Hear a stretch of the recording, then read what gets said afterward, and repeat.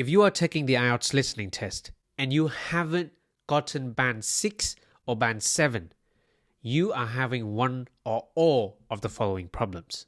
Problem 1, you don't understand spoken English. Problem 2, you have limited vocabulary. Problem 3, you cannot pick up on key information. Number 4, you cannot do many things at once. Number 5, you cannot focus. Number 6, there are no free materials out there. So how can you understand spoken English, understand common English phrases and terms? And how can you pick up on key information better? How can you do more things at once? How can you concentrate more, focus more? And how can you learn for free? Most importantly, how can you get at least band 7 in IELTS listening? You need to improve your English. To improve your English, you need 4 steps. Step 1, learn using flashcards. Step 2, use spaced repetition. Do a lot of revision tests and speak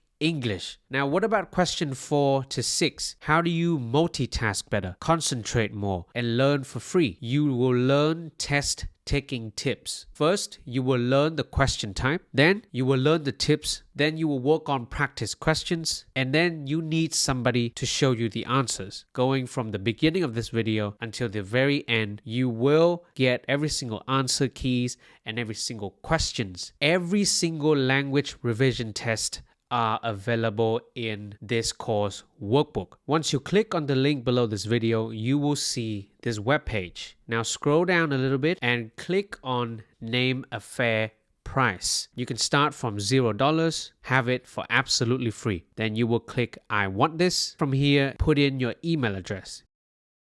You will then see this screen. Click on show me my workbook. There you have it. This is the digital workbook of this course. It has everything that you need from vocabulary exercises and IELTS questions for track 1 all the way down to the very last track of this course, which is track 9. And for every 3 tracks that we learn together, there will be a big revision test. So go ahead and take a minute to pause this video and go down to the link below, click on it and download the workbook so then later on you don't have to do it again. This course will be free forever. You do not need any other videos or any other websites. You don't need to download any more apps. We will learn new words and new grammar structures first. Then we will work on the IELTS listening questions together. We will have 12 parts to go through. Part 1, which is this video, is going abroad, and the question types that we will work on together are form and note completion and multiple choice question types. The final week to get you at least band 7 in IELTS listening. The topic is Sea Life. The question types are diagram completion, flowchart completion, and note completion question types. Why am I doing this? I do not want you to pay for online courses again. I do not like the fact that students have to pay for courses to improve in IELTS, and I'll post it on YouTube so you don't have to pay for another course. This is only for IELTS listening. I will work on reading, writing, and speaking, and I will be posting here on the OneTest IELTS YouTube channel coming very soon to you.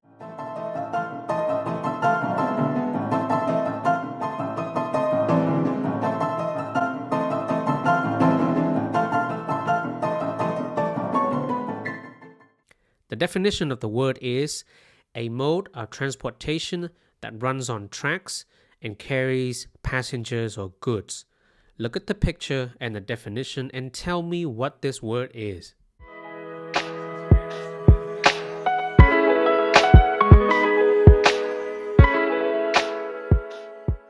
Did you get it? The word that we are trying to learn is a train. I took the train to work this morning. A train. The second word that we are learning is to reach a destination or location. Again, look at the man traveling. Look at the definition. What is the word that we are learning?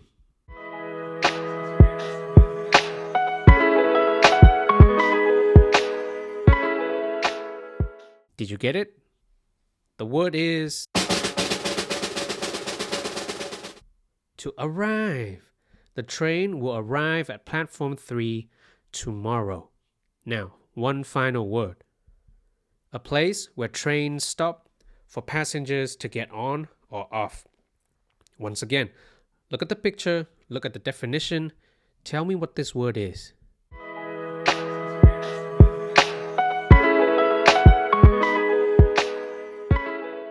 Alright, the word that we are trying to learn is a train station. We met at the train station to catch the next train. That was it. We just learned 3 new words interactively. A lot more fun than just learning words by writing them down, writing definitions, memorizing them, repeating them out loud. Learning with flashcards is actually really fun. Now, let's put in the second element of learning vocabulary, spaced repetition.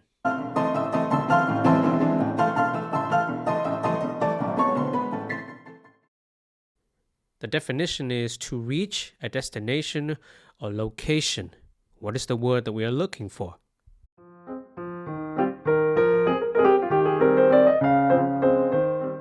The word that we are looking for is to arrive. The train will arrive at platform 3 tomorrow. A mode of transportation that runs on tracks and carries passengers or goods. What word are we looking for here?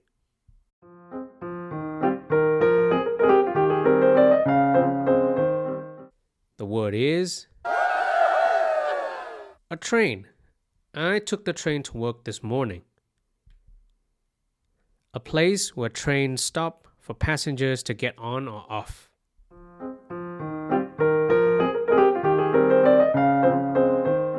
Time is up. The word is the train station. We met at the train station to catch the next train. Do you see how learning like this is actually going to boost your memory? Our brain cannot learn 10, 50 words at a time. It needs some space and some time to remember some words. So we'll learn 3 words, then 4, then 7. That's how you use spaced repetition to remember words much longer.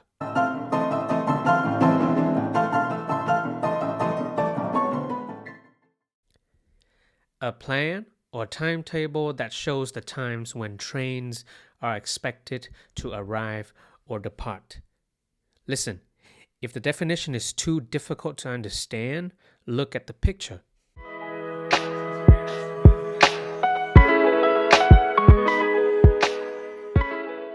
Did you get it? The answer is a schedule. I need to check the train schedule before planning my trip. A schedule. Next. People who are traveling in a vehicle such as a train or a bus or an airplane. Who are these people? Look at the picture and look at the definition. Try to guess.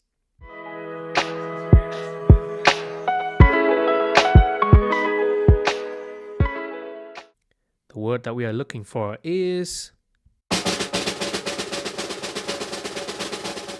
a passenger. The train was crowded with passengers during rush hour. That's 2 words down. 2 more to go. Let's do it. Coming together with someone intentionally at a particular time and place.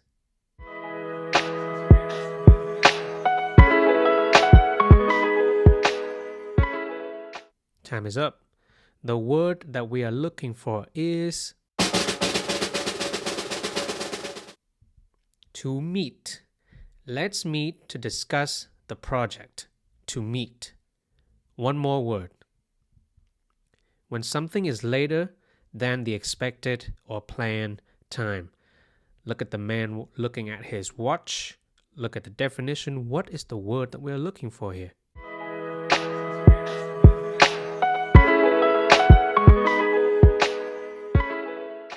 If you got this word, you are on fire. The vocabulary is A delay. There is a delay due to bad weather. A delay. I'm picking up the pace a little bit now. Did you remember all the 4 words we just learned? I think you did. Let's go ahead and review them now.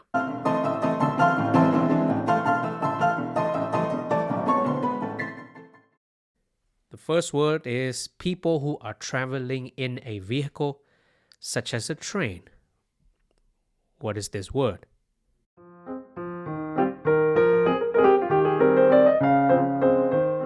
The word that we are looking for is... You're absolutely correct. A passenger. The train was crowded with passengers during rush hour. Next, a plan or timetable that shows the times when trains are expected to arrive or depart. Look at the picture and the definition. What is this word that we're looking for?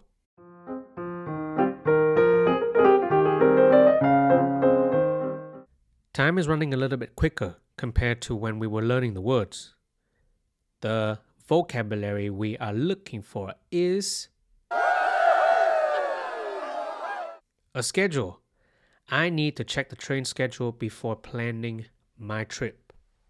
Next, when something is later than the expected or planned time, what is it?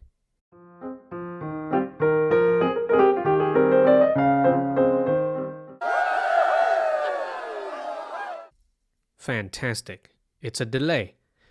There is a delay due to bad weather. Let's move on. Coming together with someone intentionally at a particular time and place.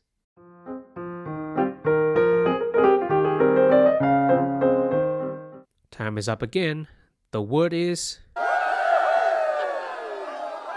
to meet. Let's meet to discuss the project.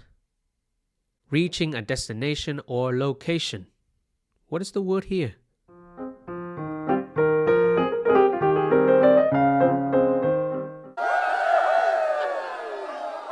You are crushing this review.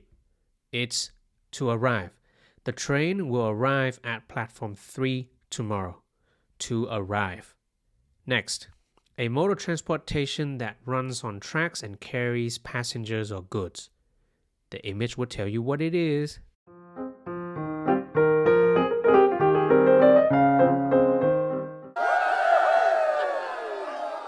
This is too easy for you now. It's a train. I took the train to work this morning. A place where trains stop for passengers to get on or off.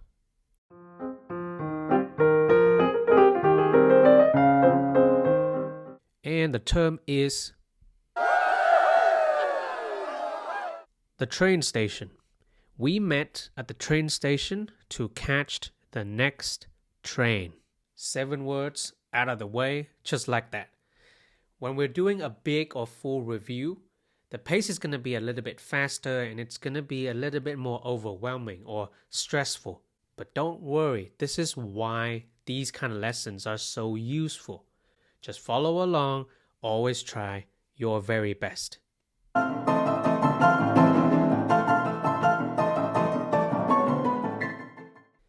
The first word that we're learning is a unique identification number assigned to a specific train. Now, this definition is really difficult to understand, but look at the image. Try to guess what this word is.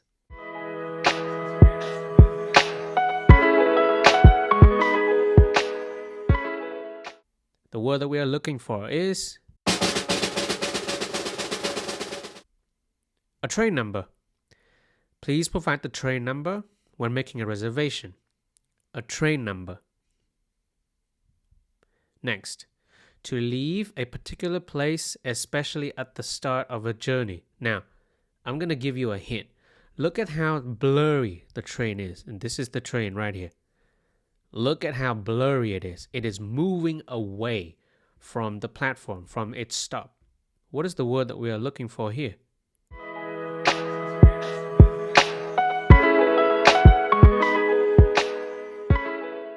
This one is a little bit hard, but we're going to learn it now. The word is To depart. The train would depart from the platform. To depart. It means that it is leaving. It's going away from where it was supposed to be. To depart. Going away. The final word that we are learning is also a bit more difficult than most, but look at the image. Before I even talk about the definition, let's look at the image.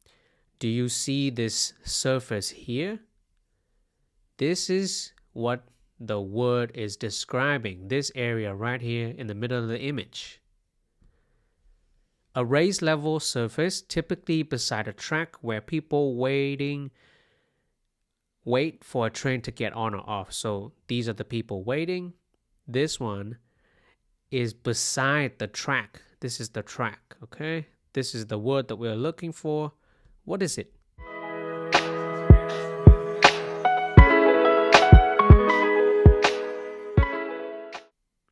The word is a platform. I should wait for the train on platform 3. When there are trains, there will be platforms. Platforms are places that you can stay and wait, so then later on you can get on the train. I am super proud of you. Try your very best, okay? We're going to go ahead and review these words right now.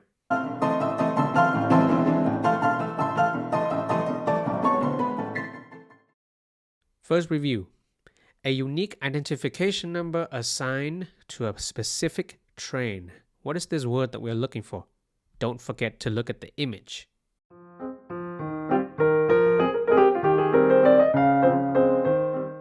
Time is up. The word is the train number. Please look at the train number when making a reservation. Let's continue. This time, it's a raised level surface, typically beside a track where people wait for a train to get on or off, or this area right here in the middle of the picture. What is it?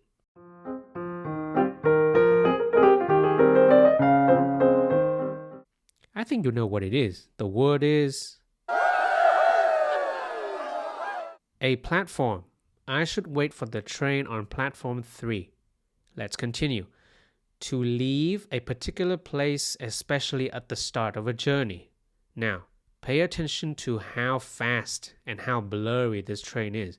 It is moving, okay? What is it doing?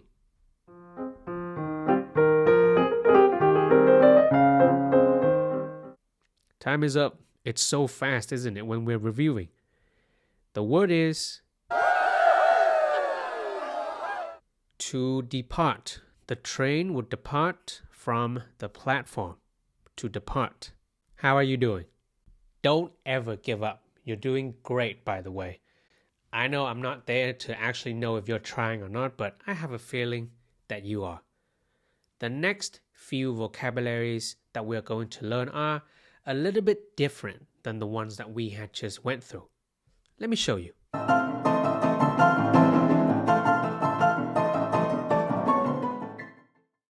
Look at this here. The image, what does it look like? It's a clock, right? Now, when you see the minute hand pointing at number 12, if you can see that number 12 has a different color, it's orange, you would say a clock. Repeat after me. A clock.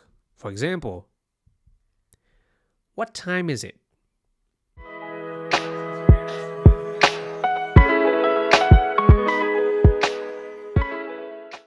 Absolutely, you're right. The time is 9 o'clock. Let's have a look at another one. When the minute hand is pointing at number 6, again, look at where the number is orange, okay? Number 6. You would say half past. Half past. Repeat after me. Half past. For example, what time is it?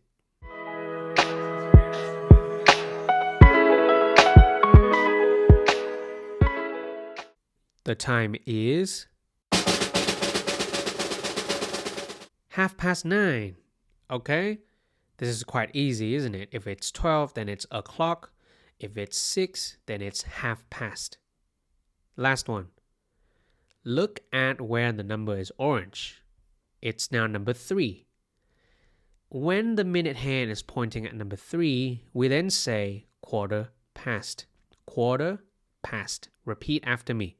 1:15. So, what time is it now?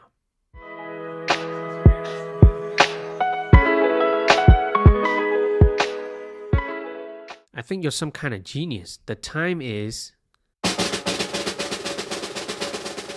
9:15. 9:15. In the IELTS listening test, it is almost a guarantee. If not, what a guarantee means is that there is 100% chance that you're going to have to listen to an audio track talking and telling time. Talking about time and telling time. And these kind of questions, you gotta have to know how to really tell time. You need to learn the vocabularies to tell time in order to do well in these questions. That's why we're going through them now. We're going to do a big review, a full review, and then afterwards, I'm going to teach you more about telling time.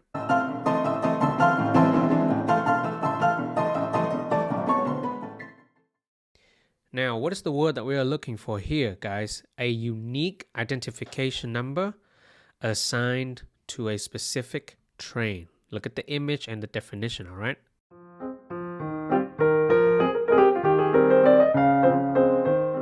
Time is up. The word that we are looking for is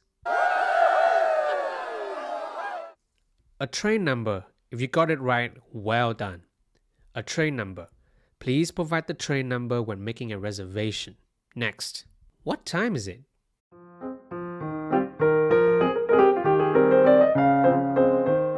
The time is 11 o'clock. 11 o'clock. Now, look at this image and this definition. It is a raised level surface, typically beside a track, and this is where people wait for a train to get on or off. What is the word that we are looking for here?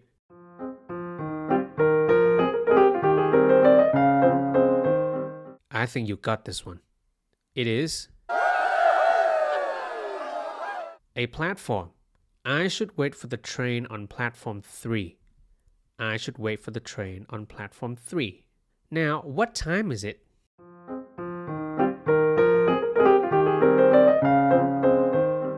Time is up. The time is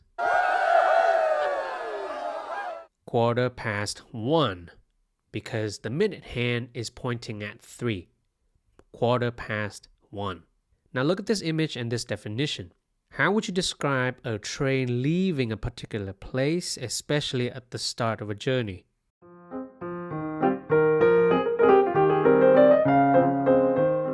I think you got this one as well. It is to depart. The train would depart from the platform. To depart. Now, what time is it again? I don't know.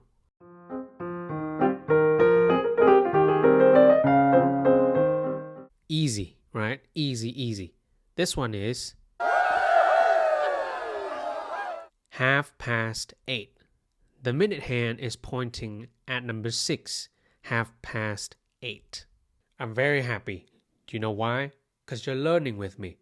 We just went through a big review. Now we're going to learn a few more words. And I have a disclaimer. The next few terms that we are learning, the next few words that we are learning regarding time and regarding telling time, they are going to be a bit harder, but I know you got this.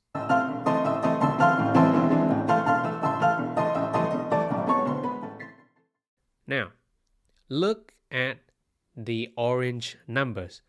We have number 1, 2, 4, and 5. When the minute hand is pointing at either one of these numbers, you have to use the word past. Past. Okay? Let me give you an example. What time is it?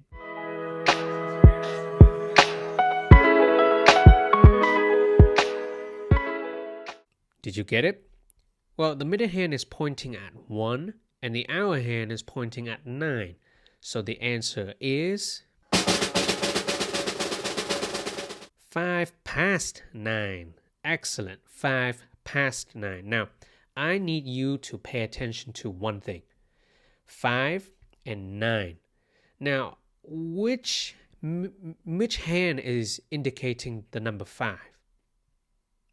Exactly, it's the minute hand, right? Pointing at number 1. So when you're telling time this way, please remember that when you're using the word past, include the minute first.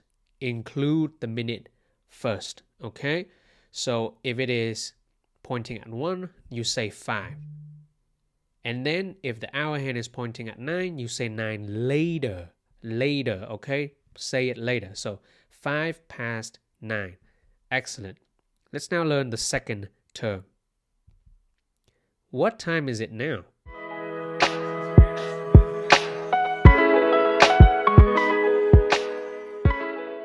This is kind of easy, isn't it? The term that we're looking for is 9:10. 9:10, okay? Always say the minute first. 9:10. Next. What time is it now?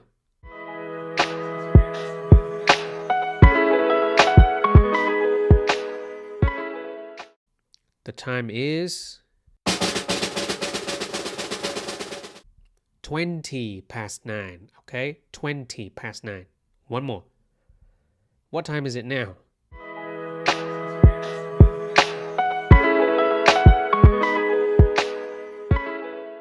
This is too easy, isn't it? The time is 9:25. 9:25. That's it. Was it difficult? Maybe not. Remember, when you're using this kind of time-telling technique, when you're using past, you gotta include the minute first, say it first, and then the hour. Okay?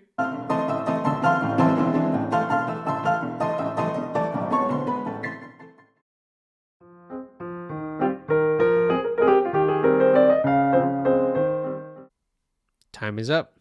It is 7:05. Excellent. Next. What time is it?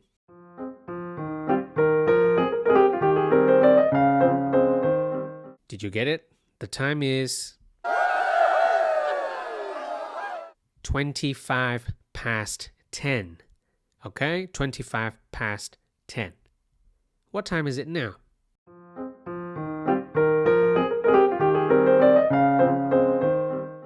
The time is 10:03, not 3:10. 10:03. The minute comes first. What time is it now?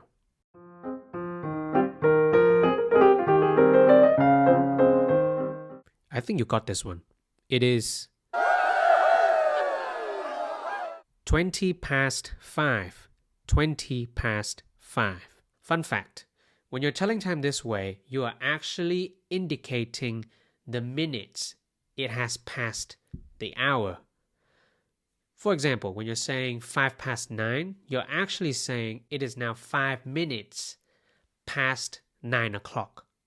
When you're saying 7:25, you are saying it is now 25 minutes past 7 o'clock. That's what this whole time technique is all about.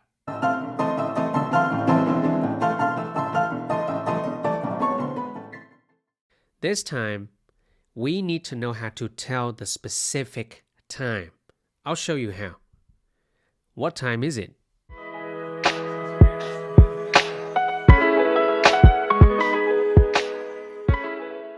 The time is 7:30. 7:30. So when you're telling the specific time, you are actually just saying the hour and then the minutes that the hour is in. Let me repeat myself. When you're telling time specifically, you are saying the hour and then the minute that it is in. Okay, let's look at another example. What time is it now?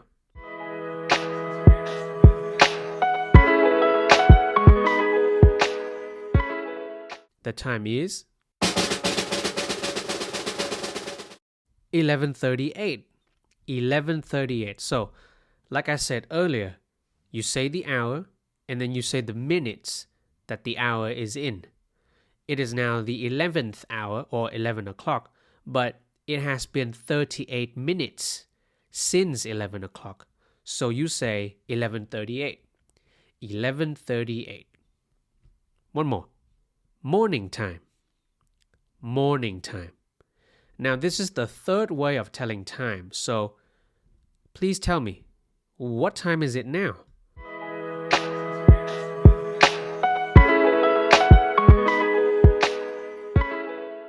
The time is 11:38 a.m. 11:38 a.m. Now, when you're telling time specifically by saying the hour first, then the minutes that the hour is in, you can include a.m. or another word that we will learn later to tell people whether or not the time is in the morning or the afternoon or evening. Okay? Afternoon and evening time, we say p.m. So, contrast to a.m., if you're indicating time in the afternoon or the evening, you say p.m. For example, what time is it now?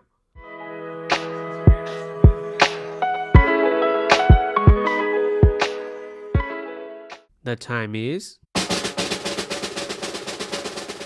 11:38 p.m. Alright? So if we have a.m. as the morning, then p.m. is the evening or the afternoon. Woohoo! Are you ready to review the last portion of vocabulary building session for topic 1, going abroad, track 1? Are you ready? I think you are ready. Let's do it.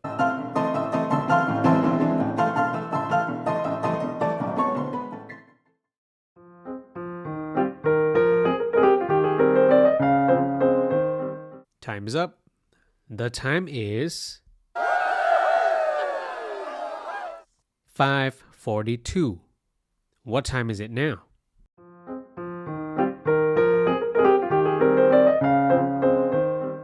The time is 4:22. It's very simple. Just say the hour and then the minutes that it is in. 4:22. Next.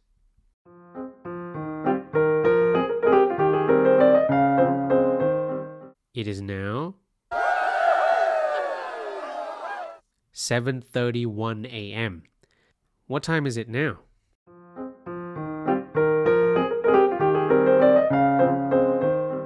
The time is 1:11 p.m. 1:11 in the afternoon. I am so proud of you. You did it. You finished the whole vocabulary building session for going abroad or traveling. Part 1 of this lesson. Now, we are kind of ready to start our IELTS listening tactics, strategies, and IELTS listening practice, right? I think we are.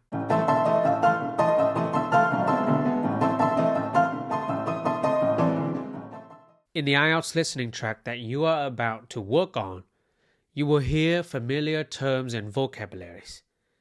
And that's the whole point. Let's see how well you perform.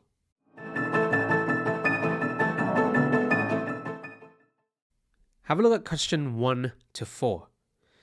Question 1 to 4 are what we call form completion question type. Let's have a look at the first instruction. Complete the form below. That's how we know this is a form completion question type, because the word form is right here in the first instruction. The second instruction is write one word and or number for each answer. Now, this second instruction is also very important. Why? It is instructing you or telling you how many words or numbers to write for each question. Identifying the question type is one thing. It is another when it comes to reading the instructions carefully, remembering the instructions, and make sure you're not making silly mistakes. If the question is asking you to write one word or a number, you only write one word and or a number. That's it.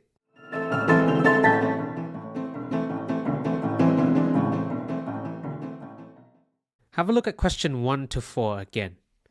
Now, I want you to choose words that you think are important. I'm going to give you about 10 seconds. Starts now.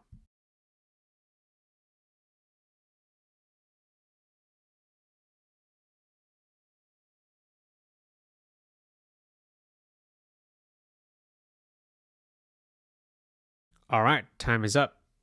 Let me show you what I mean by selecting keywords. Now, my way of selecting keywords might be surprising to some people, even some instructors. The reason is because I choose my first few keywords from the title. In this case, it's train arrival form. These are always my first few keywords. The next thing that I'm going to choose are French, arrived at. Good keywords are nouns, verbs, numbers, prepositions, and words coming from the title of the question. The second question has the following keywords: GER 1834, Germany, and then arrived at. Again, following the same rule, I selected GER 1834 because that's kind of a noun and it has numbers. Then I selected Germany. That's clearly a noun. And then arrived, and then at, a verb and a preposition. For the third question, I selected Italian train number and then delayed. For the fourth question, I selected London, LON 1309, departed, and platform.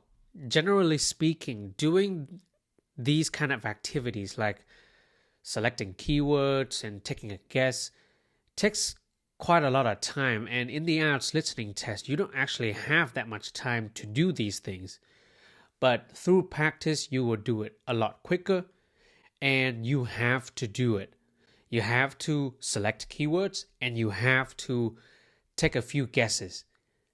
This is so important, and I'll show you how and why right about now.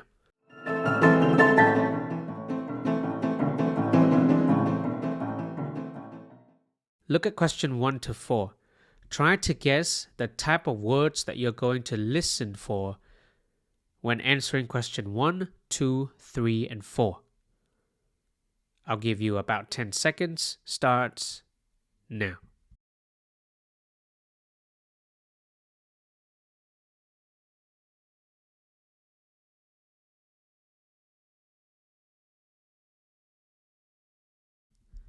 Time is up. Let's have a look. For question 1, French train arrived at. Now, because there's the phrase arrived at, it is very likely that we have to listen for time in question 1. So that's what I put in as my first guess, some kind of time. The second question is very similar. Train GER 1834 from Germany arrived at. It is very likely that the word that we are going to listen for is actually a time. So I put there as time for my guess for question 2. For question 3, it's going to be a little bit different because Italian train number, and then question 3, the gap, is delayed. This time it's not going to be a time.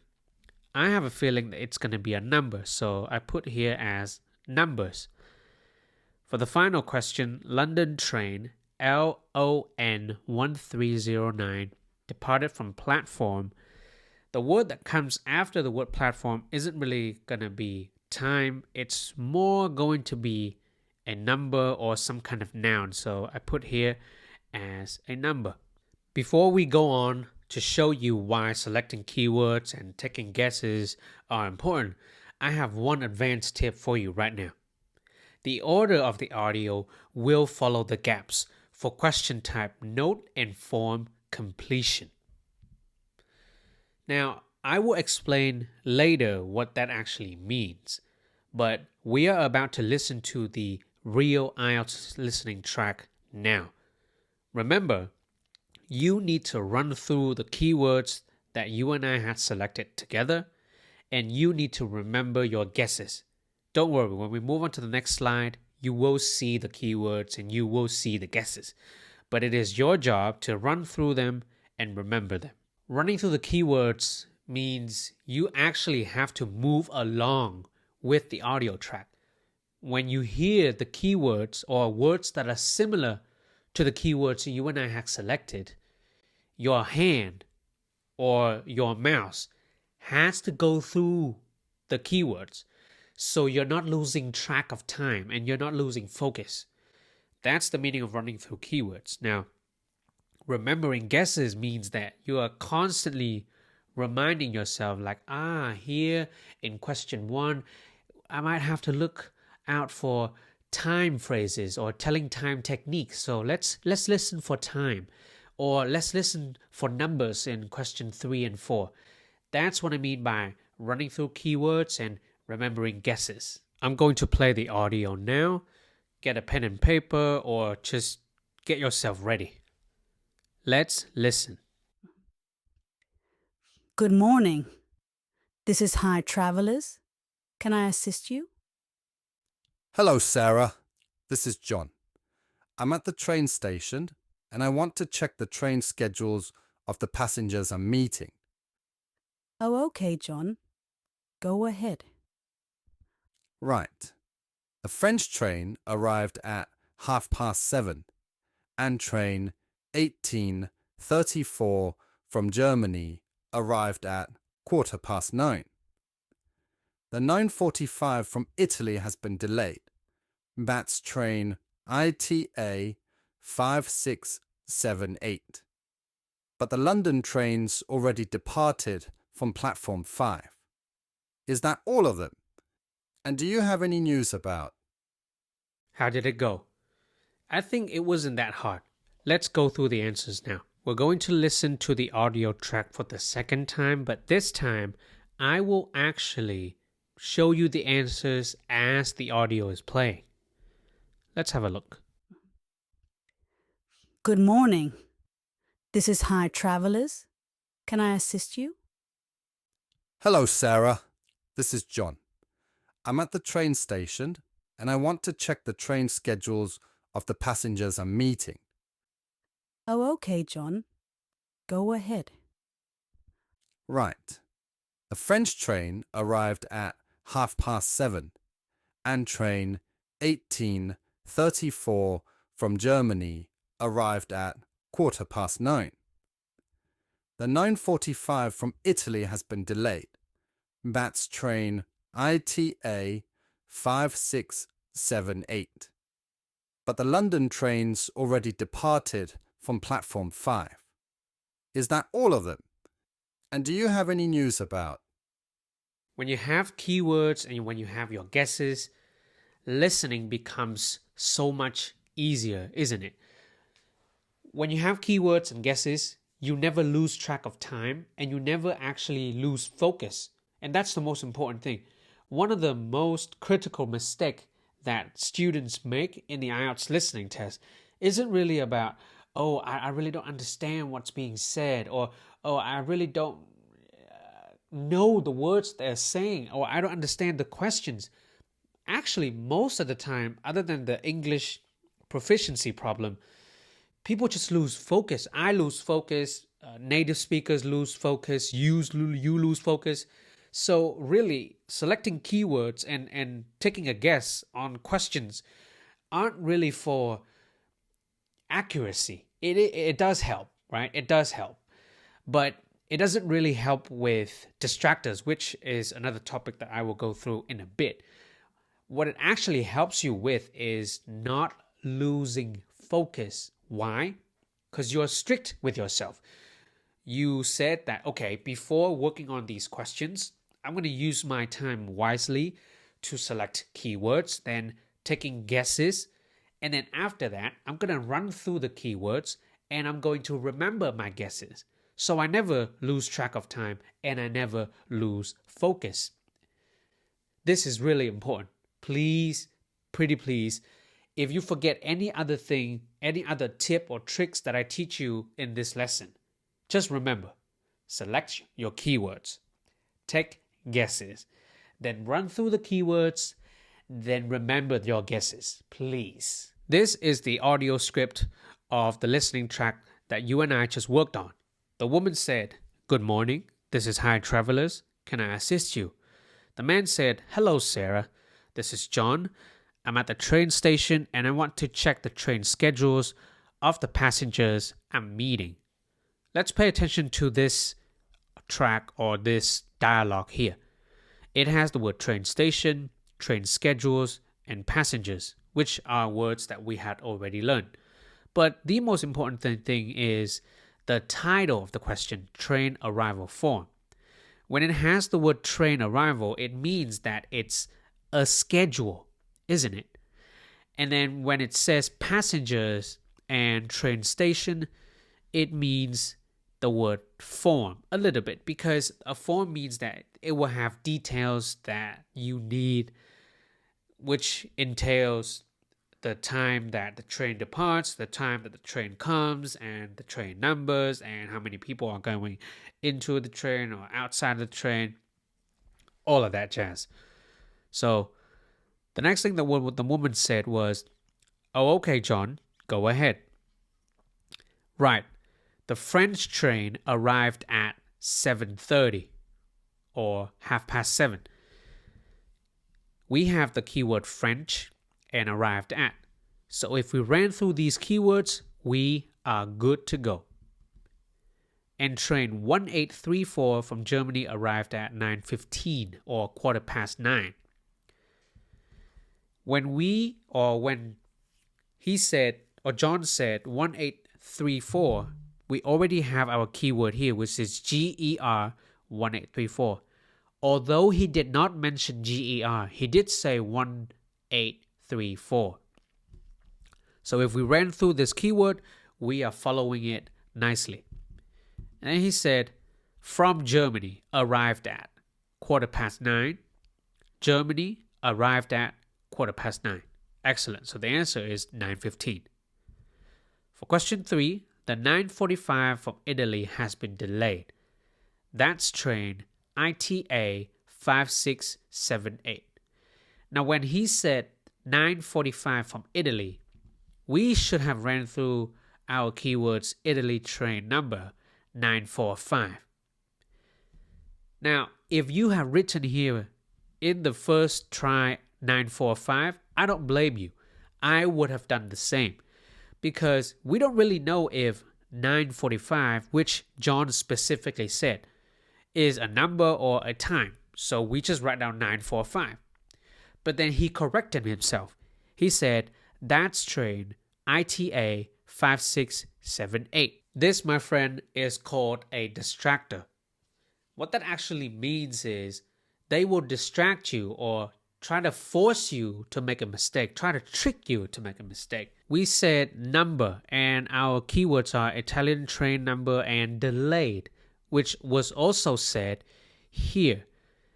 From Italy has been delayed. It's the same verb. But the problem is, even if we chose the correct keywords, we took the right guess, which is a number, which it is, we still don't know if 9:45 is the correct answer. This is why if you had lost focus here at question 3, you might have just written 9:45 and later on here ITA 5678 and lose track of time.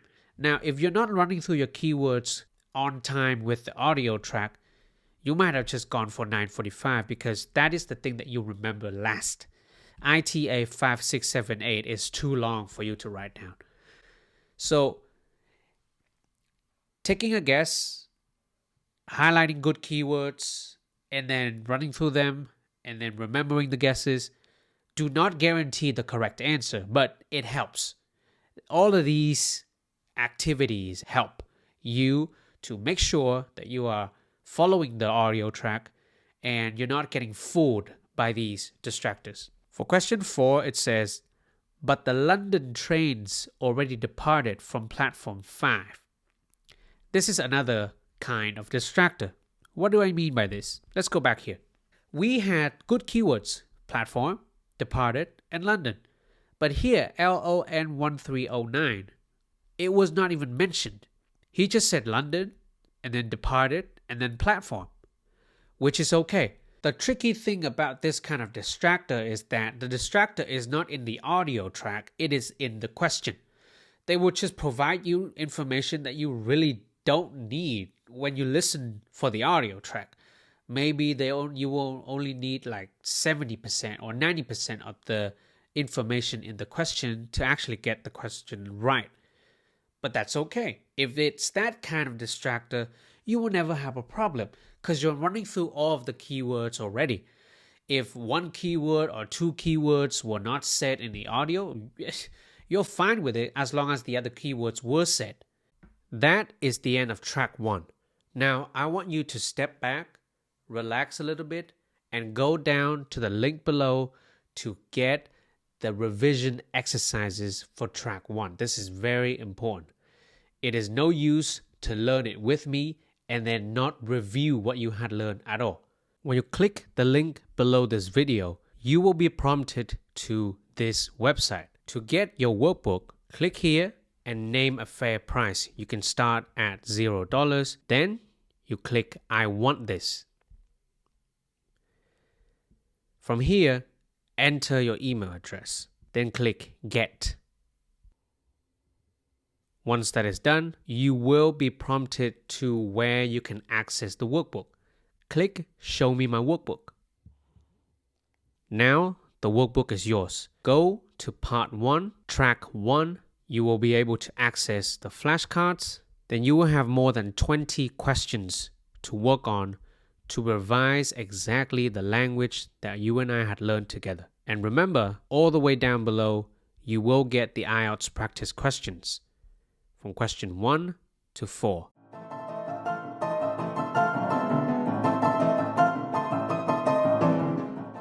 The words that we are about to learn are going to be a little bit tougher than the ones we learned for track 1.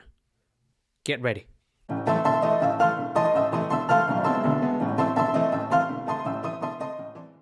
The first word has the definition, making a phone call to someone.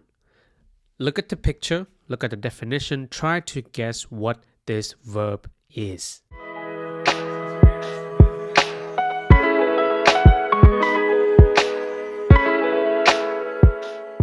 Alright, can you guess what this word is?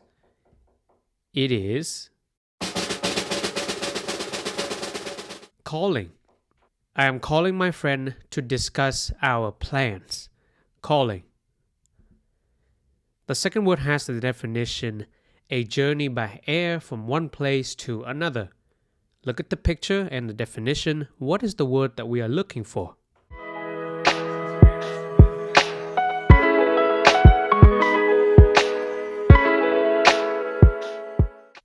And the word is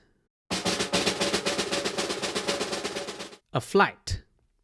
I'm excited for my upcoming flight to Paris. A flight.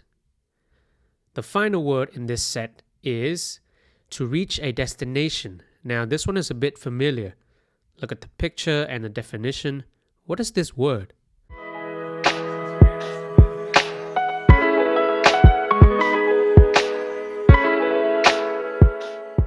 It is arriving. The train will be arriving at the station in 5 minutes. This is just another word form than the word arrive that we learned in track 1 vocabulary. What do you think we are going to do now? Yes, if you have been participating fully, you know we are going to do a review. Let's get it.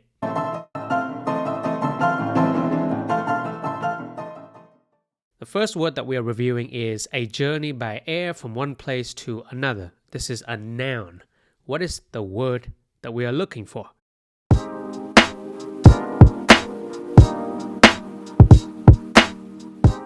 The word is a flight. I'm excited for my upcoming flight to Paris. The second word that we are reviewing is making a phone call to someone. The picture and the definition will give you hints about this word.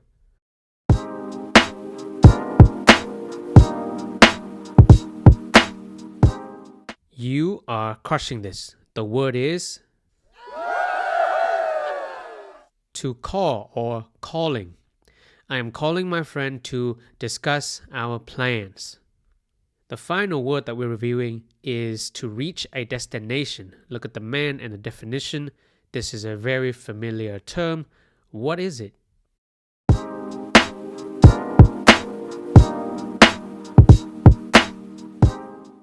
I think you got this one. It is to arrive or arriving. The train will be arriving at the station in 5 minutes. Give yourself a little stretch. We are moving past this vocabulary building sessions nicely, on pace, quickly. Let's move on.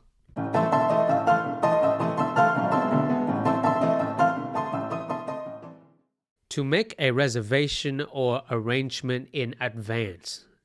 Look at the image, look at the definition, and what is this word?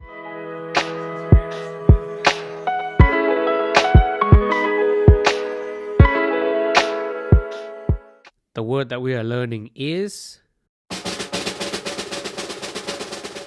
to book or booking or booked. I have booked a table at the restaurant for tonight. To book, booking, or booked.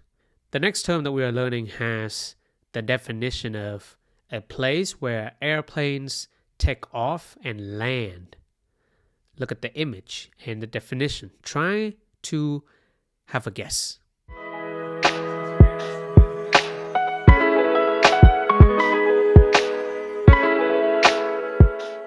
The word that we are learning is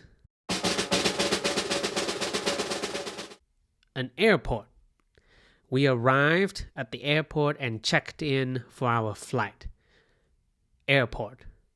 The third term is to be excited or eager about something that is going to happen.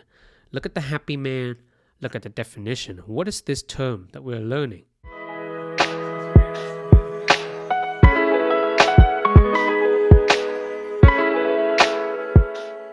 I think you kind of know this one. It is looking forward to. I'm looking forward to the weekend getaway. To look forward to or looking forward to. Finally, this is a company that provides air transportation services. What is this word?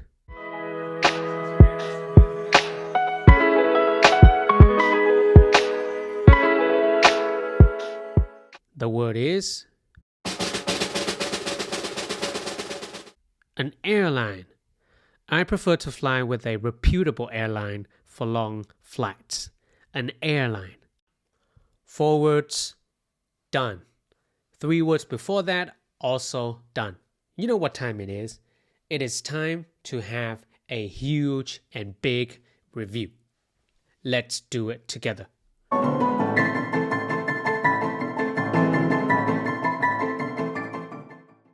To make a reservation or arrangement in advance. What is this word?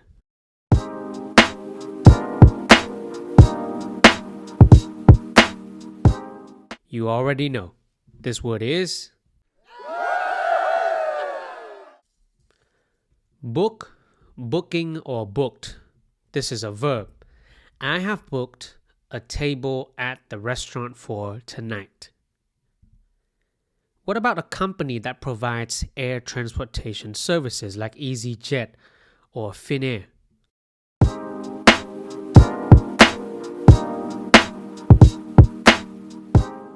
The word is an airline. I prefer to fly with a reputable airline for long flights. An airline.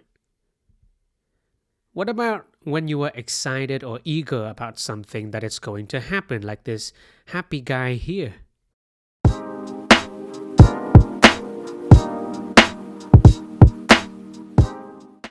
You would be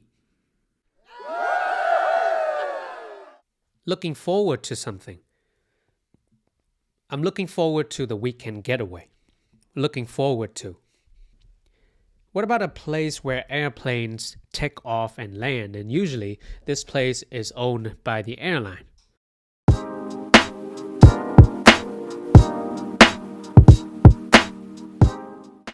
The word is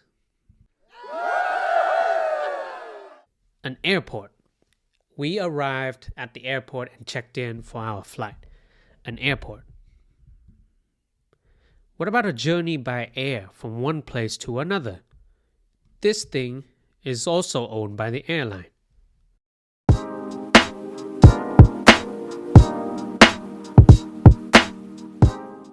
This one is easy. It is a flight. I'm excited for my upcoming flight to Paris. When you're making a phone call to someone, like this woman here, what are you doing?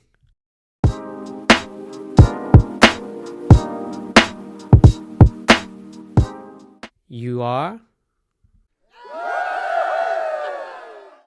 calling. I am calling my friend to discuss our plans. Calling.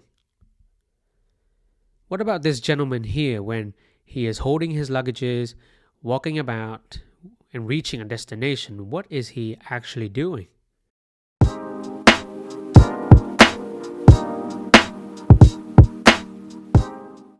He is arriving. The train will be arriving at the station in 5 minutes. Arriving. We just finished the big review. How did you feel? Did you remember all of these words? I'm very proud of you. Let's continue.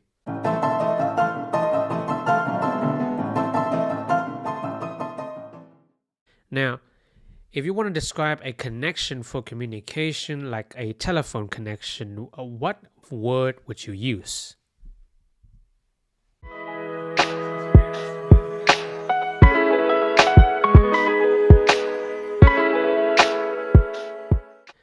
Well, the word that you would use is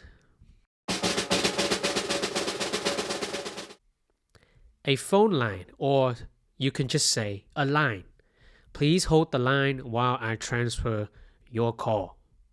Now, if you want to come together with someone in person, you would say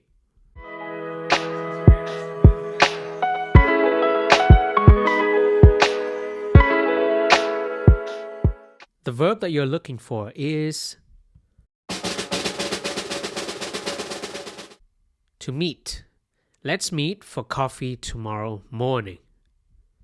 Finally, this is a unique identifier assigned to a specific flight. Now, there's a hint to guess this word. It is very similar to train number.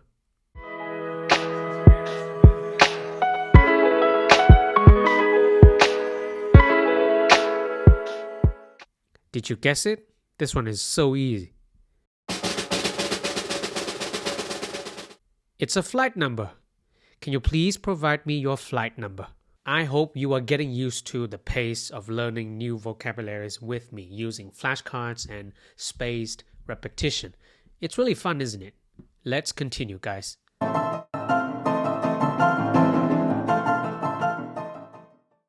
How would you describe a connection for communication, like a telephone connection?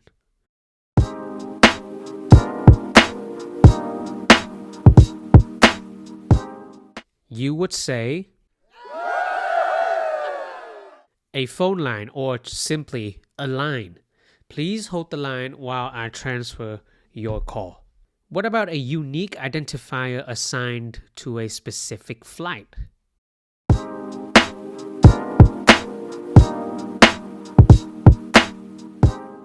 You would say, a flight number. Can you please provide me with your flight number?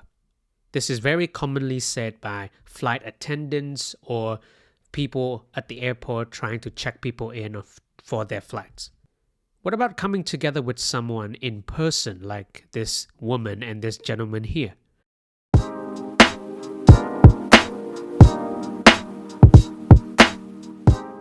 You would say, to meet. Let's meet for coffee tomorrow morning. To meet. Isn't your memory improving a little bit learning like this? I know it is. You're doing great, by the way.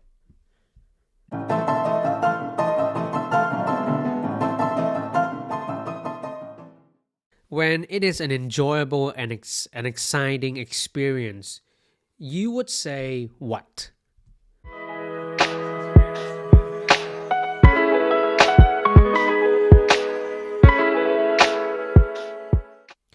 Just like the kids in the picture, you would say, a fantastic time. We had a fantastic time at the concert last night. A fantastic time. What about planning or arranging something to happen at a particular time? What would you say to describe this?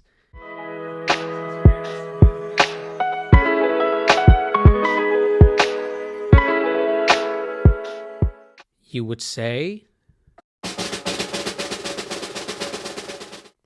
to schedule or scheduling or scheduled.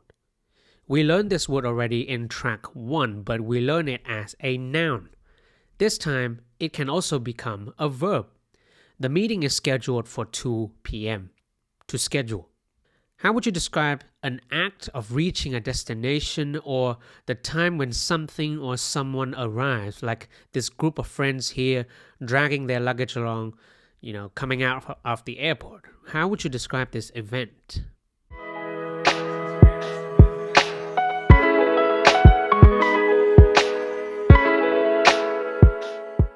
You would say,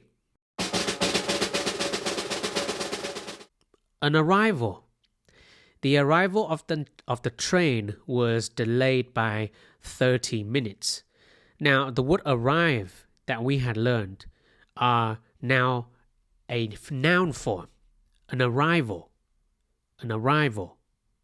What about the abbreviation of ante meridiem, used to indicate the time in the morning?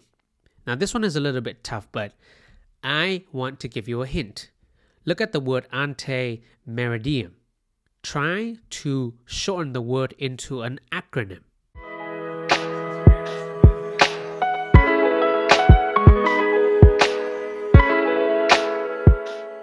The word or the term that we are looking for is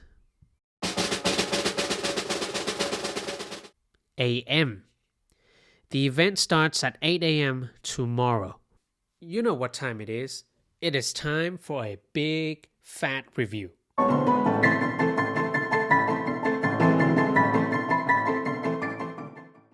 How would you describe an enjoyable and exciting experience like what the 3 kids are experiencing right now?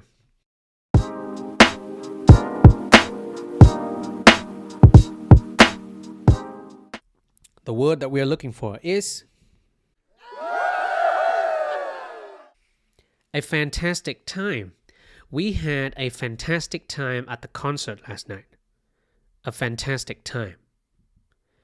What about the abbreviation for ante meridiem, used to indicate the time in the morning?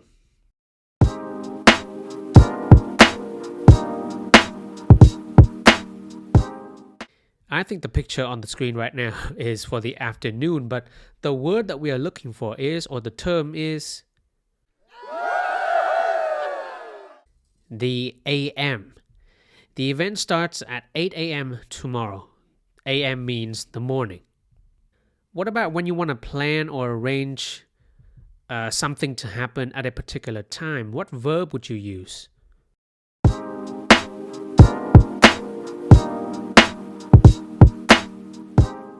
The verb is to schedule or scheduling or scheduled. The meeting is scheduled for 2 p.m. What about the act of reaching a destination or the time when something or someone arrives? Now, a hint for this would be the noun form of the word arrive. What is it?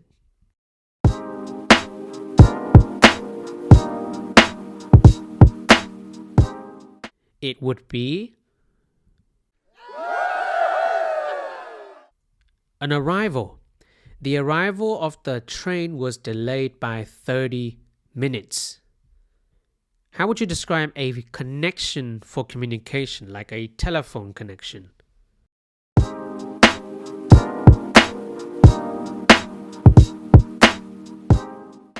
You would say a phone line or just a line. Please hold the line while I transfer your call. What about a unique identifier assigned to a specific flight, similar to a train number?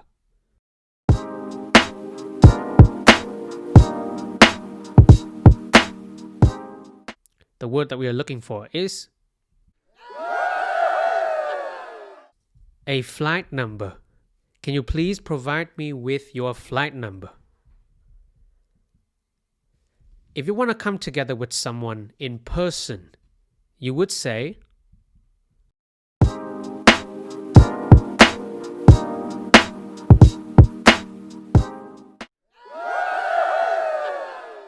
to meet somebody. Let's meet for coffee tomorrow morning.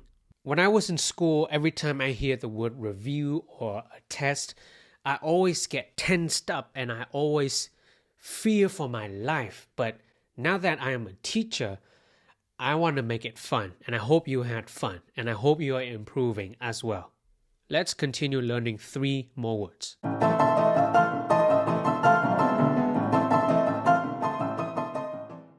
Now, the opposite of AM is the abbreviation for post-meridian, used to indicate the time in the afternoon.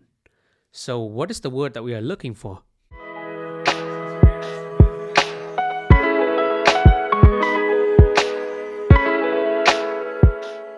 The word is PM. The event that starts at 7 p.m. to 9 p.m. How would you describe something that is physically present at a specific location? It could be someone as well.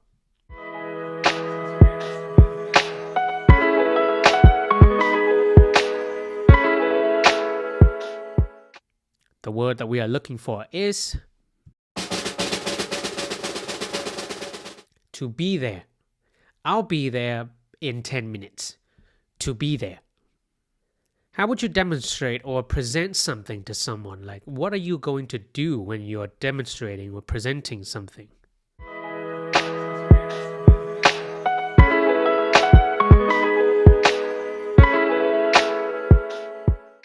The word that we are looking for is to show. He will show us how to cook the recipe. To show. What are we going to do now? That's right. Let's do a review.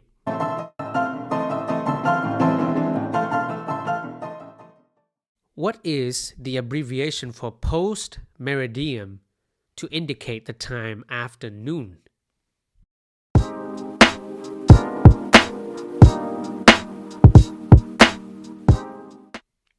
The word is PM. The event starts at 7 p.m. tonight. How would you describe a demonstration or a presentation of something to someone?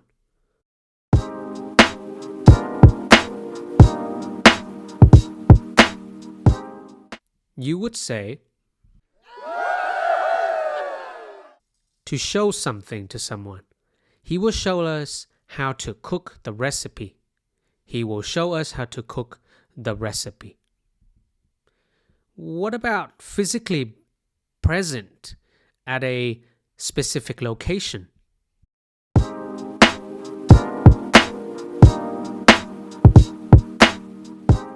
You would say, to be there. I'll be there in 10 minutes. Be there. So we have managed to learn all of the words for track 2. You know what time it is now. We are now going to practice IELTS listening questions. This is going to be super exciting. Let's go.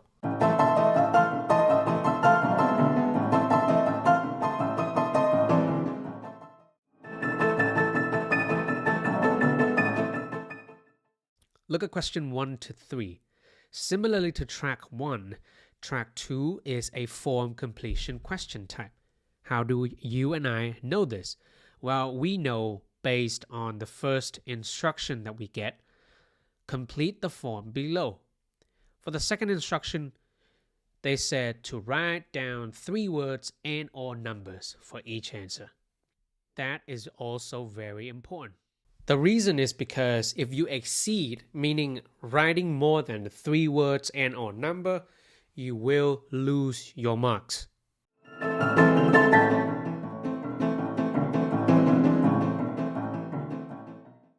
I'm going to give you guys some time to select keywords for question 1 to 3. Then I'll show you how I would select keywords for question 1 to 3.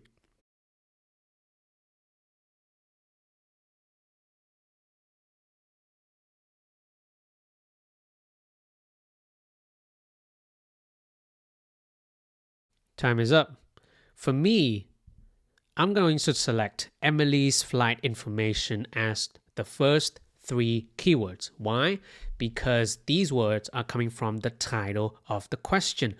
And the title of the question usually tells me a lot about the questions that I'm working on, like the type of information that I have to listen for, the context, the situation, how many people are going to talk about this certain topic.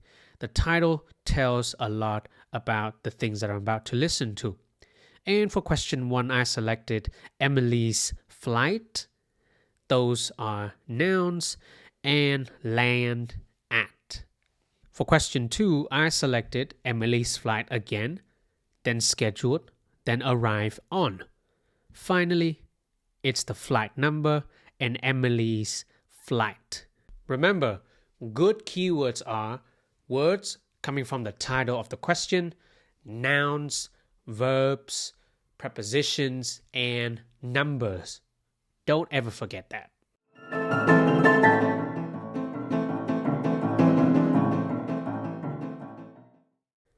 I'm going to give you guys some time to look at question 1 to 3 again with the keywords that you and I had selected together. Then tell me what kind of answers are in question 1, 2, and 3.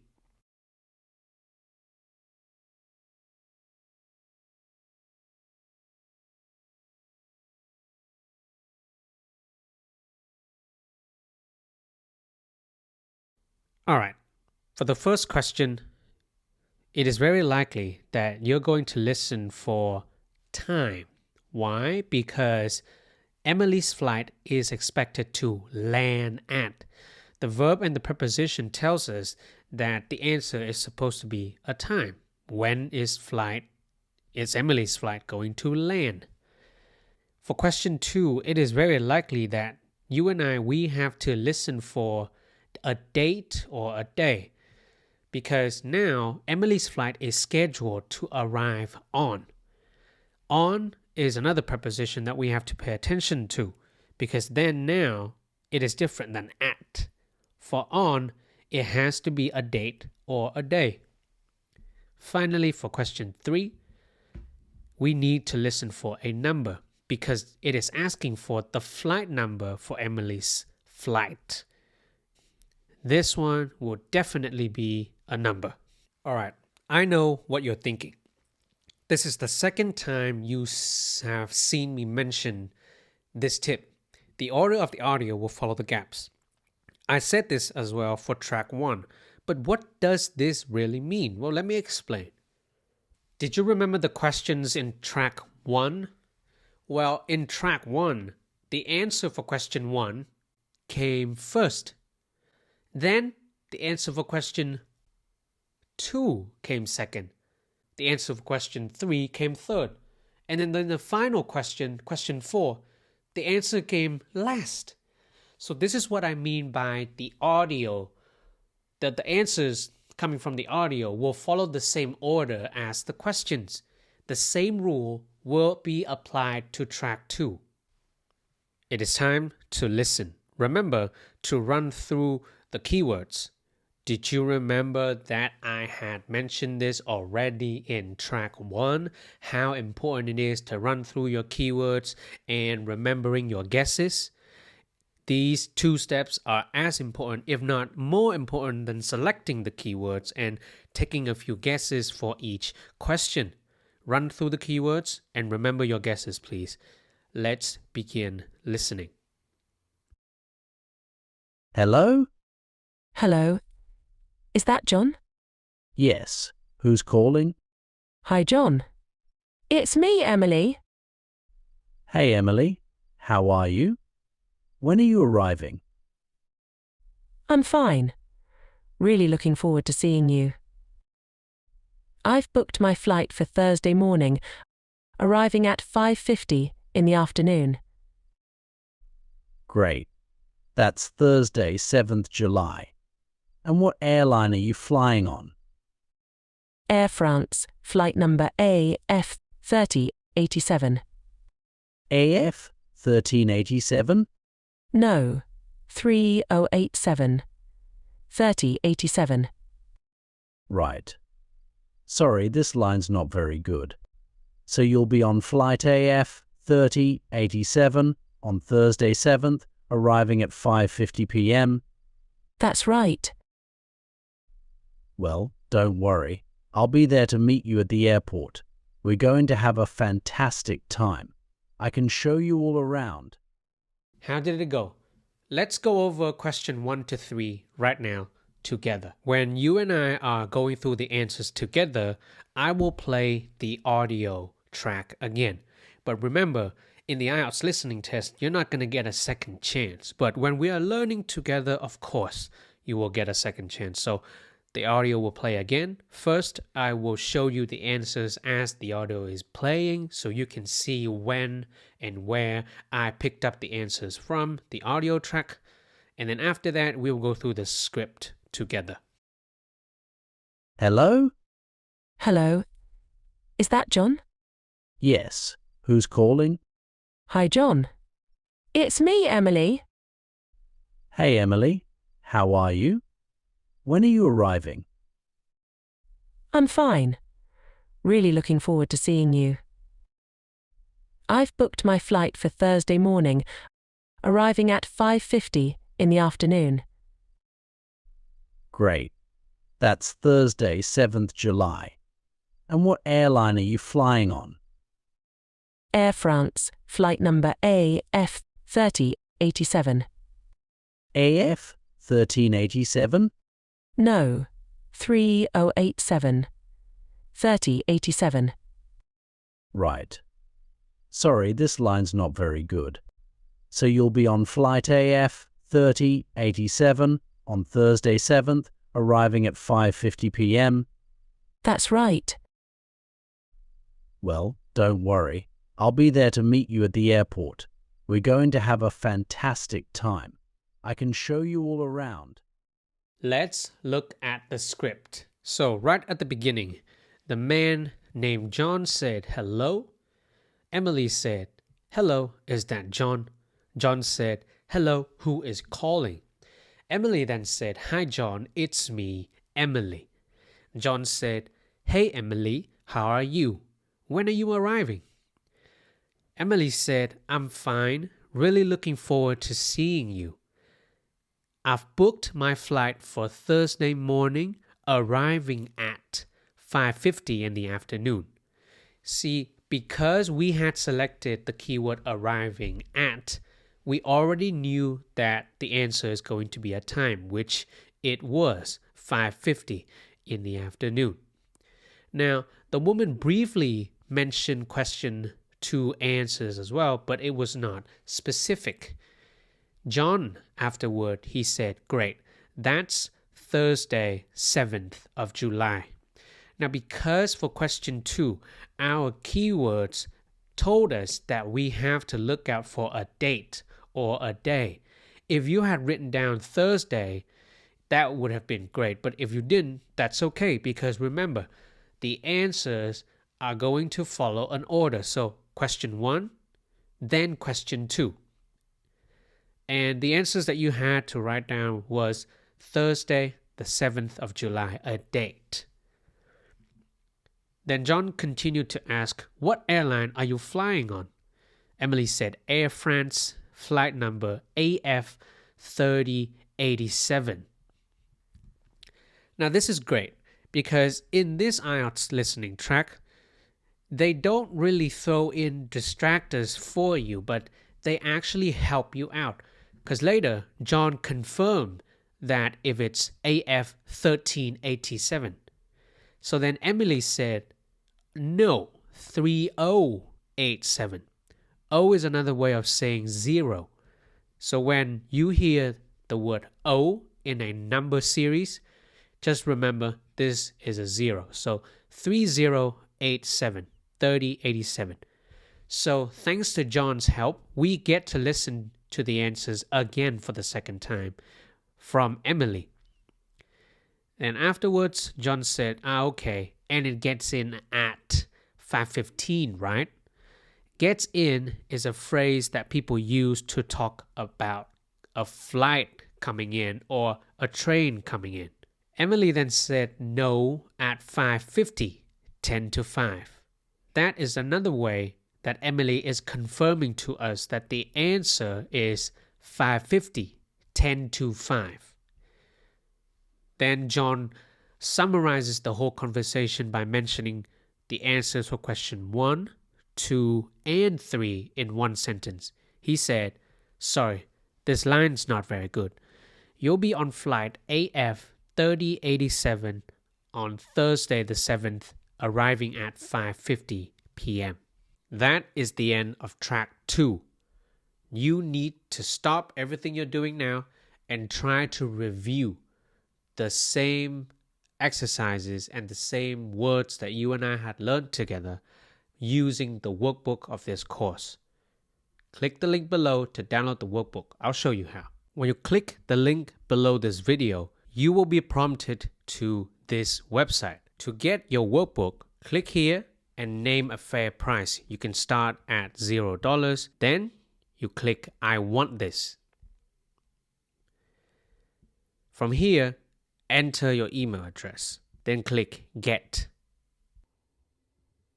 Once that is done, you will be prompted to where you can access the workbook. Click Show me my workbook. Once you have access to the workbook, scroll down and go to track 2. Here, you will be able to access the flashcards that you and I had learned together. And down below, you will find all of the revision questions. You will see that there are about 16 questions to revise the vocabularies. And remember, you'll find the IELTS practice questions. Question 1 to 3.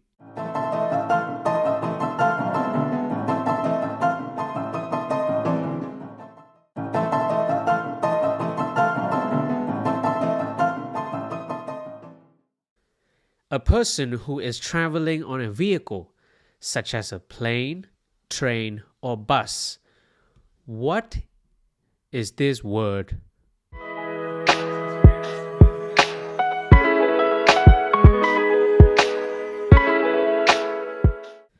The word that we are looking for is a passenger. You and I, we have gone through this word already in either track 1 or track 2, right? The passenger boarded the plane and found their seat.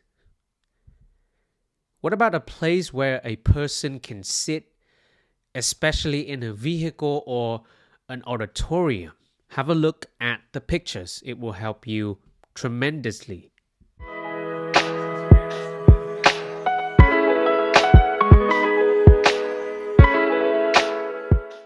Bravo! The word is a seat. A seat. Please find a seat and fasten your seatbelt. A seat. What about a passageway between rows of seats, especially in a theater, plane, or train? Now, this might sound a little bit confusing, so I will point to you the area in which this definition is talking about.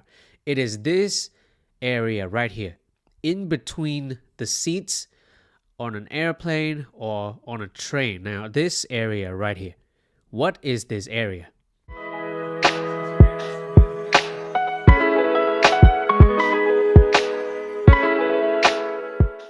Did you get it? This area is called an aisle. Please make sure the aisle is clear before moving through the plane. An aisle.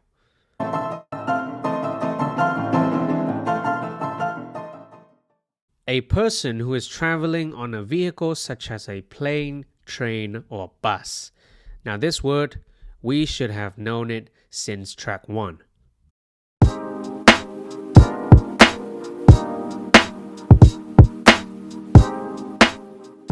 The word that we are looking for is a passenger.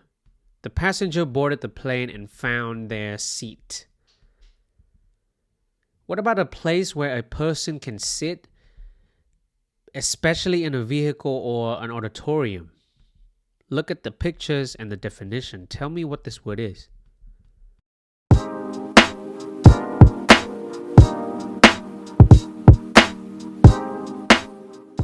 Excellent. I think you know it already. It is a seat.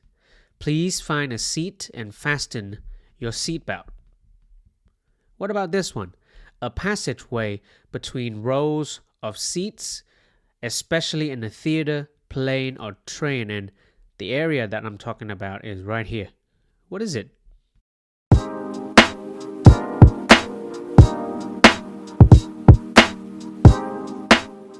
You are awesome. The word is an aisle. Please make sure the aisle is clear before moving through the plane. I know you did well. Congratulations. As you are getting used to this kind of pace and this kind of learning, you're never going to go back to another way. I promise you, it is that effective. Let's continue.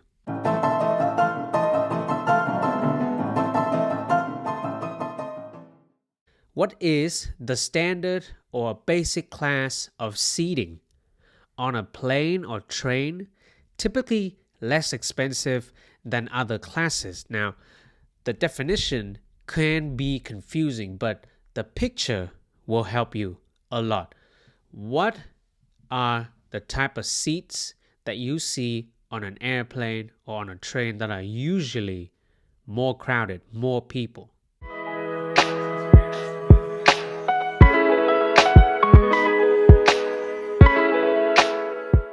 The word that we are looking for is called an economy class. An economy class. I always choose to fly in an economy class to save money. An economy class. Next. Filled with a large number of people or things, making it difficult to move or breathe. What kind of noun would you use to describe an event where there are a lot of people and it's really difficult to move around or breathe?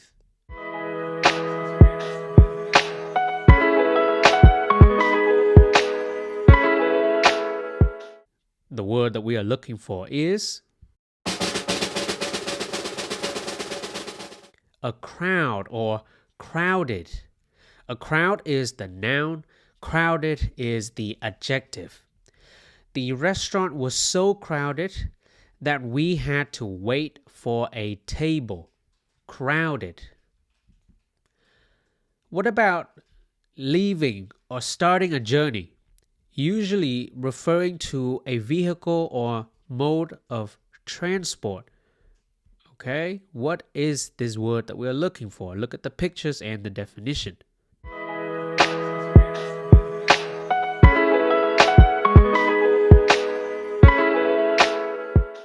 The verb that we are looking for is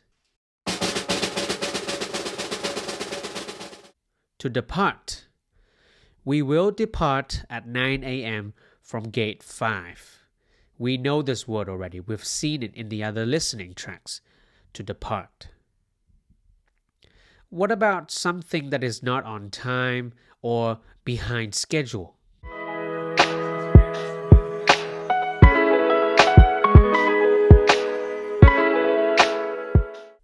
The word that we are looking for is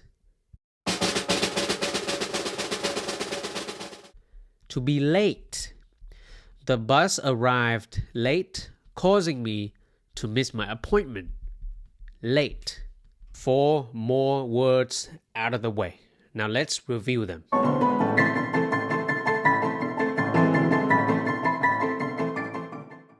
What is the standard or basic class of seating on a plane or train, typically less expensive than other classes?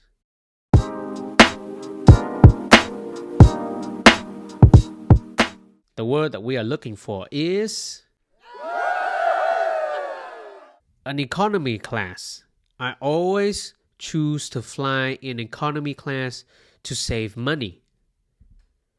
What about an event or a place that is filled with a large number of people or things, making it very difficult to move or breathe, like the picture that you are seeing here?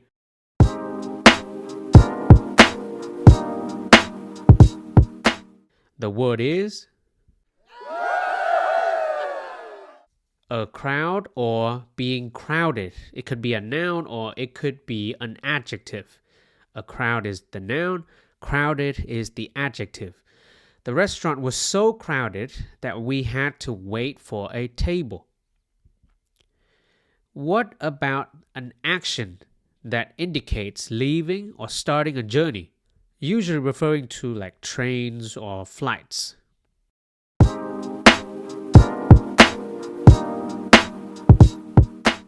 The word is to depart. We will depart at 9 a.m. from gate 5, and this word is very familiar because we've seen it and learned it in the other listening track. What about something that is not on time and behind schedule?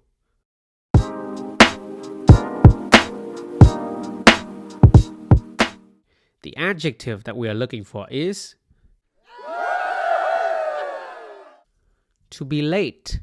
The bus arrived late, causing me to miss my appointment. To be late. What about a person who is traveling on a vehicle such as a plane, a train, or a bus?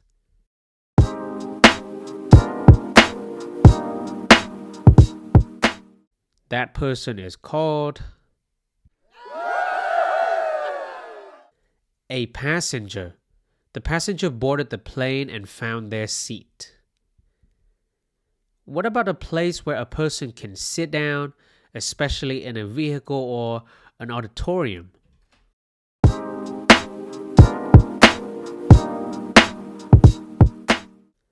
This is a seat. Please find a seat and fasten your seatbelt. What about the area where between the rows of the seats you can go along it? What about a passageway between rows of seats, especially in a theater, plane, or train? This area right here.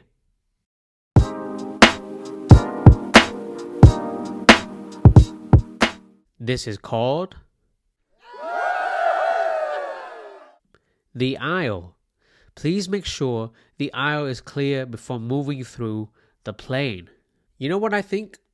I think that you are improving at a rapid pace. You know why? Because you're still here with me. You're still engaged with the lessons and you're giving it your all. So thank you and congratulations. Your English will improve, your IELTS score will improve, and you are about to get the band score that you have dreamed of for so long. I can feel it. I know it. Let's continue.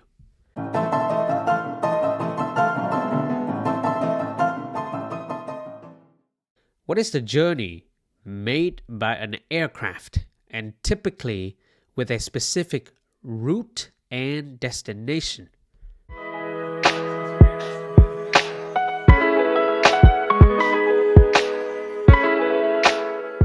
The noun that we are looking for is a flight. We know this word already from track 2. I booked a direct flight to Paris for my vacation. It's either track 2 or track 1. I don't remember anymore. A flight. What about a place where aircraft take off, land, and serviced with facilities for passengers? Now, this one is a bit tricky because it's a new definition, but try to look at the picture and the definitions and try to guess what this word is because we have learned it already.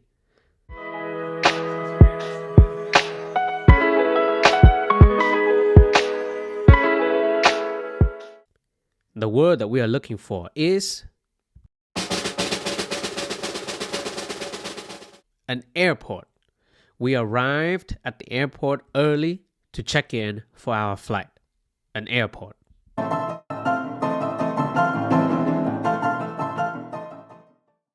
A place where aircraft take off, land, and get serviced.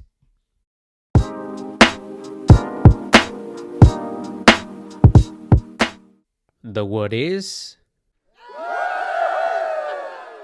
an airport.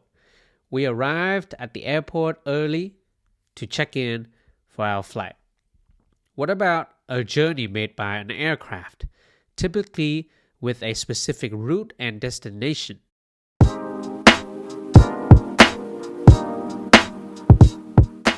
The word that we are looking for is, you already know it. It is a flight. I booked a direct flight to Paris for my vacation. A flight. That is the end of vocabulary building for track 3. Let's now go over to the IELTS listening question, get it done with, and start improving. Let's get it.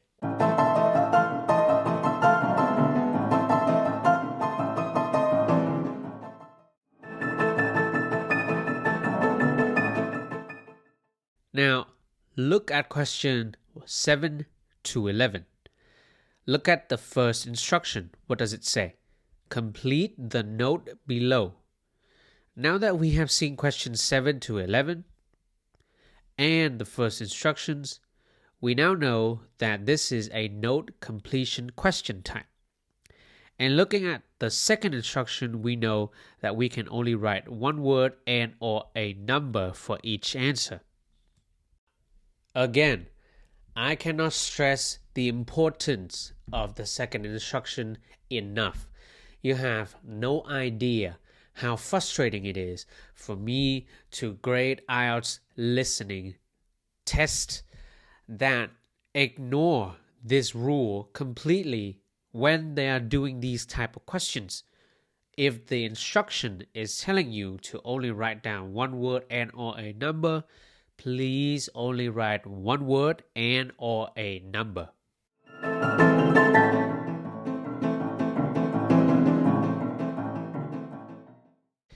Do you still remember the rules of selecting good keywords?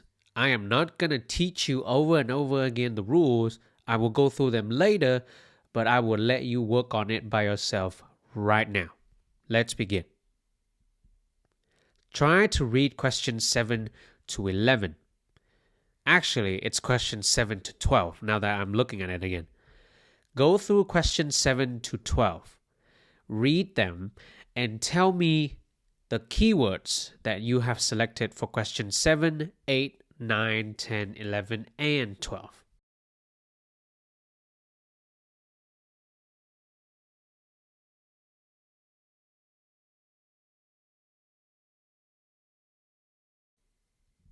Alright, time is up. Let's go through the keywords together. Now, the first rule of selecting good keywords are words that are coming from the title of the question. Now, not all kinds of question types have titles, but the ones that we are learning, form completion and note completions, they all have titles. In this case, it's travel details. Now, I selected these two as my first keywords because those are the title of the questions and they tell me what I'm about to listen to.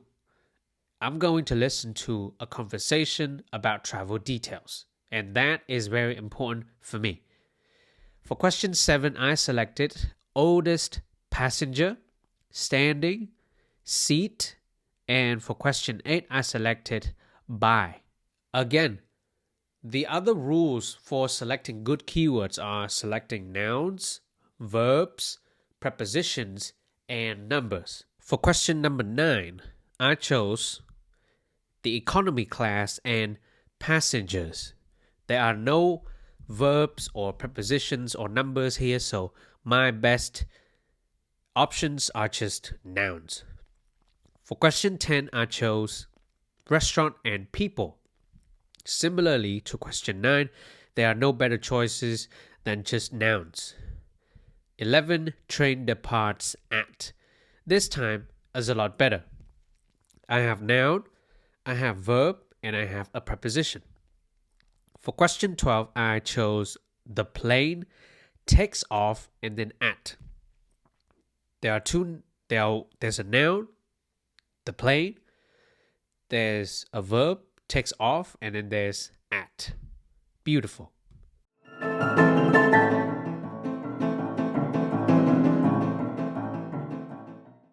Now, have a look at question 7 to 12 again.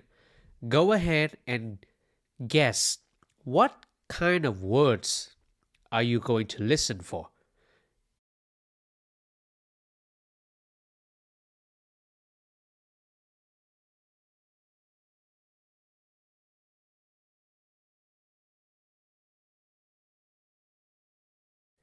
Time is up. For me, question 7, it's going to be a number. The oldest passenger is standing in seat. Now, it's either going to be a noun or it's going to be a number. That's my guess. But I think it's never going to be a noun because what seat is so special that there's going to be a name for it? Well, we really don't know because we haven't listened to the audio track again. But for me and my experience, taking so many IELTS listening tests already, my best guess is a number. For question 8, it's a noun. Because 95 to 99% of the time when there's the phrase by the thing that comes after the word the is always a noun. Or it could just be an item, or it could just be an area. We don't know, but it's going to be a noun. So I'm especially looking out for nouns after the keywords oldest passenger, standing, and seat, and a number. For question 9, there's going to be a number. Why?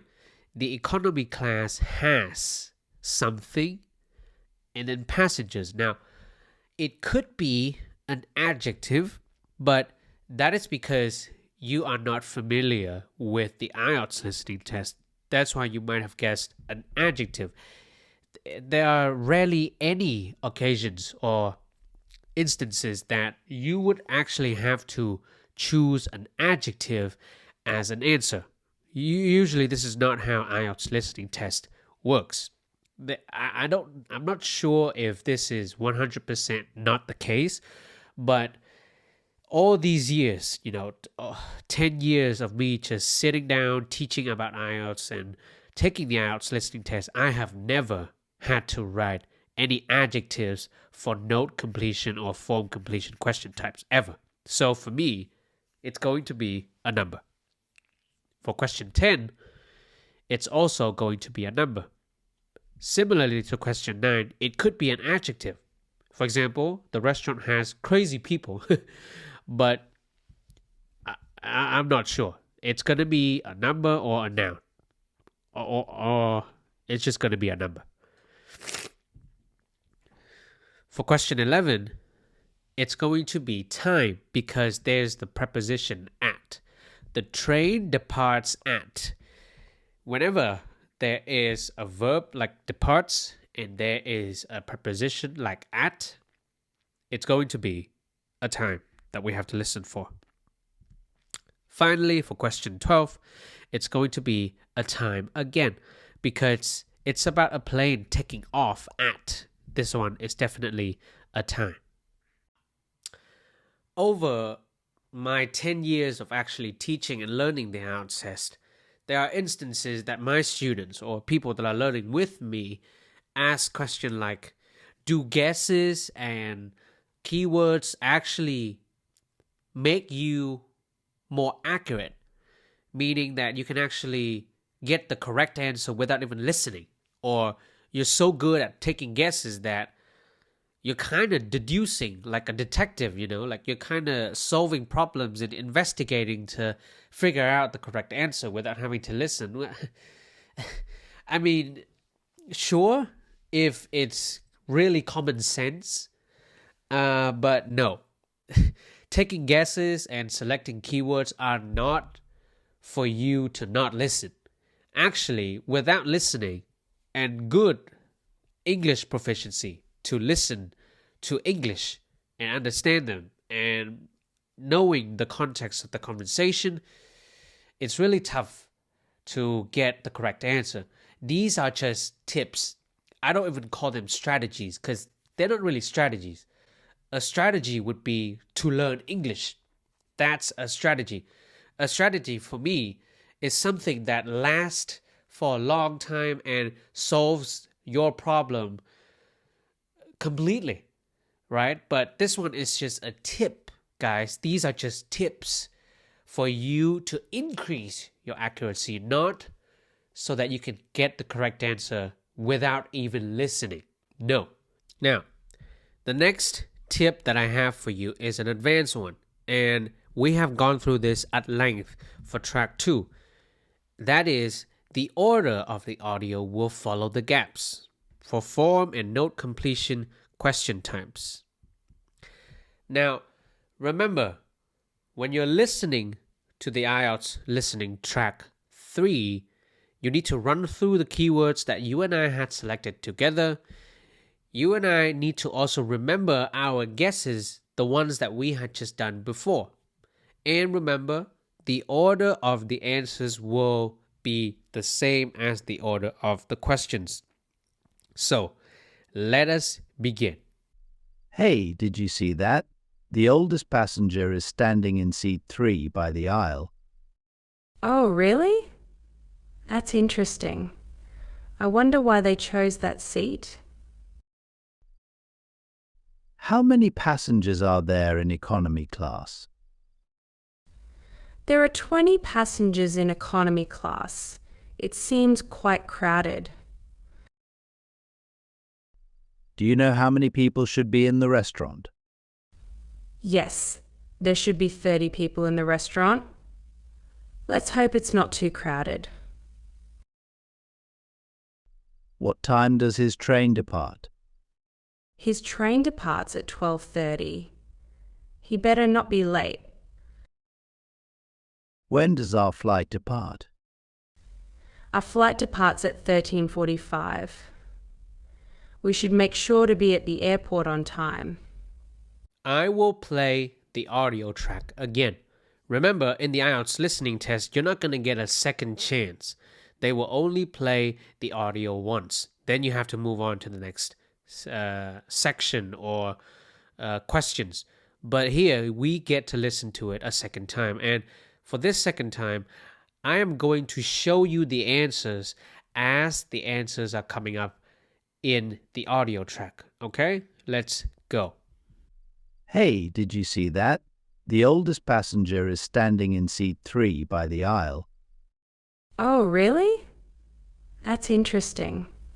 I wonder why they chose that seat. How many passengers are there in economy class? There are 20 passengers in economy class. It seems quite crowded. Do you know how many people should be in the restaurant?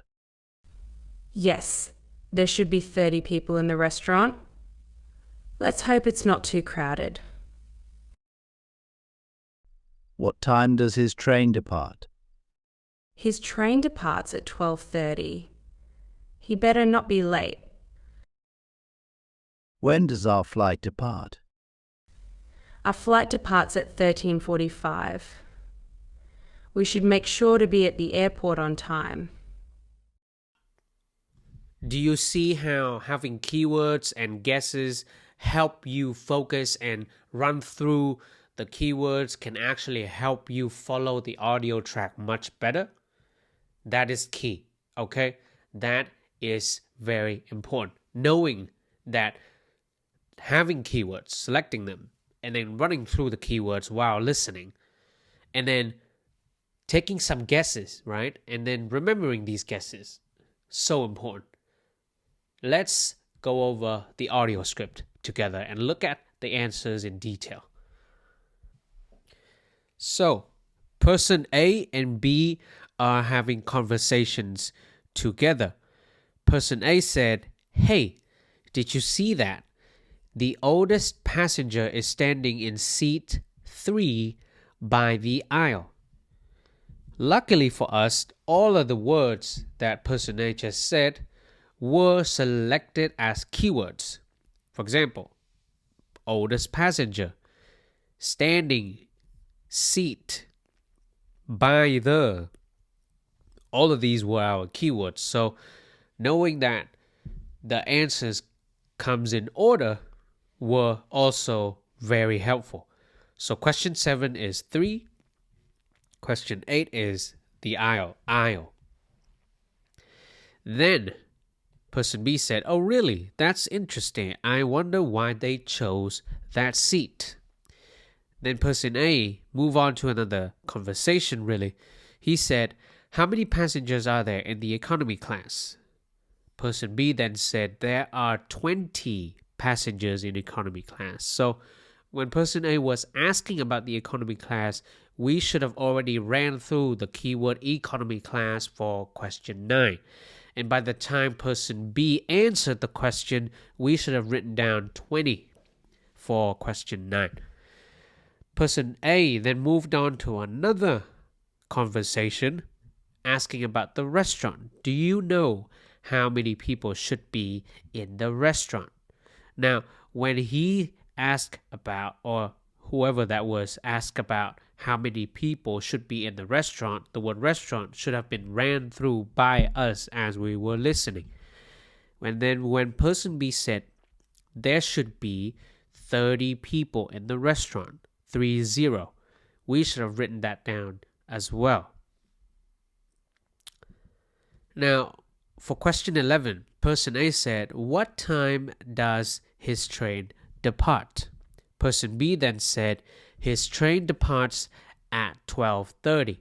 Now, when the word train depart was said by person A, we should have ran through that keyword as person A was speaking, so that by the time person B answered the question, we should have written down 12:30.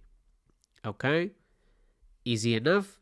Finally, person A said, "When does our flight depart?"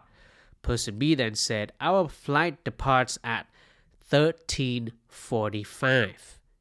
So for question 12, the answer is 13:45. It's the time, just like what we had guessed, because departs at were mentioned, flight were mentioned. That's it. That's the end of track 3. Go ahead and open up the workbook and do the revision exercises for track 3. When you click the link below this video, you will be prompted to this website. To get your workbook, click here and name a fair price. You can start at $0. Then you click I want this. From here, enter your email address. Then click Get.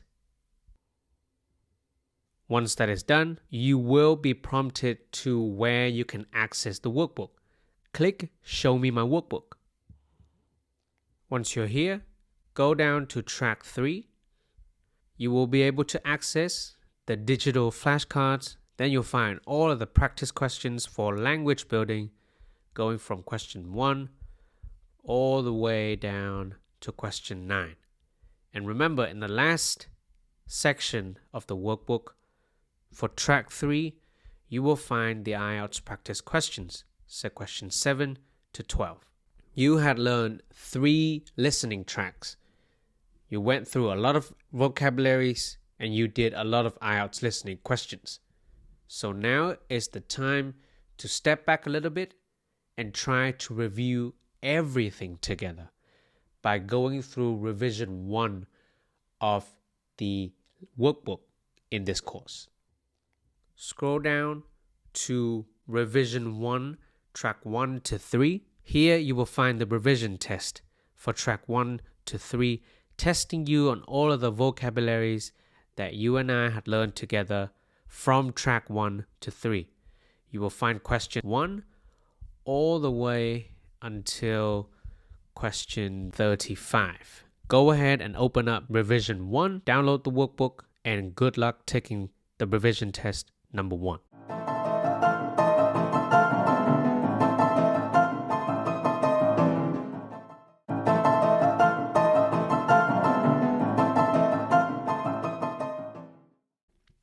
May I help you? How do you say this with the same meaning? May I help you?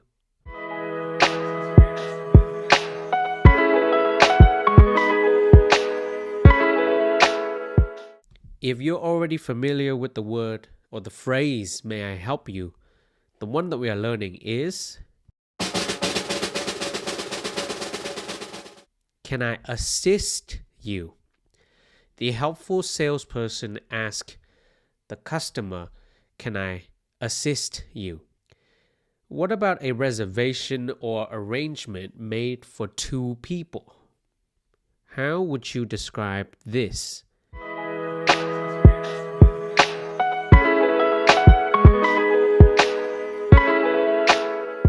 The word that we are learning is for 2. The couple reserved a table for 2 at the restaurant for their anniversary. For 2. What about if you want to say definitely or without a doubt? What is another way of saying definitely or without a doubt?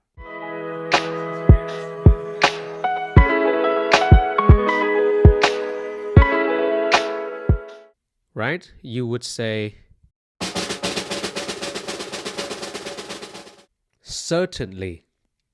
The manager said, yes, we can certainly help you. Certainly or certainly. That was quite easy, right? You're very familiar with this learning technique now. Let's go ahead and review these vocabularies right away.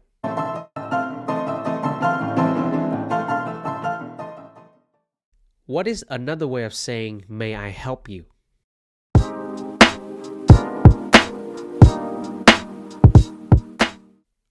Another way of saying, may I help you is, can I assist you? The helpful salesperson asks the customer, can I assist you? What about definitely or without a doubt? What is another way of saying definitely or without a doubt?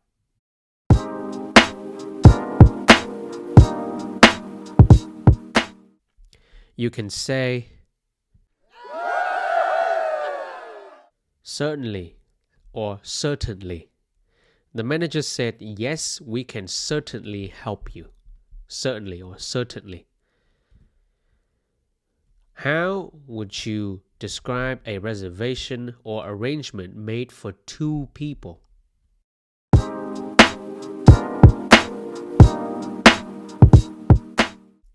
You would say,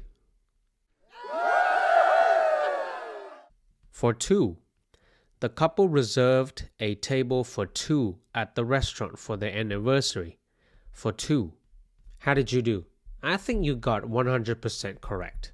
Let's move on to the next session.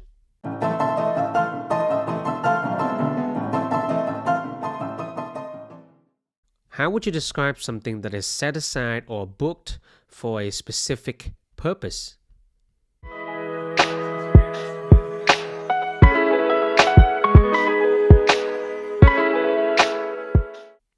You would say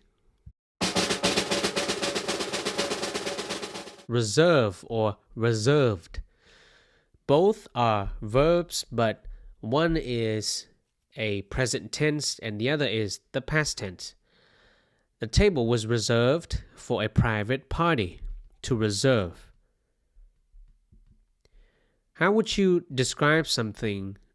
How would you verify or make sure of something?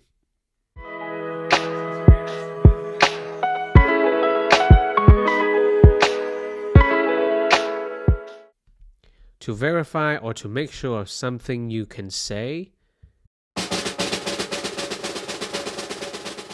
to confirm. The airline sent an email to confirm the flight reservation. To confirm. To make sure or to verify something is to confirm. Last one. What is the act of reserving or booking something in advance?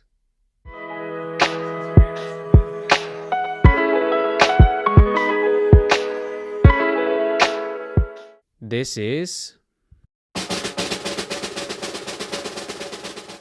reservation. If reserve or reserved are verb forms, then reservation is the noun. Notice how I'm pronouncing it. Reservation, not reservation. Reservation. The airline sent an email to confirm the flight reservation. Same drill. Let's now review these vocabularies together.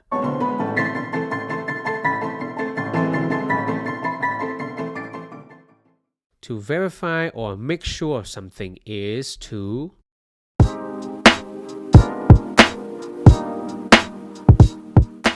The answer is to confirm. The airline sent an email to confirm the flight reservation. How would you describe something that is set aside or booked for a specific purpose?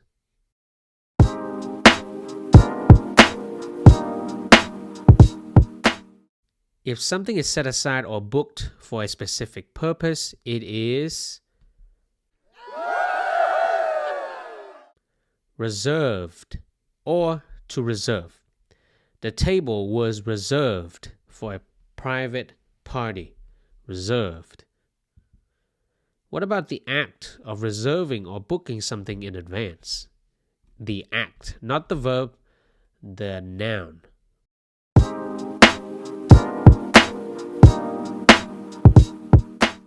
The word that we are looking for is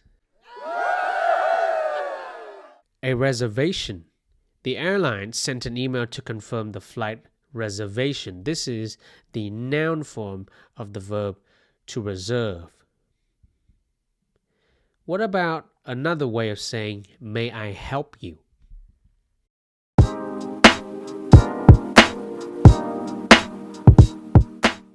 Another way of saying, may I help you is, can I assist you? The helpful salesperson asked the manager, can I assist you? What is another way of saying definitely or without a doubt?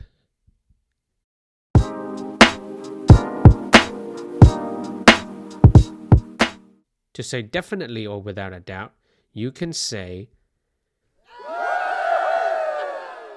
certainly.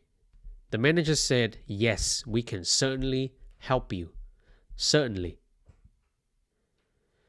A way to describe a reservation or arrangement made for two people.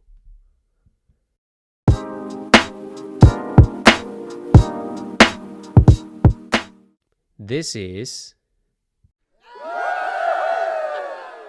for two. The couple reserved a table for two at the restaurant for their anniversary. For two. Are you ready for the IELTS listening tests? Let's do it together. Come on.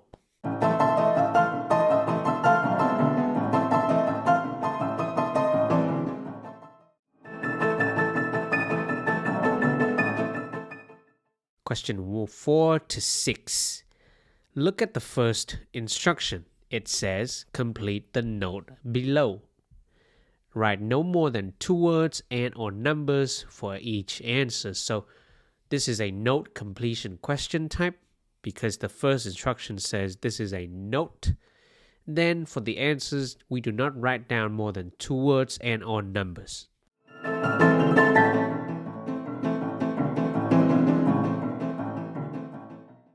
I'm going to give you some time to look at question 4 to 6, and I'll give you some time to choose and select keywords for question 4 to 6 as well.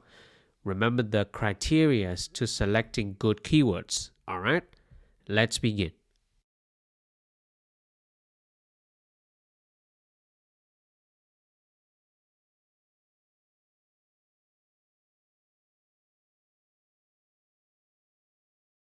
Time is up. Do you still remember the criteria of selecting good keywords? Well, the first one is selecting the title of the question if they are form completion or note completion question type. Why? The title will tell you what to listen for from question 4 to 6. For question 4, I selected reservation and for. Why? Reservation is a noun, for is a preposition. For question 5, I selected table, Saturday evening, and at. Table and Saturday evening are nouns. At is a preposition. For question 6, I selected reservation and under. Reservation is a verb, under is a preposition.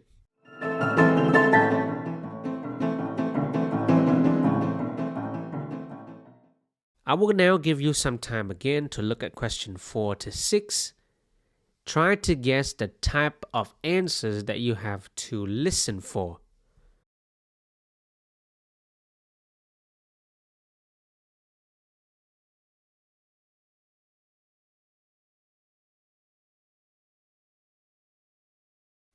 Time is up. For question 4, the type of word that you have to listen for is name or number. Why is that? Because the phrase is, or the question is, the reservation is for. This is going to be a little bit tricky. But thanks to the title of the questions, casual dining reservation, meaning this is a reservation form or a note, right? Chances are there's going to be some names or some numbers because the phrase could be the reservation is for James or Bob. The reservation is for 15 people, or the reservation is for one company or 3 companies. We don't know what the answer is going to be, but we know that it's going to be some kind of noun. But the noun that we have to look for are either names or numbers, or it could be both. For question 5, thanks to our keywords, we can guess that it is time. Table on Saturday evening at. Remember, guys, whenever there is the preposition at, chances are you're going to have to look out for time. For question 6, it's quite straightforward. It's going to be a name. Why? It says the reservation is under Miss. Now, when there's the phrase Miss or Mr. or Mrs., there's always going to be a name following up after that. So whatever names that we can hear coming up, we know that we have to look out for it for question 6. Remember, the order of the audio will follow the gaps. For note and form completion question type, this is an advanced tip and you have to remember this. We went through this with track 3, 2, and 1 as well. The order of the audio will follow the order of the questions. So, you and I, we are going to listen to the actual IELTS listening track. Please remember to run through your keywords and check your guesses. Remember your guesses, okay? Continuously looking at the guesses and keep your pen or your mouse running through the keywords. Let's begin. Good evening. Casual dining. Can I assist you? Hello? Yes, I'd like to reserve a table for 2 on Saturday evening at 7 p.m. Certainly. And the name is? Johnson. Johnsson.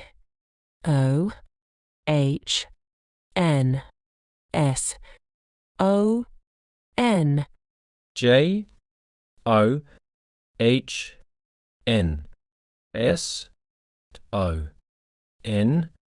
Is that correct, madam? Yes, that's correct. It's reserved for you, madam. 2 people on Saturday night at 7.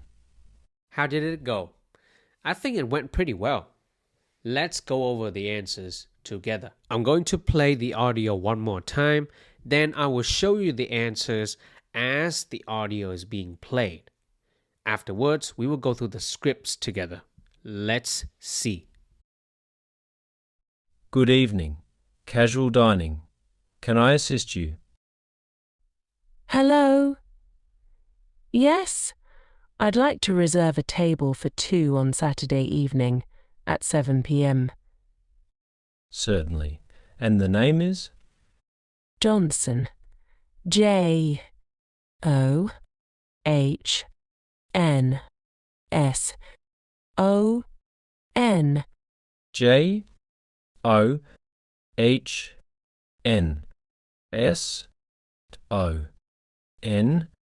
Is that correct, madam?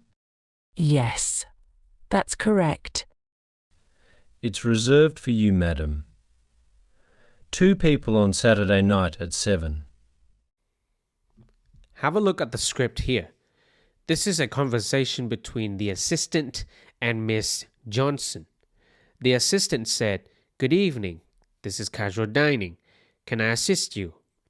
Miss Johnson said, "Hello. Yes, I'd like to reserve a table for 2 on Saturday evening at 7 p.m. Now, 2 answers have come up right away for the second dialogue coming from Miss Johnson. She said, "I'd like to reserve a table for 2, just like we had guessed. When there is a reserve or a reservation for a table for something, it's either going to be a name or a number, but this time it's not going to be a name. This time it's a number. So for 2 is the correct answer for question 4, thanks to our keywords and our guesses. Now for question 5, it's very straightforward. We already selected the keyword Saturday evening. So the answer is absolutely going to be 7 p.m.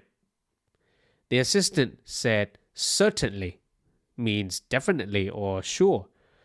And the name is, now we are going to listen for the name of the reservation, meaning that what the reservation is under. Now, this is a very common distractor that we had already seen in track 2. What I would call this type of distractor is the irrelevant distractor. What that means is you actually see words or information that are in the questions, but in the audio track were not even mentioned, because in our question there are words like under, reservation, stuff like that for question 6, but we don't explicitly hear these keywords being said. However, with the flow of the conversation that was happening between Miss Johnson and the assistant, it is very clear that question six has now is now here. The order for question 6 is here, and they are talking about the name, right? So it is our job as the candidates who are taking the IELTS listening test. We need to actually understand the context, because if question 6 is asking the reservation is under Miss and then the gap, we need to automatically understand that, oh, this is asking for a name. So when the assistant was saying, and the name is, we know that question 6 answers is coming. That is the end of track 4. Now is the time for you to open up the workbook and try to do the revision exercises for track 4. When you click the link below this video, you will be prompted to this website. To get your workbook, click here and name a fair price. You can start at $0. Then you click I want this. From here, enter your email address. Then click Get. Once that is done, you will be prompted to where you can access the workbook. Click Show me my workbook. Once you have access to the workbook, scroll down to track 4. You will have access to the digital flashcards. Then you will also have access to all of the practice questions for language building from question 1 all the way down to question 5. And remember, in the last section of track 4 in this workbook, you will find the IELTS listening practice questions ranging from question 4 to 6.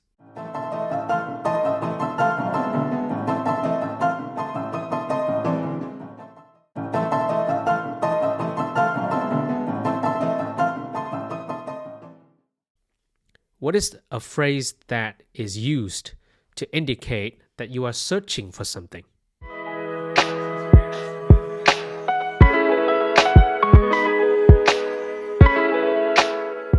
The phrase that we are looking for is I'm looking for a specific book in the library. I'm looking for. What would you say if you want to describe something that is close to or in proximity to something?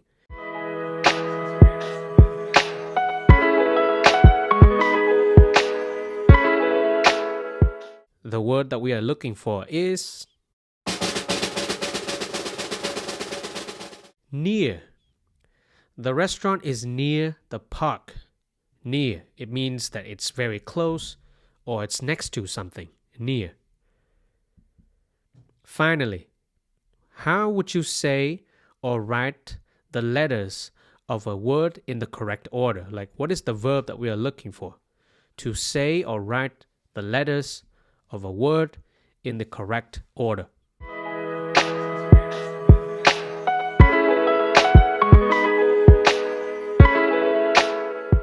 The verb that we are looking for is to spell. Can you spell your last name for me, please? Let's quickly test your knowledge. 3 new words. Let's now review those 3 new words.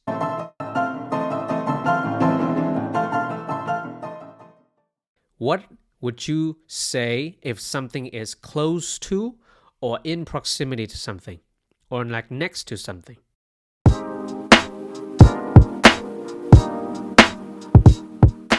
You would say near. The restaurant is near the park. Near.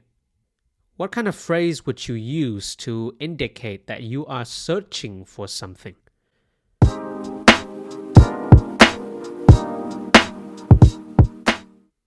You would say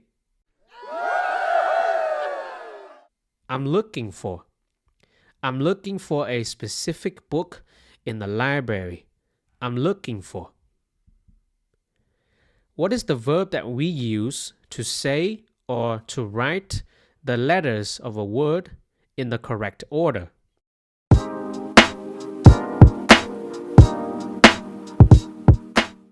You will say to spell. Can you spell your last name for me, please? To spell. How did you do? I know you did very well. Let's move on to the next vocabulary building session.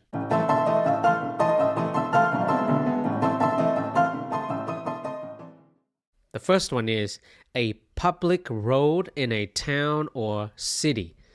Specifically this area right here. What is the noun that we are looking for?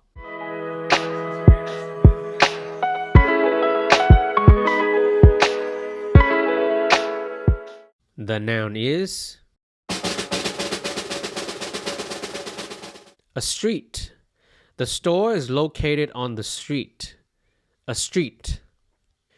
What about a large enclosed building containing multiple shops and stores?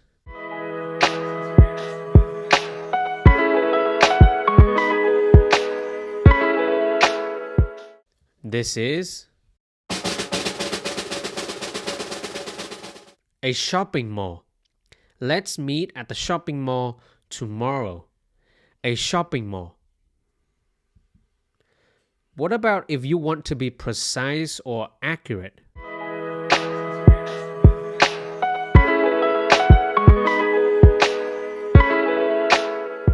You would say, to be exact.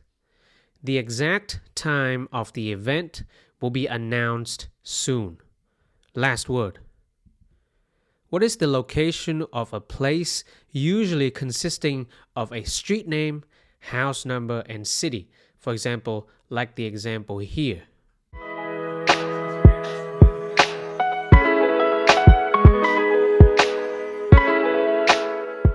The noun that we are looking for is an address.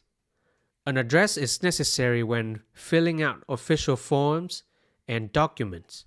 Now let's go ahead and review these words right away.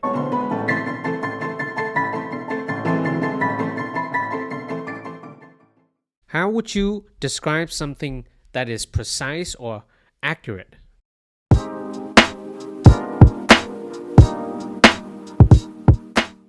The word that we are looking for is to be exact. The exact time of the event will be announced soon. What is a public road in a town or a city? What is that called? The noun that we are looking for that describes this area here.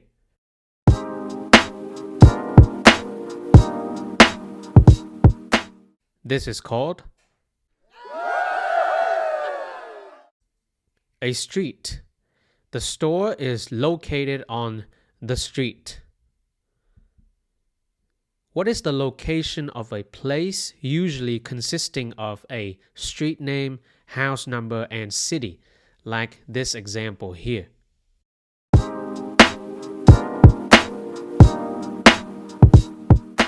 This is called an address. An address is necessary when filling out official forms and documents.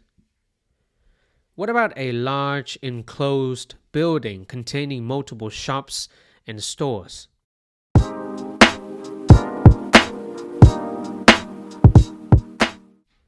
This is a shopping mall. Let's meet at the shopping mall tomorrow. How would you describe something that is close to or in proximity to something? Or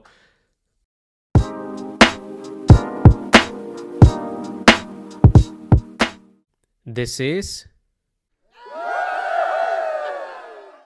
to be near. The restaurant is near the park.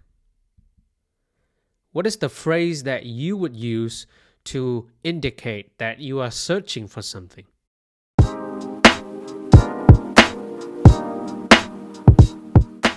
The phrase is I'm looking for. I'm looking for a specific book in the library. I'm looking for. How would you say or write the letters of a word in the correct order? This is a verb.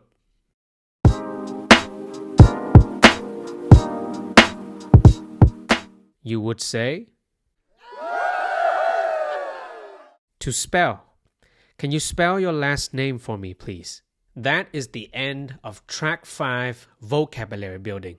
Let's now work on some IELTS listening questions.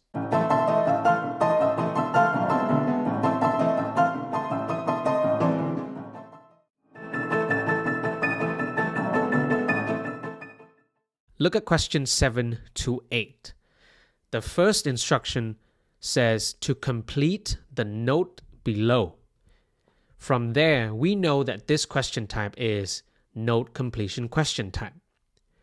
For the second instruction, it says write no more than 2 words and or numbers for each answer. This is extremely important, just like track 1, 2, 3, and 4. Without following the instruction here, you will automatically get deducted for your points and marks. So always pay attention to the second instruction, especially when it comes to form completion or note completion question type.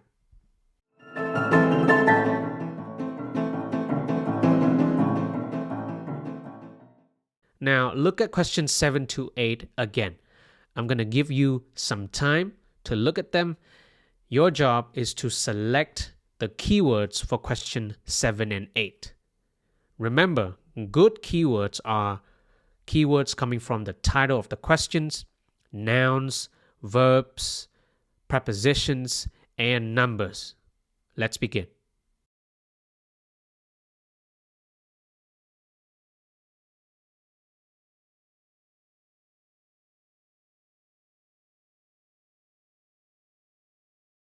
Alright, time is up. My selections are asking for direction, obviously, because this is the title of the question. Selecting the keywords that are coming from the title of the questions help you and I focus, because we are aware of the information that we are about to listen for. The audio track will tell us information about directions. For question 7, I selected David, asks, and near. David is obviously a noun, asks is a verb, and near is sort of like a preposition. For question 8, I selected Michael, looking, and for. Michael is the noun, looking for is the verb, for is definitely the preposition. There are no numbers here, so this is the best that we can do.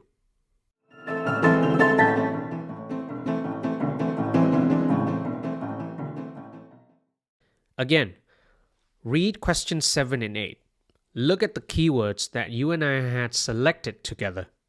From these keywords and the questions, try to guess the type of words that you have to listen for when answering question 7 and 8.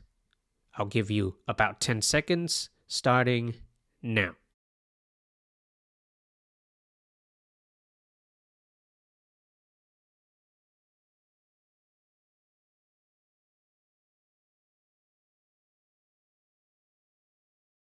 Time is up. For questions 7 and 8, it should be a lot easier and more straightforward.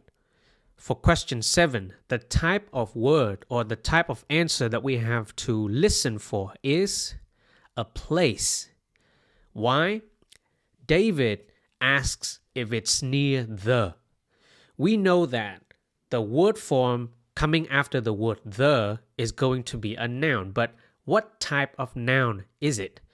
It's definitely going to be a place, because before there is the preposition near. So something is near something, and this something is a place. For question 8, it's going to be a place name. Why? Because Michael is looking for K-E and then a gap. Well, this question is already giving us hints that this is going to be a name. The hint here is K and E. Our job is to spell out the rest of the name. And this is the beautiful part about IELTS listening. This test is not here to test your language in terms of linguistic level, or is your English good enough so that you can spell any word that you hear without even knowing the context. No, this is not the point of the IELTS listening test. If they ask you to spell something like a name or a place name, like this question 8 example here, they will give you hints and they will help you out in the very beginning. So when you listen for the answers in the audio track, you can pick up on the correct answer without actually knowing how to spell these common words. So we have identified the question. It's a note completion question type. We have gone through selecting keywords, then taking a few guesses. We are now ready to listen for the actual audio track. Remember, because this is a note completion question type, the order of the audio will follow the gaps. What this means is you will first hear the answer for question 7, and then after that you will hear the answer for question 8. They will follow the order of the questions that is in front of you. All right, listen very carefully. Run through the keywords that you and I had selected together. Always move your pen or your mouse along with the audio track as the conversation is happening. If you pick up on words that are similar to the keywords that you and I had selected together, remember to trace those keywords along with the audio track. This is what I mean by running through the keywords. And try to remember your guesses. I'm not telling you to memorize them. I'm just saying that you should look at the guesses that we have made together as you are listening and tracing through these keywords. Let's begin. Hello, David. Good evening, Michael. How can I assist you? I'm looking for Kensington Street, please. Kensington Street.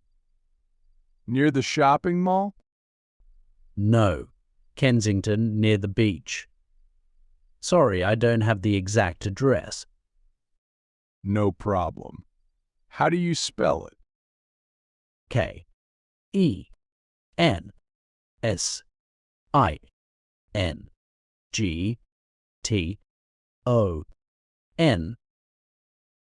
How did it go? Track 5 is actually kind of short, and you only had to answer 2 questions, so let's go over them quickly. I will now play the audio one more time.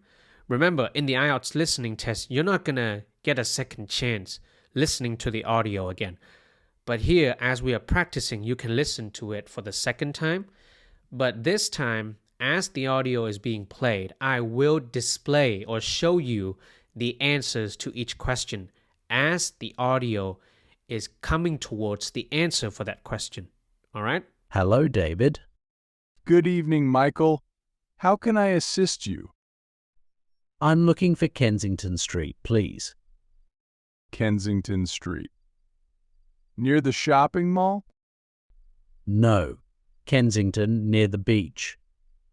Sorry, I don't have the exact address. No problem. How do you spell it? Kensington.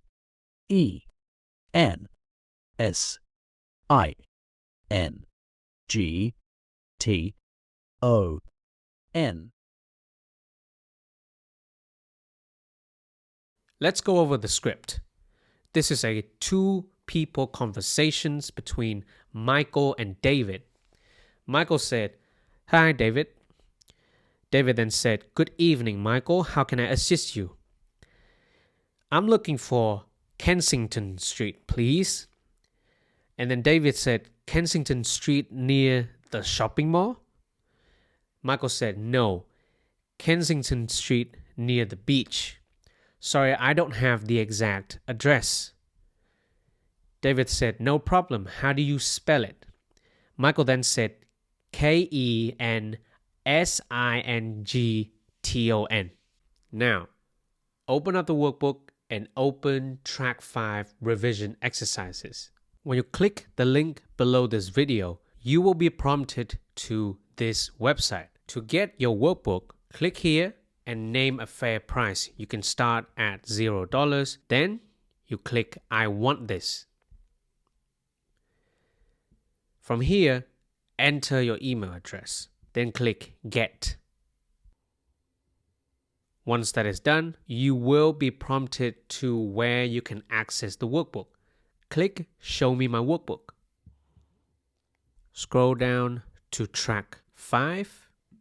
Here you will find the flashcards that you had learned with me, and you will find all of the questions testing you on your understanding and memorization on the vocabularies.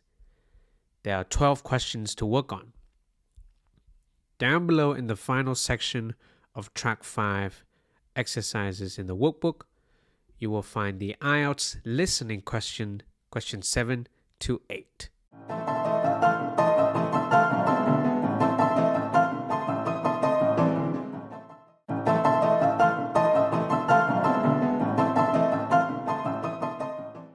What noun would you use to book or schedule a taxi in advance?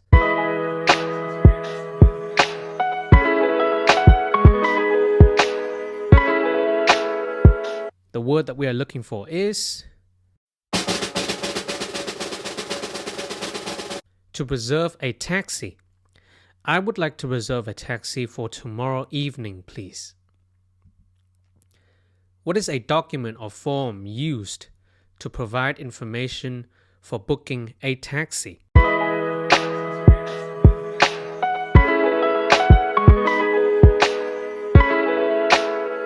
This document is called a taxi order form. Order form can be used in many situations, but in this particular listening track, you will hear taxi order form. Please fill out the taxi order form with your details. Taxi order form, or just an order form. What about a series of letters and numbers used to identify a specific area for mail delivery?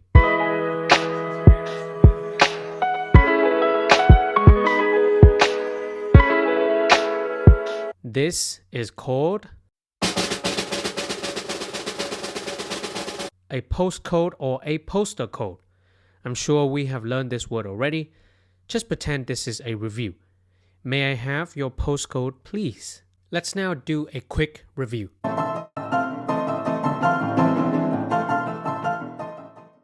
How would you describe booking or scheduling a taxi in advance?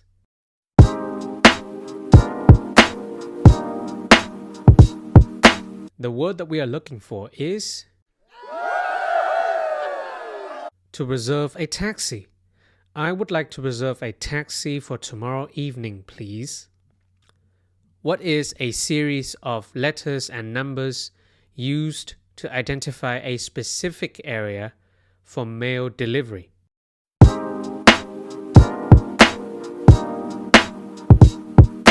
This series of letters and numbers are called a postcode or a postal code. May I have your postcode, please? What about a document or form used to provide information for a booking, or for this instance, booking a taxi?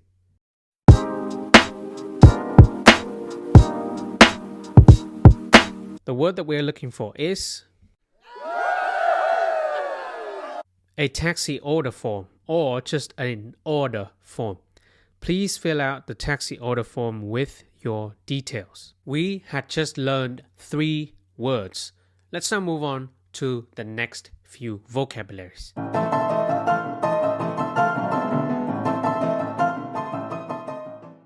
What is the time when you want to be picked up?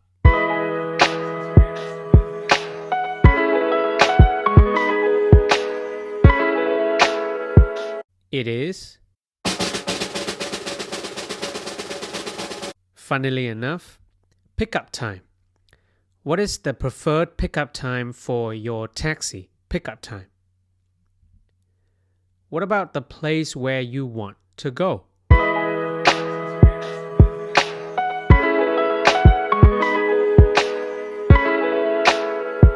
The word that we are looking for is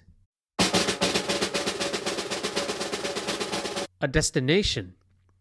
What is your desired destination? What is your desired destination? What is something that is agreeable or suitable?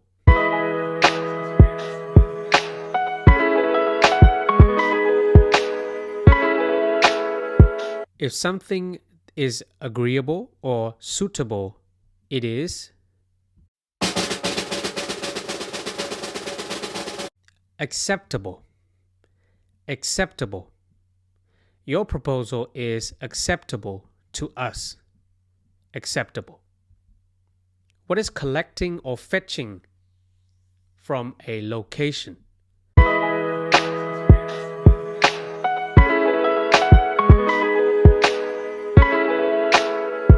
If you are collecting or fetching someone from a location, you are picking someone up. The driver will be picking you up at the designated location. The driver will be picking you up at the designated location. What is the department or team responsible for assisting and helping customers?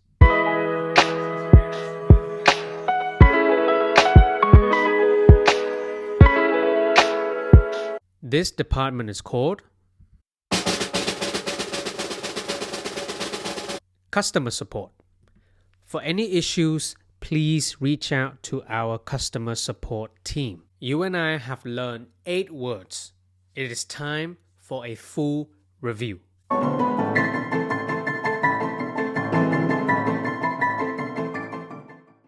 What is the time when you want to be picked up?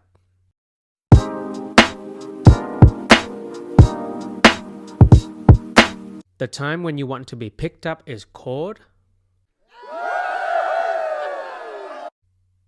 easily enough, a pickup time. What is the preferred pickup time for your taxi? What is something that is agreeable or suitable?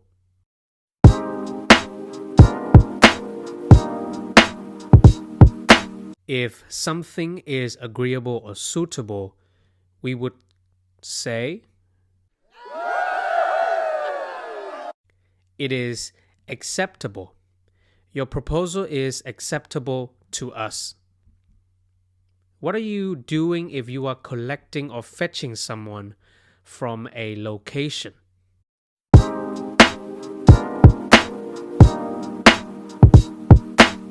You are picking someone up.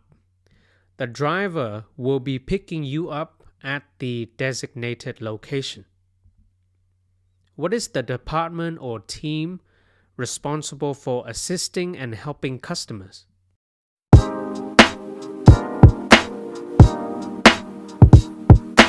This department is called customer support. For any issues, please reach out to our customer support team. What is the place where you want to go called?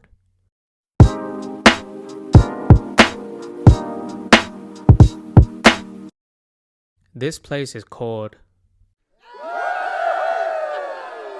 a destination. What is your desired destination? How would you book or schedule a taxi in advance?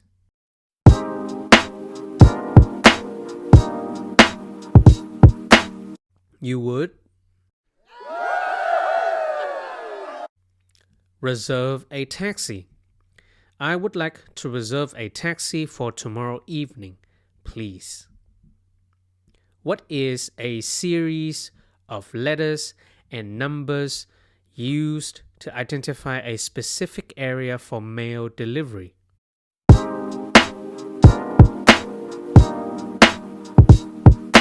These series of letters and numbers are called a postcode or a postal code. May I have your postcode, please? What is a document or form used to provide information for booking a taxi or booking anything at all?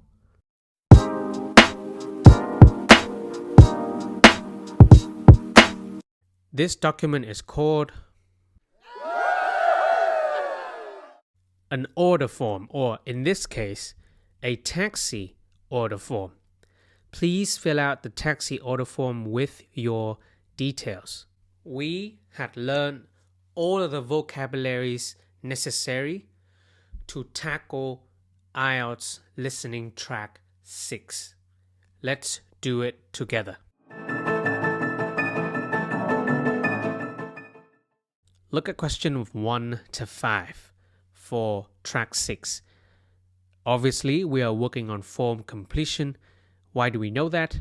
The first information that we got from the instruction is to complete the form below.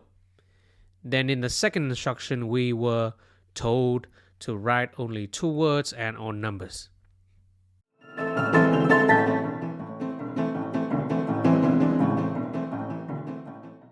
Let's have a look at question 1 to 5 again for our form completion question type. I'm going to give you some time to look at question 1 to 5, and then your job is to select as many keywords as possible that you find important. Remember, good keywords are titles of the questions, nouns, verbs, numbers, and prepositions.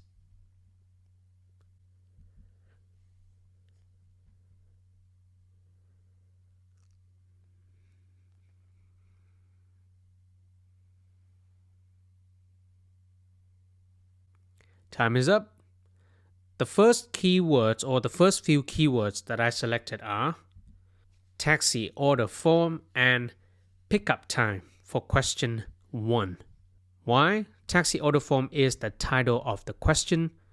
Pickup time is the noun that I'm looking for question 1. For question 2, I have quite a few. Full name, address, 129 Elm Street. We have nouns and numbers. For question 3, I chose town. It is the only thing that we can choose for question 3. The same goes to question 4. We only have postcode. And obviously for question 5, we only have contact number. For form completion question types, sometimes you're going to get a form that has very little information on it.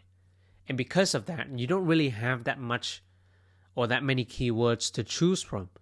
So my advice for you, if you are in my shoes just now, or if you were just completing that keyword exercises, I would suggest that you select as many keywords as you can, even if you are selecting all the words that are on the form. It is worthwhile to choose the keywords still, because you are forcing yourself to read the questions, to understand it, to then choose it.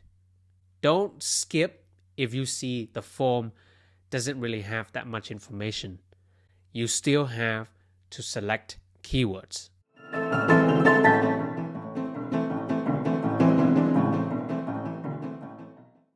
Look at question 1 to 5 again with the keywords we had worked on selecting together. Try to guess what type of answers you're going to have to listen for right now.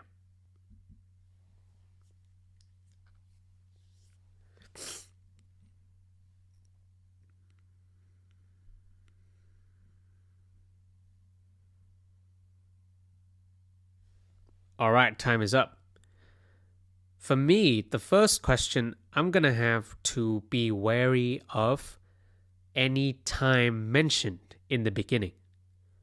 Next, for question 2, I'm going to have to listen for names, especially last names.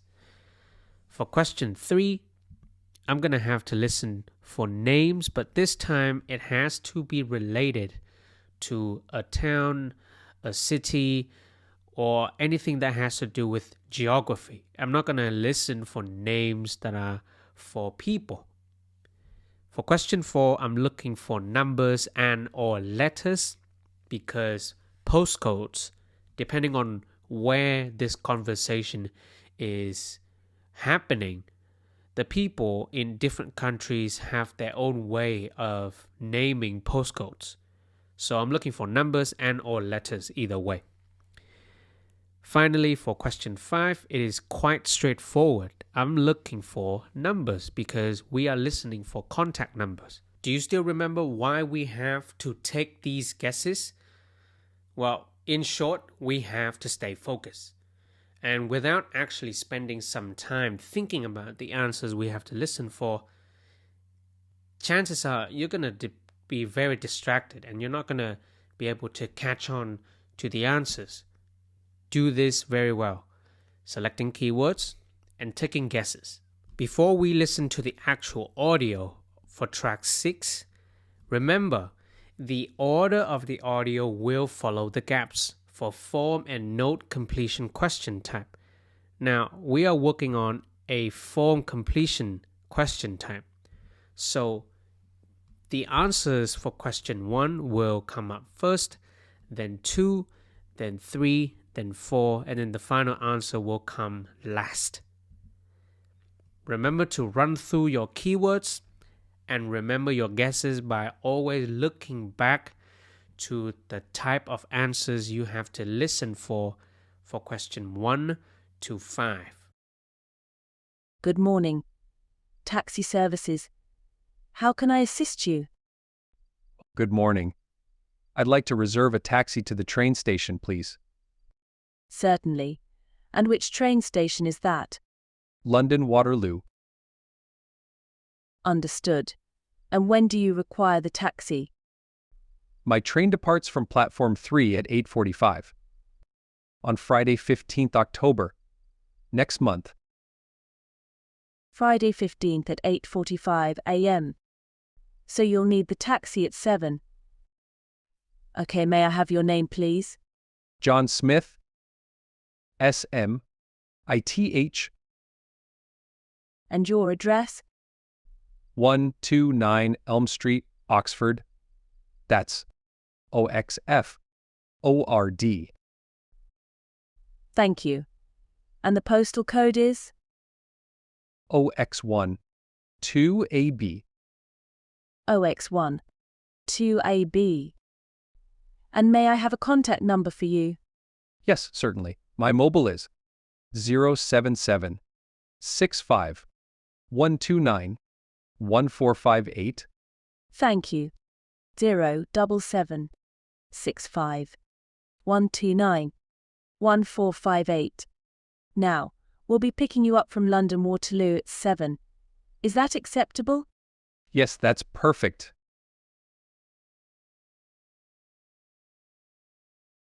Was that difficult? Let's now have a look at the answers. Good morning. Taxi services. How can I assist you? Good morning. I'd like to reserve a taxi to the train station, please. Certainly. And which train station is that? London Waterloo. Understood. And when do you require the taxi? My train departs from platform 3 at 8:45. On Friday, 15th October. Next month. Friday 15th at 8:45 a.m. So you'll need the taxi at 7. Okay, may I have your name, please? John Smith. SMITH. And your address? 129 Elm Street, Oxford. That's OXF ORD. Thank you. And the postal code is? OX1 2AB. OX1 2AB. And may I have a contact number for you? Yes, certainly. My mobile is 077 65 129 1458. Thank you. 077 65 129 1458. Now, we'll be picking you up from London Waterloo at 7. Is that acceptable? Yes, that's perfect. When I teach IELTS listening or any IELTS sections whatsoever, having a system that you can rely on and having an instructor that you can trust is really, really important. Because we have a clear system of learning the words and the vocabularies and the language first, then after that, we go through IELTS listening question types. We work on it together. We listen to the audio twice. We work on the skills, the tips, the tricks to actually do well in each question type. It is a guarantee that you're going to improve. So let's now look at the audio script once again. And let's see how running through keywords, remembering guesses, selecting keywords, and taking guesses are so important in IELTS listening, especially for form completion and note completion question types. So the audio that we had just listened to was a dialogue between a customer support agent and a guy named John. The customer support agent said, "Good morning, taxi services. How can I assist you?" John said, "Oh, good morning. I'd like to reserve a taxi to the train station, please." The customer support said, "Certainly, and which train station is that?" John said, "London Waterloo." That was not an indication to any answers whatsoever, but however, it was an indication that the audio or the answer for question 1 is about to come forward. Customer support then said, "Understood. And when do you require the taxi?" John said, "My train departs from platform 3 at 8:45 on Friday 15th the October next month." The customer support agent then said, "Friday 15th at 8:45 a.m. So you'll need the taxi at 7 o'clock. Okay? That is the answer for question 1, not 8:45, because that is when the train departs from platform 3. The taxi is needed, however, at 7, so that John can be on time before the train departs. The customer support then asked about John's name. He said John Smith, and then he spelled it out. SMITH. That was a simple enough spelling, so IELTS, this particular audio track, the customer support agent did not have to repeat after John. This is not going to happen often, where you're going to have an opportunity to listen for the names, spellings again. Sometimes it just doesn't happen. They will spell it once, slowly. Your job is to pick up that key information and write down the correct answer for question 2, which is Smith, SMITH. The customer support said, "And your address?" John said 129 Elm Street, Oxford. That is OXFORD, Oxford. Now that was the answer for question 3. Customer support agent said, "Thank you, and the postal code is OX1 2AB is the correct answer for question 4. The agent repeated OX1 2AB, so that was another chance for you to write down the correct answer for question 4, because the agent repeated after John. On question 5, the answer is 077 65 129 1458. The customer support repeated that number. Then he summarized the whole order reservation. He said, "We'll be picking you up from London Waterloo at 7 o'clock. Is that acceptable?" John confirms, and that was the end of this audio track. This audio track doesn't really have that many distractors in it. It was very straightforward. It was an easy or semi-effortless form completion question type. However, do not rely on the audio track to repeat the answers to you. Most of the answers that you heard were repeated, but one of them, John Smith, was not repeated. So it is your job to pick up key information by running through the keywords, by remembering the guesses, by selecting the keywords as well before actually listening, and then taking a few guesses for each question so that you do not rely on the conversation or the dialogue in the audio track to help you pick up the correct answer. That's not the audio track's job. That's your job. Track 6 is done.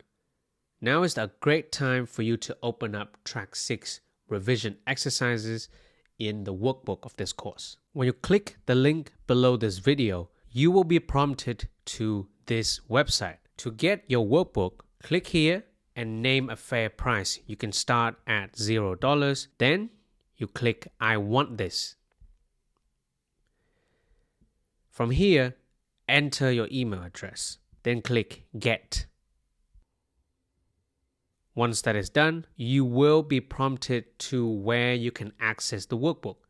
Click Show me my workbook. To start revising for Track 6, scroll all the way down and go to Track 6 by clicking this button here. You will have the digital flashcards, the exact ones that we learned together. Then you will have all of the practice questions testing you on the language of Track 6. You will have 8 questions to work on. And then the IELTS practice questions, question 1 to 5. We have done another 3 tracks since revision 1. We have done track 4, 5 and 6. Now is the time to open up revision 2. That's a whole full test on the language that you and I learned from track 4 to 6. To access revision 2, scroll all the way down and click on Go to revision 2 track 4 to 6. Here you will have all of the language that you and I had worked on together from track 4 to 6. You will have around 29 questions. Good luck taking the revision 2 test. And remember, when you go to home, you will actually find all of the answer keys to all of the revision exercises.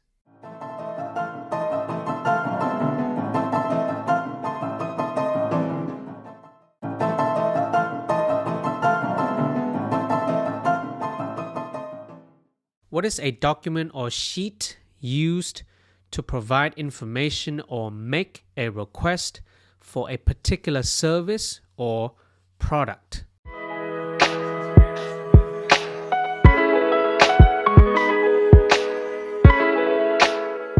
This one is quite familiar, isn't it? We heard something very similar in track 6 just now. So the word that we are looking for is an order form. Please fill out the order form to request the product. An order form. What are some challenges or problems that someone is experiencing called?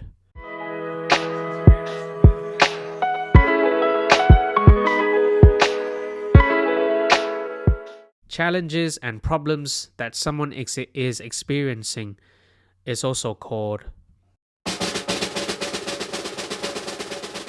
a difficulty or difficulties. The customer faced difficulties while completing the registration process. Difficulty. How do you help or support someone with a task or a problem?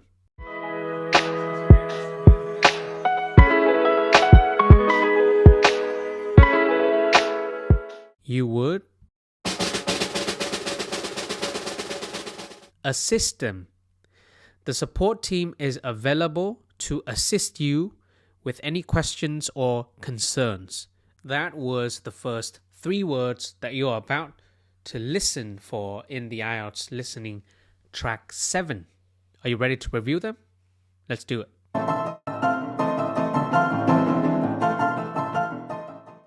What are challenges or problems that someone is experiencing?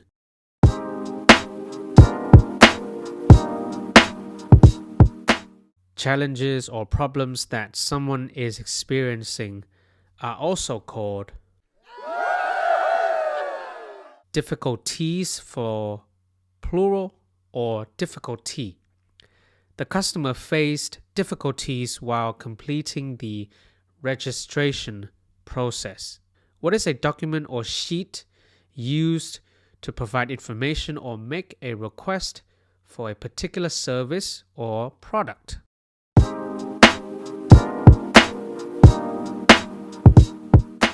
This document is called an order form. Please fill out the order form to request the product. How would you help or support someone with a task or a problem?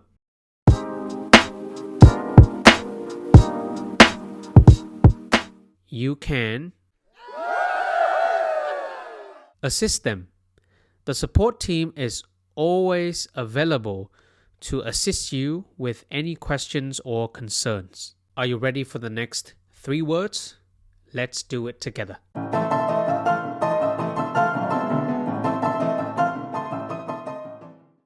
What are official documents used to prove or confirm someone's identity?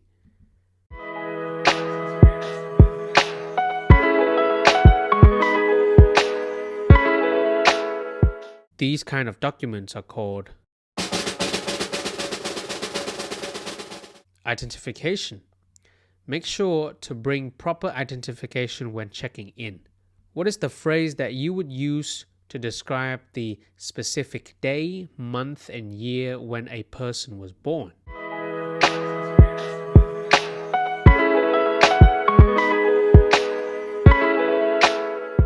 The phrase is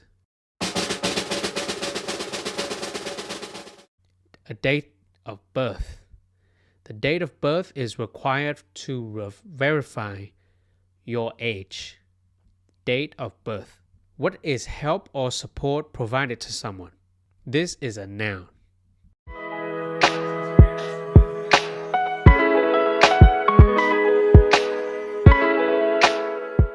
This noun is an assistance. If you need any assistance, our staff will be happy to help. Now this one looks a bit familiar because this is the noun form of the verb to assist, assistance. We had quickly learned 6 words that you need to ace the IELTS questions for track 7. So let's go ahead and review them quickly. Let's go.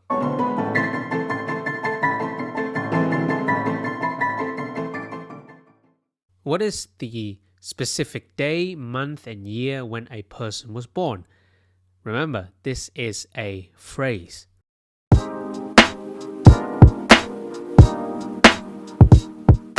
The phrase that we are looking for is date of birth. The date of birth is required to verify your age. Date of birth. What is help or support provided to someone? This is the noun form of the verb that we had learned in track 6.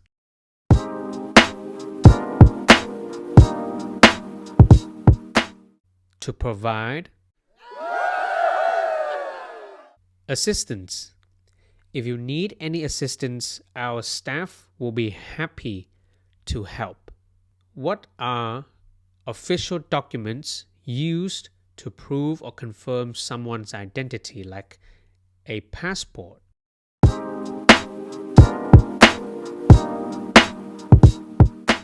These are called identification. Make sure to bring proper identification when checking in. Identification. What are challenges or problems that someone is experiencing?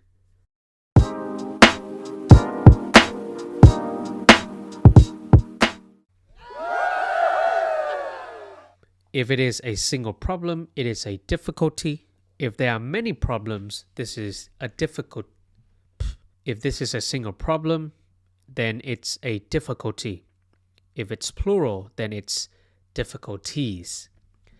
The customer faced difficulties while completing the registration process.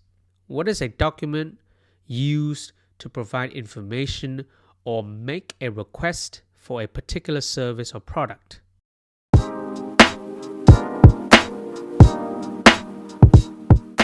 This document is called an order form. Please fill out the order form to request the product. An order form. If you want to help or support someone with a task or a problem, you would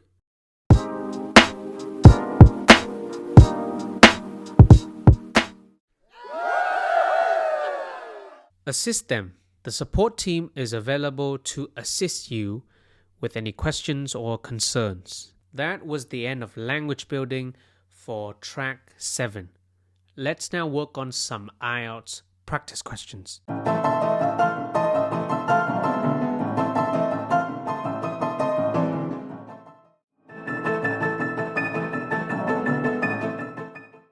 Have a look at question 1 to 5.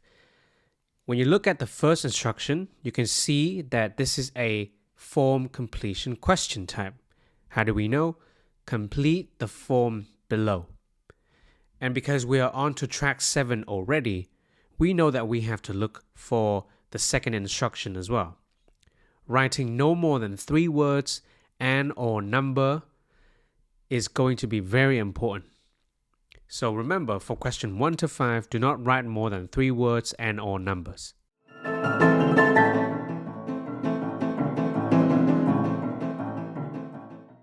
Look at track 7, questions 1 to 5 again. What kind of keywords are we going to choose for question 1 to 5? Remember, good keywords are nouns, verbs, prepositions, numbers, and title of the questions.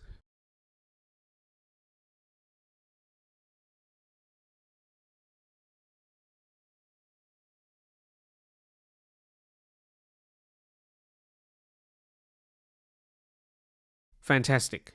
For the first question, the keywords that I have chosen are hotel room order form, last name on identification. Similarly to track 6, the keywords for the first questions are very obvious. We don't really have that many choices anyway. So, hotel room order form and last name on identification. For question 2, name on identification. For question 3 and 4 and 5, we look at date of birth. We can kind of guess that DD means day, MM means the month, and YY means the year. For the address and the postal code, we also have to highlight them because they will be the keywords that indicate where the conversation is going for us. When you select as many keywords as possible, even if the form doesn't really have that much information and that many words on the form, to be honest, you still are forcing your brain to focus, and that is the most important thing. It's not trying to keep it safe, not really. It's trying to keep you focused.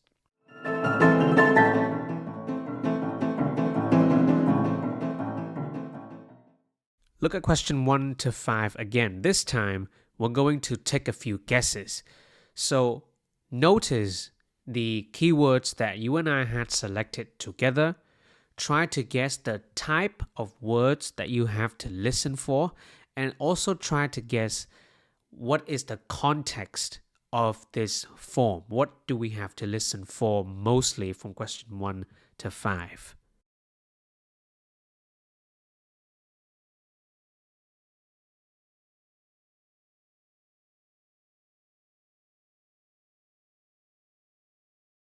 For question 1, obviously we have to listen for names, especially last names. For the second question, we also have to listen for a name.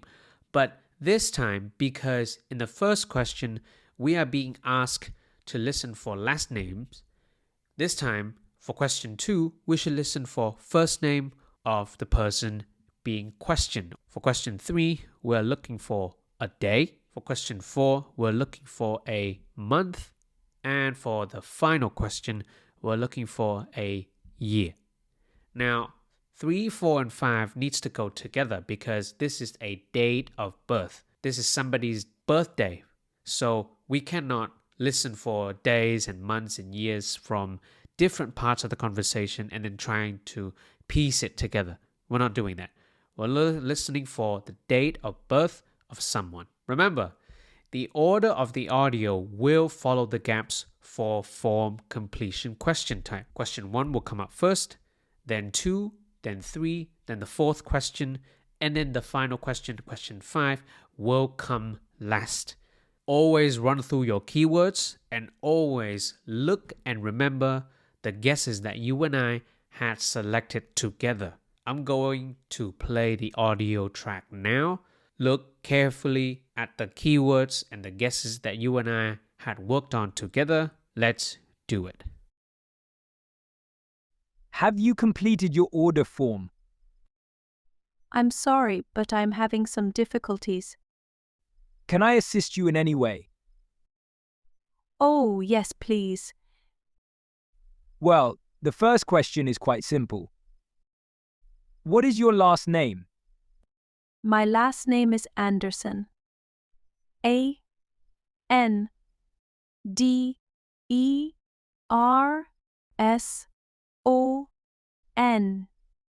And your first name? Well, my English name is Emily, but my other name is Lee May. Which one should I write here? Which name do you have in your identification? Lee May.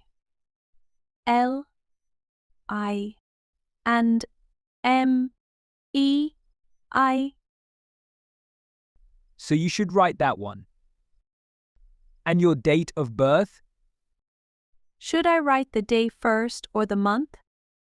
Look at where it says DD, MM, and YYY. Yes. What does that mean? It stands for day, month, and year. Oh, I see. So I write 23/7/1988. The 23rd of July, 1988. Yes, that's correct. And what is my address? That would be the address where you will be staying in the hotel. Okay. Let me check. 45 Park Avenue, London.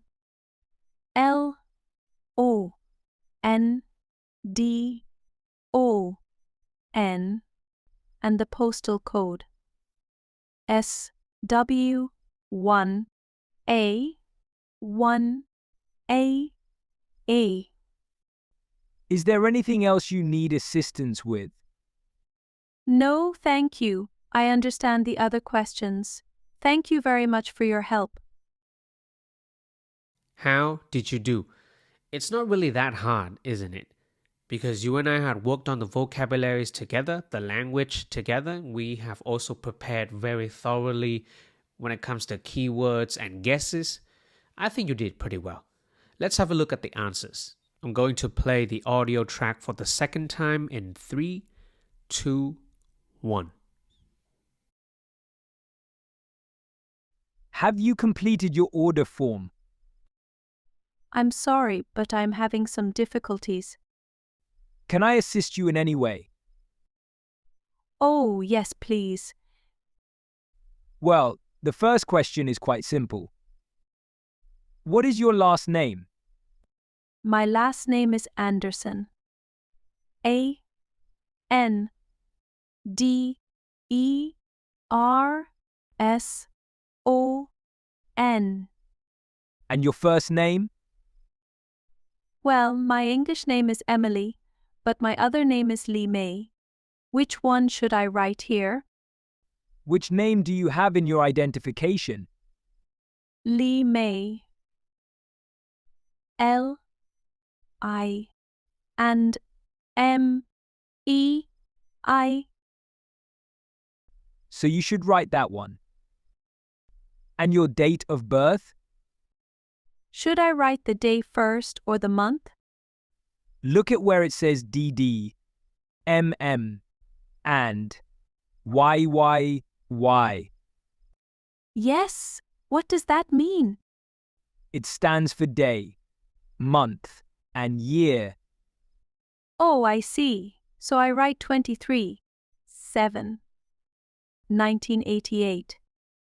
The 23rd of July, 1988. Yes, that's correct. And what is my address? That would be the address where you will be staying in the hotel. Okay. Let me check. 45 Park Avenue, London. You need assistance with. No, thank you. I understand the other questions. Thank you very much for your help. Let's now look at the audio script. This is a conversation between a hotel receptionist and a guest. So the receptionist said, "Have you completed your order form?" The guest said, "I'm sorry, but I'm having some difficulties." So the receptionist offered, "Can I assist you in any way?" The guest said, "Sure, yes, please." And then the receptionist said, "The first question is very simple. What is your last name?" And then the guest said her last name is Anderson, Anderson. That was a very straightforward spelling, so there wasn't any need to repeat that. So if you had missed that and you didn't run through your keywords and you didn't remember that you have to listen for a name, you might have just missed that. So Anderson is the correct answer for question 1. And your first name, the receptionist asked again. She said, "Well, the English name is Emily, but my other name is Lee May." Now, we don't know which one we have to write. In this case, whichever you're writing is okay. In the IELTS listening test, this is another kind of distractor. What that means is you're going to listen for an option or an answer given by the people in the conversation in the audio track. And you're going to think to yourself, oh, this could very much be the correct answer, which you're not wrong. Both Emily and Lee May could have been the answers that you were looking for question 2. However, you don't know which one that you have to write down. And quite frankly, you don't really have time to write down both Emily and Lee May. You don't even know how to pronounce or spell the Lee May one, or even Emily. So it is very likely that when you hear 2 options for one question, raise your awareness. Try to get ready to listen for the actual correct answer, because then after that, the other person in the dialogue will confirm to you which one is the correct answer. But you don't really have to get too tensed and too stressed when this happens. Why? I have done the hard work when it comes to teaching you how to combat this, how to fight this. And the way that you fight this is through selecting keywords, as many as you can, run through the keywords, take guesses, and also remembering the guesses. You don't really have to get tensed and get stressed when you hear 2 viable and similar options. You can just relax a little bit. You know that this can happen because I just taught you. You have all the keywords and all the guesses in the world to be aware. So just continue. Listen to the flow of the conversation. Listen to the context and get ready for either one of the options being correct. Let's see which one is the correct answer for question 2. The receptionist said, "Which name do you have in your identification?" The guest said Lee and May. The receptionist reconfirmed that she should write that one down. Lee May. L-I and M-E-I. So when you were running through your keywords, remembering your guesses, try to write down either Emily or Lee May, and then you get this kind of confirmation. That is the indicator, the signal that you have to go ahead and spell out her name. L-I-M-E-I.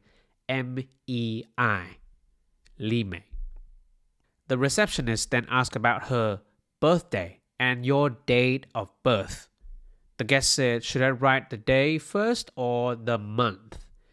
The receptionist told her that she should write the day, then the month, then the year, because she said, or the receptionist said, it says DDMMNYYY. Lee May said, "What does that mean?" The receptionist said, "It stands for day, month, and year." "Oh, I see. So I write 23/7/1988. Then the receptionist said 23rd of July 1988. Lee May said, "Yes, that is correct." "And what is my address?" You've done a great job for track 7. Go ahead and open up the revision exercises for track 7 in the workbook. When you click the link below this video, you will be prompted to this website. To get your workbook, click here and name a fair price. You can start at $0. Then you click "I want this." From here, enter your email address. Then click "Get." Once that is done, you will be prompted to where you can access the workbook. Click "Show me my workbook." Scroll down and go to track 7. Here you have the digital flashcards and the exercises to memorize and further improve your understanding of the vocabularies. There will be 10 exercises to work on. Then you will see the IELTS practice questions, and you will see question 1 to 5 right here. Go ahead and access track 7 now.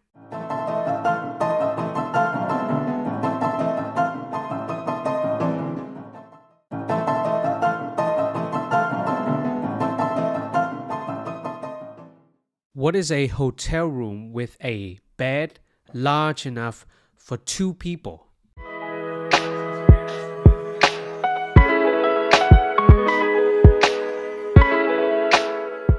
The word that we are looking for is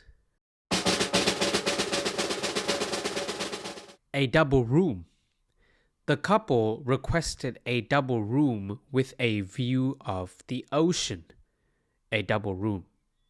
What about 2 separate beds in a hotel room? So before the 2 beds are together, how about now when the beds are separated?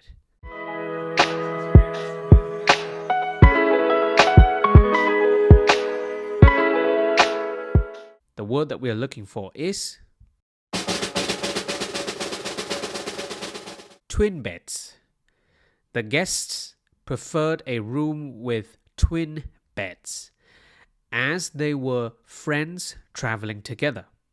What about a large bed designed for 2 people?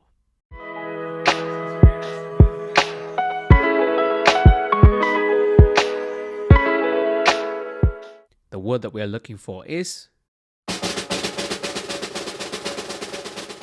a king-sized bed. The honeymooners opted for a room with a luxurious king-sized bed. What this means is people who are going on honeymoons, they want a room with a fancy, beautiful king-sized bed. We just learned 3 words like that. It's time to review them.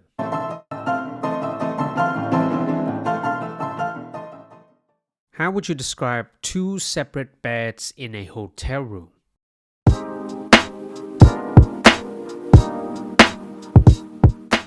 You would say twin beds. The guest preferred a room with twin beds as they were friends traveling together. They want 2 separate beds because they don't want to sleep together. It seems very weird. What about a large bed designed for 2 people? How would you describe that?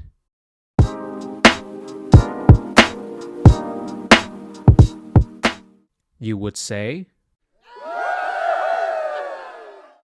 a king-sized bed. The honeymooners opted for a room with a luxurious king-sized bed. What that means is a newlywed, new husband, new wife went for a room that has a beautiful and fancy king-size bed. What about a hotel room with a bed large enough for 2 people? How would we describe this room?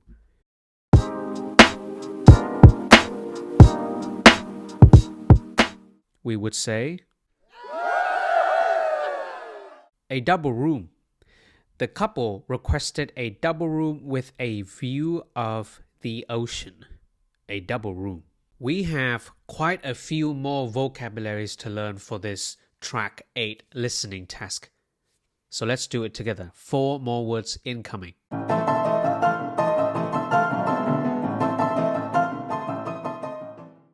How would you establish the truth or accuracy of something? Another way of saying is, how would you let someone know that this is correct or accurate?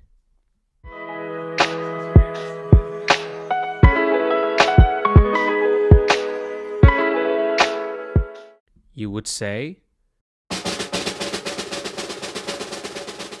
to confirm. The receptionist called to confirm the guest reservation details a day before their arrival. To confirm. What is something that is accessible or obtainable for use? Or another way of saying is, it is free to use.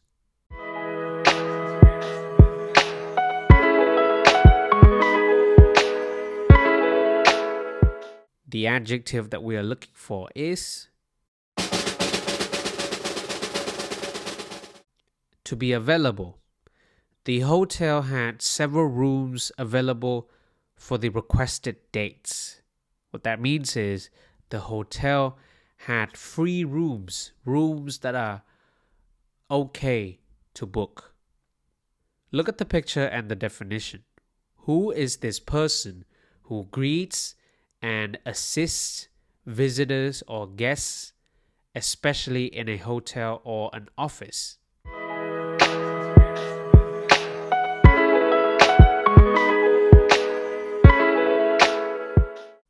The person that we are looking for is a receptionist. The receptionist welcomed the guests at the front desk and provided them with room keys. What is remaining or residing somewhere temporarily?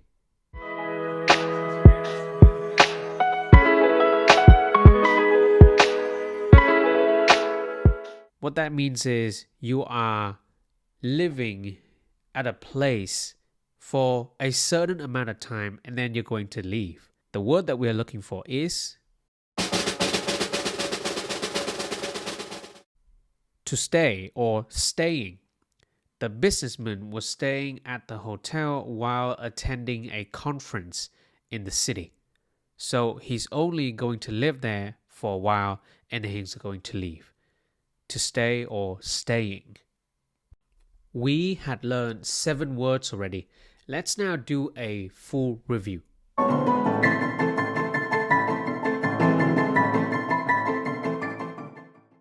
To establish the truth or accuracy of something is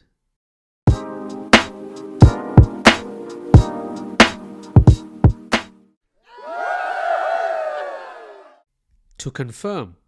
The receptionist called to confirm the guest reservation details a day before their arrival.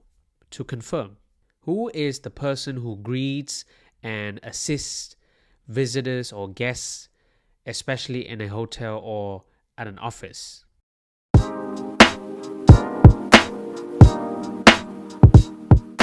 The person in the picture is a receptionist. The receptionist welcomed the guests at the front desk and provided them with room keys. What is something that is accessible or obtainable or free for use?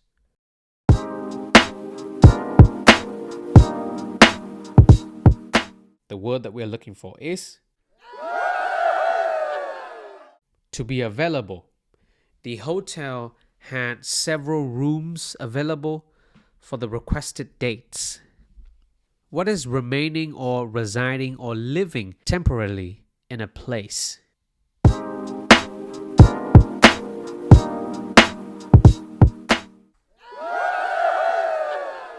To stay or stay in. The businessman was staying at the hotel while attending a conference in the city. What about two separate beds in a hotel room? What would you call two separate beds in a hotel room?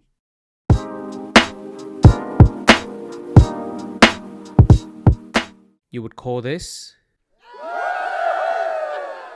twin beds. The guest preferred a room with twin beds as they were friends traveling together. Twin beds. What about a large bed designed for two people?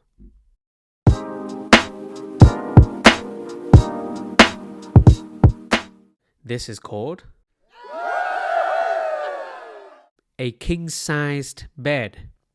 The honeymooners opted for a room with a luxurious king-sized bed. What is a hotel room with a bed large enough for two people?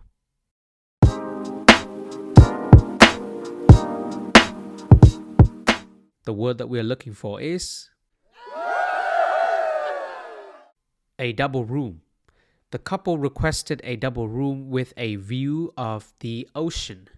A double room. 7 more words and we will be ready to tackle some IELTS listening questions. So let's go ahead and learn 3 first.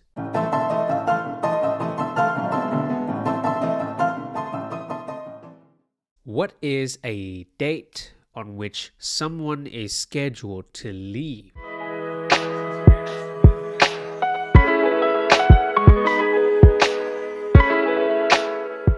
This date is called a departure date. The receptionist asked for the guest departure date to finalize the reservation. The departure date. What is an area designated for parking vehicles, like the picture here?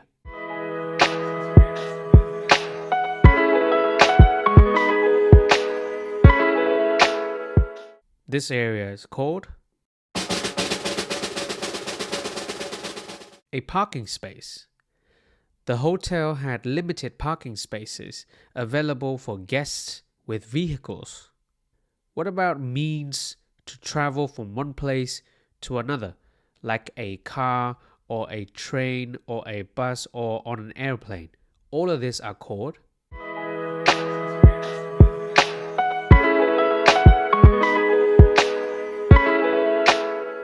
the word that we are looking for is a transport mode. The traveler had chosen air travel as their preferred transport mode. You can also use this kind of sentence and this kind of vocabulary for others, like my preferred transport mode is driving a car or riding a bike, or my preferred transport mode is going on a train. Let's now review these 3 words right away.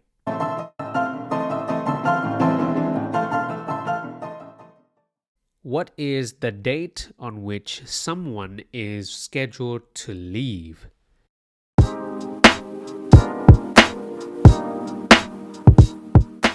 The date is called a departure date. The receptionist asks for the guest departure date to finalize the reservation. Departure date. What about an area designated for parking vehicles?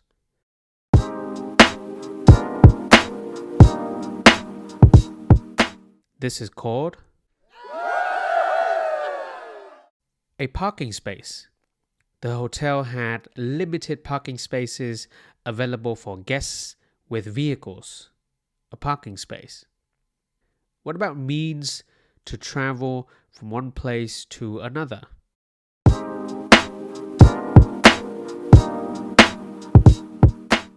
This is called a transport mode. The traveler had chosen air travel as their preferred transport mode. 4 more words, and then we are done with language building for track 8.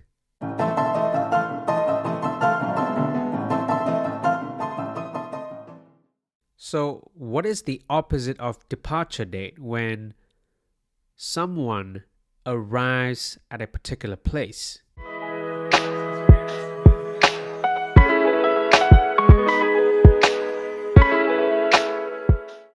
The opposite of a departure date is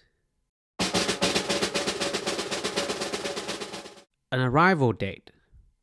The hotel prepared for the guest's arrival on the specified date. Arrival date. What are the details and specifications of a room reservation?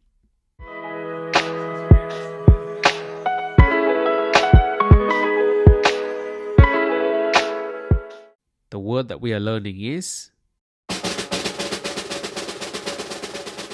a room order. The receptionist entered the room order details into the hotel's reservation system. A room order. What is the desired type of bed for an accommodation?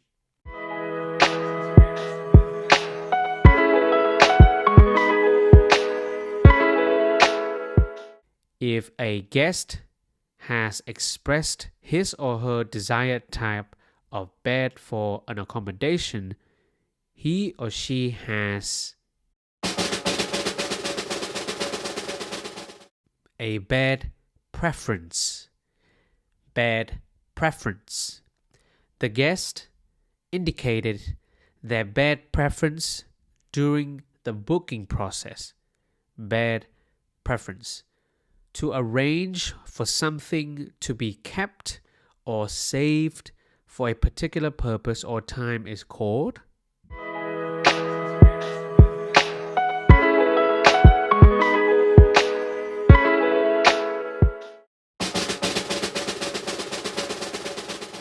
to reserve. Now we know this word already. The hotel allowed guests to reserve a table at the on-site restaurant for dinner. To reserve. Let's now do a full review.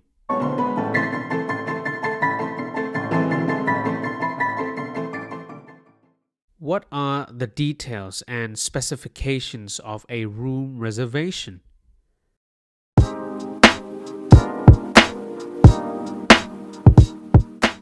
The word is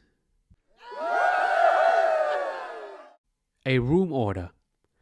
The receptionist entered the room order details into the hotel's reservation system. A room order. What is the date on which someone arrives at a particular place? The opposite of a departure date.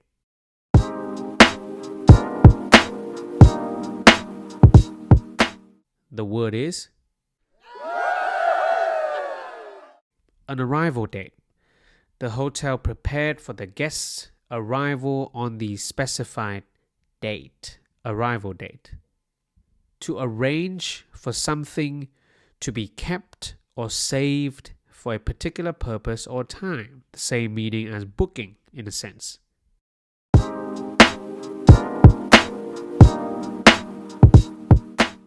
The verb is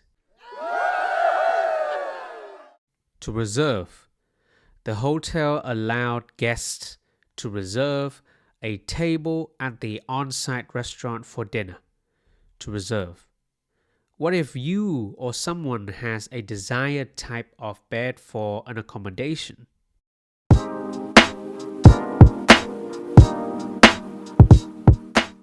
You would have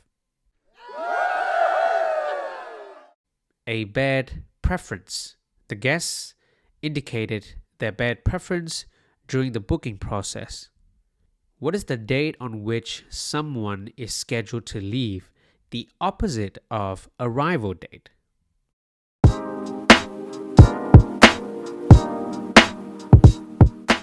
The word is a departure date.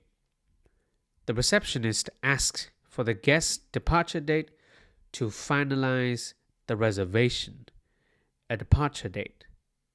What is an area designated for parking vehicles, like the one in the picture here?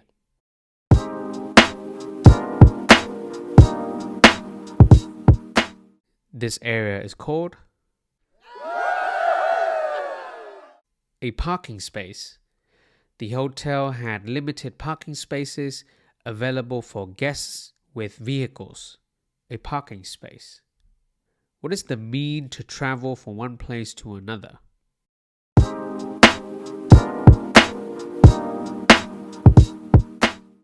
This is called a transport mode. The traveler had chosen air travel as their preferred transport mode. That is the end of Track 8's language building session. Let's now do some IELTS listening questions.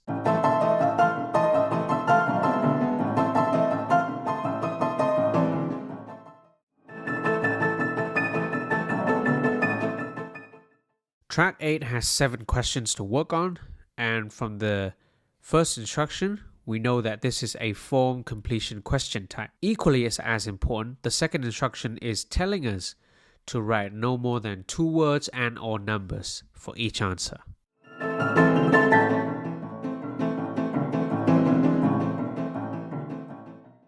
Have a look at question 1 to 7 again. We're going to go ahead and select keywords. Remember, good keywords are words from the title of the question, nouns, verbs, prepositions, and numbers.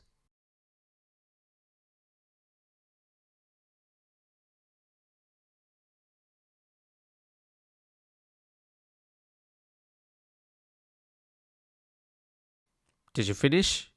Great. Let's now look at my selections of keywords. First, I selected Ocean Breeze Cruises because that is the title of the question. Then I selected number of nights and 1. For me, this is very important to keep me focused. Of course, it's a safety measure to make sure that I don't make any mistakes and I'm not losing track of time, but really it's to keep me focused, even if it's not related or has any significance or importance when it comes to question 1. But for question 1, I selected bed preference. Question 2, I selected name and the first name of the guest, which is Edward. For the third question, I selected home address and everything else, number 45, street, and Miami, because quite frankly, these are all nouns and numbers. I selected postcode for question 4, transport mode for question 5, arrival date and the date itself for question 6, since these are nouns and also numbers. For question 7, finally, I selected departure date and the 25th of April. We are now looking at another form completion question type with very little information on the question, on the form completions itself. But that doesn't stop us from selecting as many keywords as possible, because that helps us focus. It helps us make less mistakes. It makes us less prone to losing track of time and getting lost in the conversation itself. So even if the form completion has very little information, just select all the keywords is my advice to you.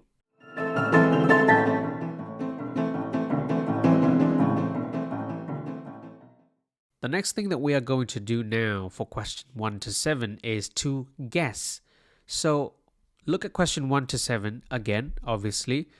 Try to think what kind of questions that we are dealing with here. That's the first thing.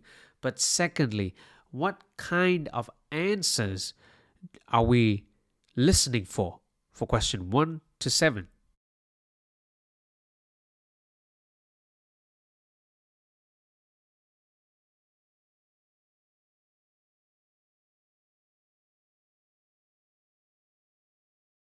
Alright, I hope you made a few guesses already. Let's now look at my guesses.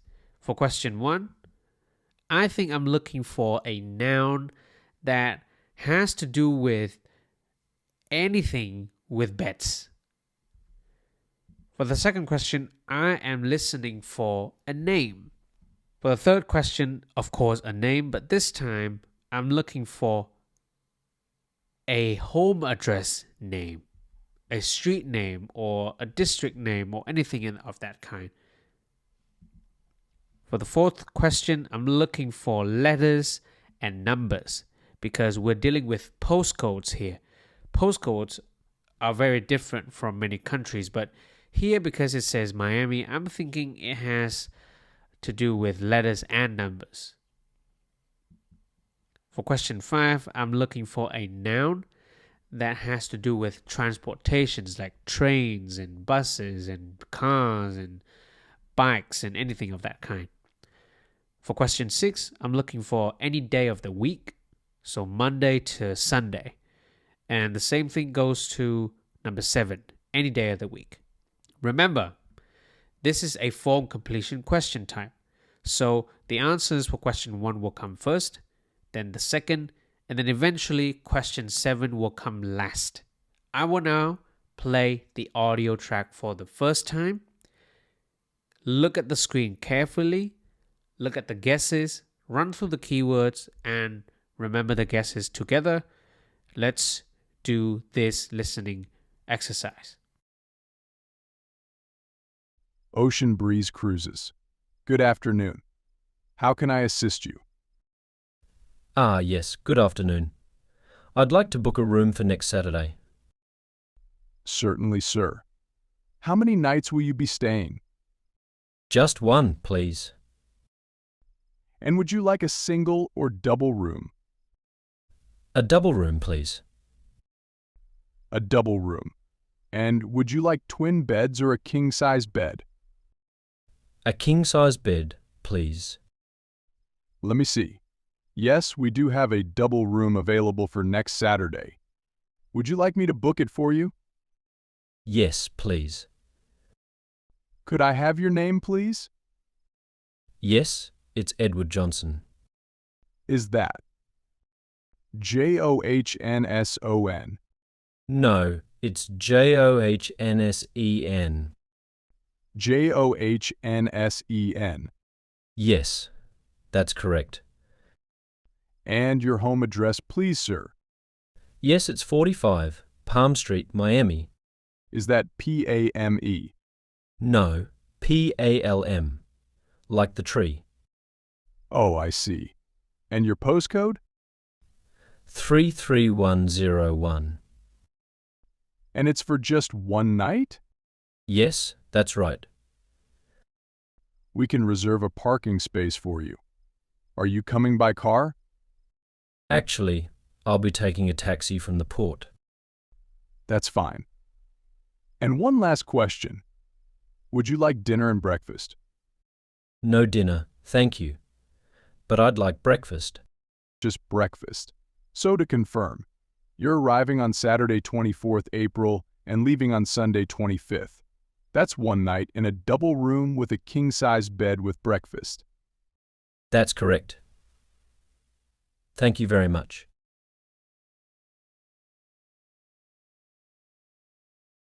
I hope that you gave your best effort when doing this listening track. Let's go ahead and look at the answers together by playing the audio track for the second time. The audio track will be played for the second time in 3, 2, 1. Ocean Breeze Cruises. Good afternoon. How can I assist you? Ah, yes, good afternoon. I'd like to book a room for next Saturday. Certainly, sir. How many nights will you be staying? Just one, please. And would you like a single or double room? A double room, please. A double room. And would you like twin beds or a king-size bed? A king-size bed, please. Let me see. Yes, we do have a double room available for next Saturday. Would you like me to book it for you? Yes, please. Could I have your name, please? Yes, it's Edward Johnson. Is that Johnsson? No, it's Johnssen. Johnssen. Yes, that's correct. And your home address, please, sir. Yes, it's 45 Palm Street, Miami. Is that P-A-M-E? No, Palm, like the tree. Oh, I see. And your postcode? 33101. And it's for just one night? Yes, that's right.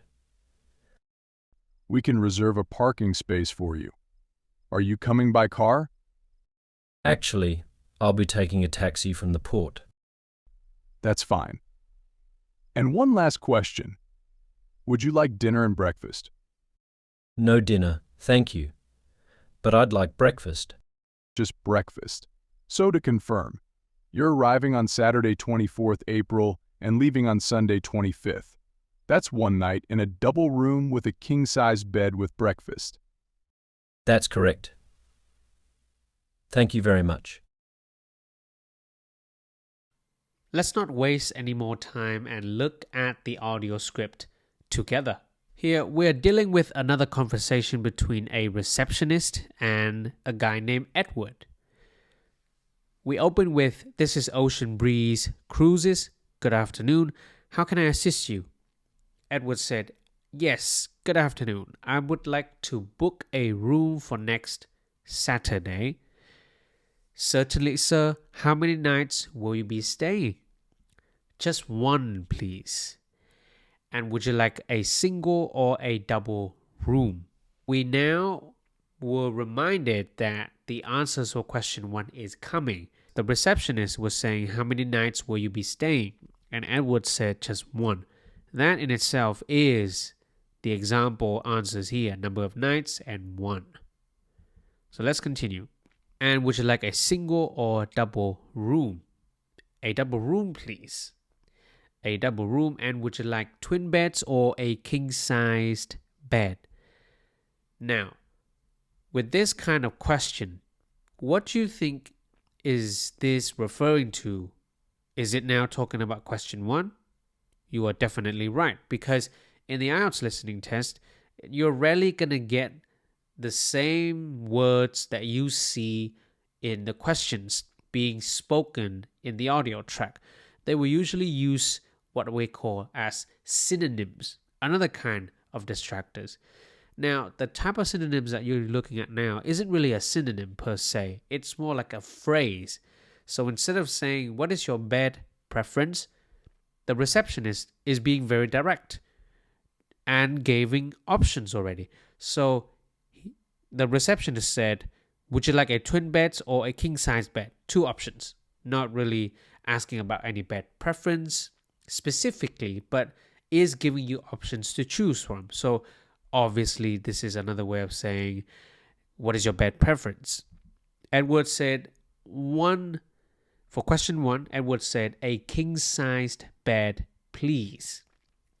The receptionist said, let me see. Yes, we do have a double room available for next Saturday. Would you like me to book it for you? Yes, please. Could I have your name? It's Edward Johnson. Is that Johnson? Johnsson?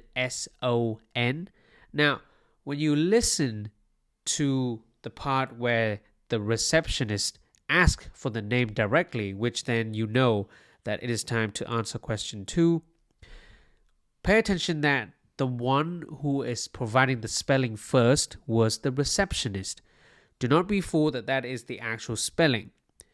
Though I wouldn't be mad if you were writing down the answers already as the receptionist is speaking. That is another way for you to save time. But the actual correct answers comes after when somebody confirms the spelling, which is Edward himself. He said, no, it is Johnssen,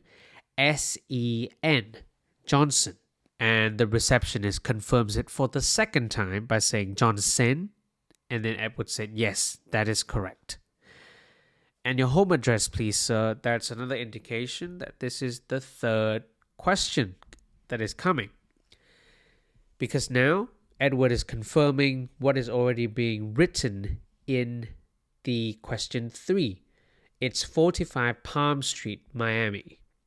The street was there, the Miami is there, number 45 is there. So is that P-A-M-E? No, it's P-A-L-M, like the tree, palm tree. Now, finally, the question for question 4 comes up and your postcode. And apparently there are no letterings in the US. I'm not sure, but here he only said 33101 for the postcode. So it's only the numbers that we are looking for, not any letters. And is it just for one night? Yes, that's right. Can we reserve a parking space for you? Are you coming by car? Now, this is another distractor that uses synonyms, but this time it's not really a phrase per se. It's in the form of a question. So instead of saying, what is your transport mode, which is too easy, the receptionist is asking, are you coming by car? Being very direct and specific again. So we need to automatically understand that, oh, the receptionist is talking about a transport mode. Edward then said, actually, I'll be taking a taxi from the port. So the transport mode for question 5 is a taxi. That's fine. One last question. Would you like dinner and breakfast? No dinner, thank you, but I'd like breakfast. Just breakfast. So to confirm, you are arriving on Saturday, 24th of April, and leaving on Sunday, 25th. That's one night in a double room with a king-sized bed with breakfast. Now this is a tricky one because there are no distractors. There's only the part that the receptionist is speeding up. Question 6 and 7 comes together, which is very predictable because they are asking for the same information, which are both dates. One is an arrival date, the other is the departure date. So you can kind of predict because the dates are also similar as well, it is 24th for question 6 and 25th for question 7. You can kind of know that the days will be next to each other. So Saturday and then Sunday. But be very careful that sometimes you're going to get answers quickly if the type of answers are the same. For example, the same days or the same date or the same phone numbers or the same names. Be very alert, run through your keywords and run through your guesses. You'll be just fine. Go ahead and open track 8 revision exercises. When you click the link below this video, you will be prompted to this website. To get your workbook, click here and name a fair price. You can start at $0. Then you click I want this. From here, enter your email address. Then click get. Once that is done, you will be prompted to where you can access the workbook. Click Show me my workbook. Once you are in the workbook, scroll all the way down and click Go to track 8. Here you will have the digital flashcards. And then you will have all of the exercises to further help you understand the words that we had learned together. There will be 14 questions to work on. And then the IELTS practice questions, you will have question 1 to 7 to work on. Go ahead and access track 8 exercises now.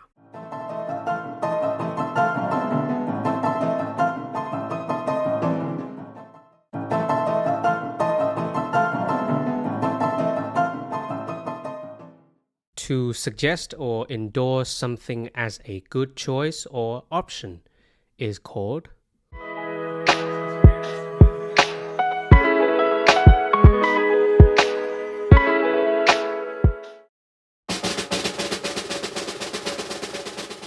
to recommend. I highly recommend trying the new restaurant in town.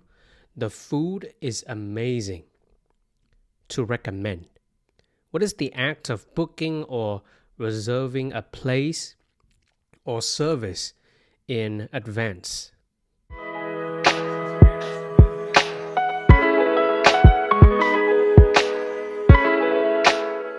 This action is called a reservation. I made a reservation at the hotel for our upcoming trip. A reservation. What is to record or deliver a verbal or written communication for someone who is not available?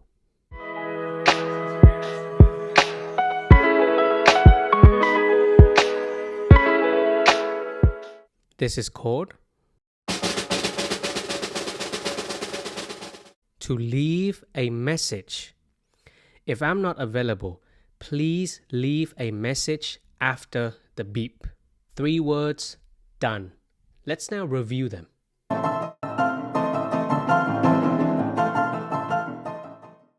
What is the act of booking or reserving a place or service in advance?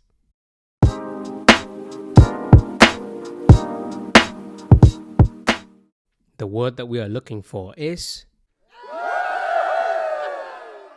a reservation. This is the noun form of the verb to reserve. I made a reservation at the hotel for our upcoming trip. What do you do when you record or deliver a verbal or written communication for someone who is not available?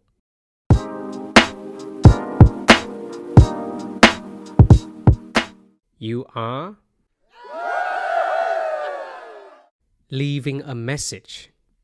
If I'm not available, please leave a message after the beep. What is to suggest or endorse something as a good choice or option?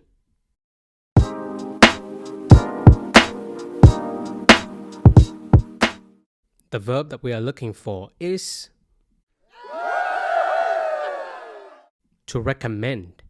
I highly recommend trying the new restaurant in town. The food is amazing. Track 9 only has 3 more new words. Let's now learn them.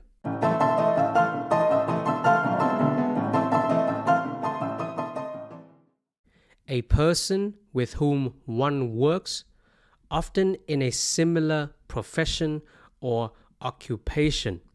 So someone who works in the same place as you, the same company as you, or maybe in the same job as you.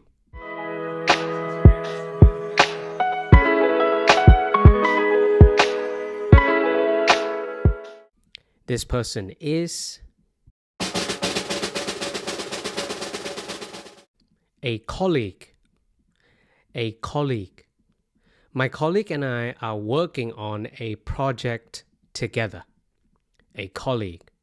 What is the specific information or facts about something?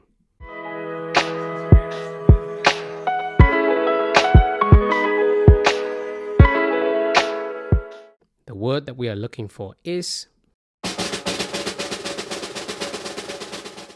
details. Can you provide more details about the event, such as the time and location? Details. To be excited or eager about something that will happen in the future is called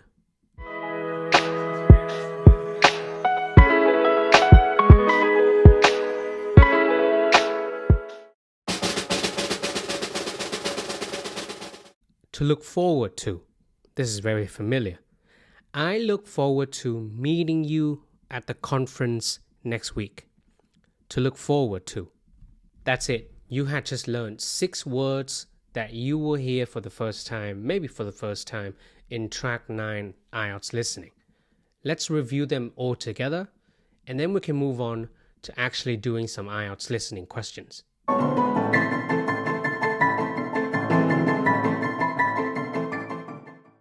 What is the specific information or facts about something?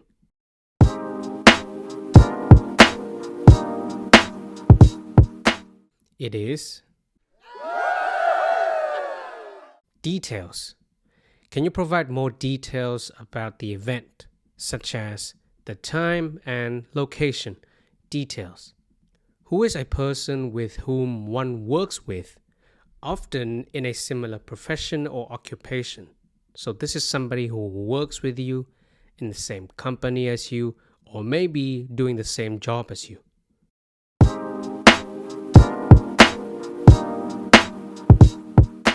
This person is called a colleague. My colleague and I are working on a project together. A colleague.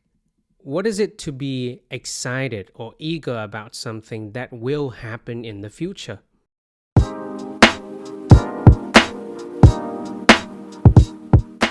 If you are being excited or eager about something that will happen, you are looking forward to something. I look forward to meeting you at the conference next week. Look forward to.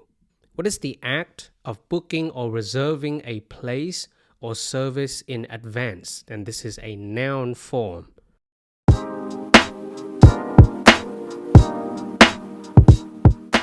This is a reservation.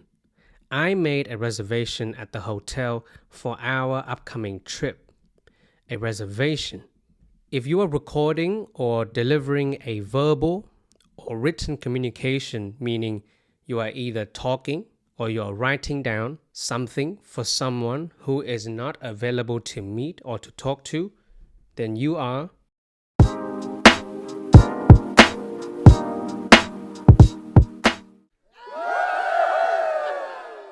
leaving a message. If I'm not available, please leave a message after the beep. To leave a message. If you are suggesting or endorsing something as a good choice, then you are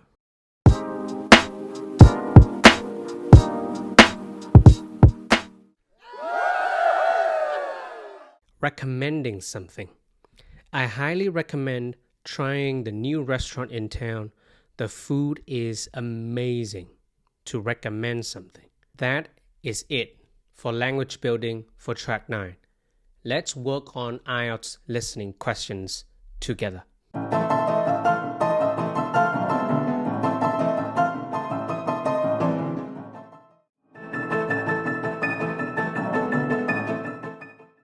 Have a look at question 1 to 4. Similarly to form completion and note completion question types, we have the first instructions that tells us exactly what this question type is. Listen to the next part of the conversation and choose the correct letter, A, B, C, or D. This is a great indication that we are working on multiple choice question type.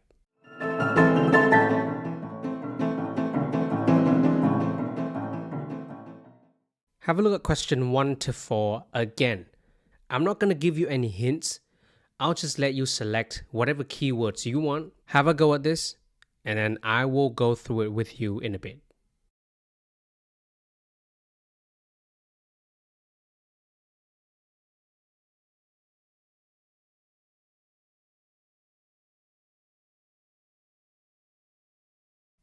All right.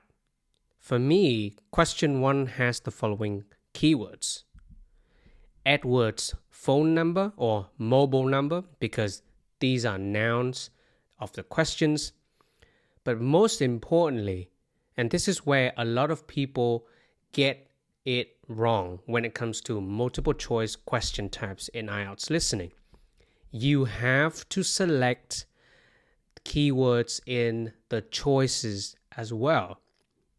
In this case, I noticed that A, B, C, and D are very similar in that 041, 36 are all the same. But there are 2 options that has the number 5, 2 options that has the number 8, and then there are 261, 116, and 168. So my job isn't to really listen to the whole phone number and then try to read A, B, C, and D for question 1. My job is to know whether if it's a 5 or an 8, a 20 or a 21, and a 61 or a 68 or a 16.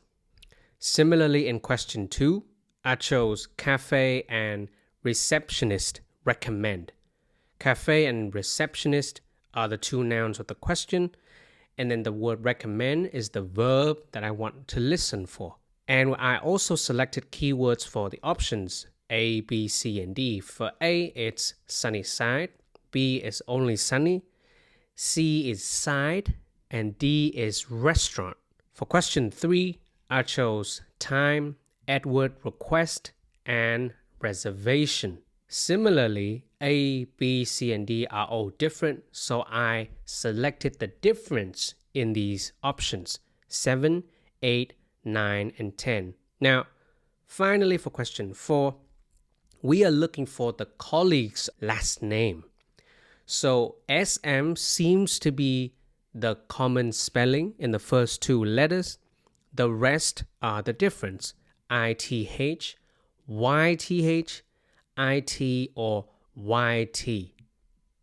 So to summarize, you still need to select nouns, verbs, prepositions, and numbers.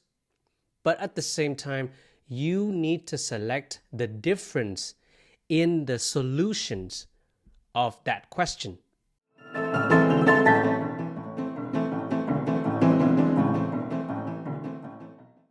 But how do you take guesses for multiple choice questions?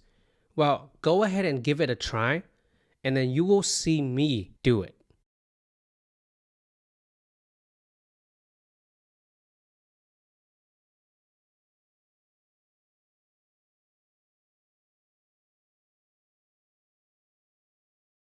All right, time is up. For question 1, I would select D. The reason is because I don't know which option will come up, but I'm just venturing a guess. I'm just taking a guess either way because it helps me to focus. I just want to play a little game to see if my guess is actually the correct answer. Similarly, for question 3, I selected 9 p.m. I don't know what the conversation is going to talk about next, but I just think that I like number 9. I like the letter C, so I chose C, just so that later I can challenge myself to see if I'm correct. For question 2, I selected B, and for 4, I selected A. Taking a guess here to help me focus more and to challenge myself and to see if I'm correct or not. If you still get results just from selecting keywords, and you don't need to take a guess because it is a multiple choice questions, you can't think of any logical guess to choose from. That's okay. As long as you are still focused in listening. If you are easily distracted, or if you're not as good as other students when it comes to focusing on listening, I still recommend that you do it. And 90% of the time, you're not as focused as you think you are. So, in a way, you should take a guess. just so that you are stricter to yourself and you're forcing yourself to focus harder.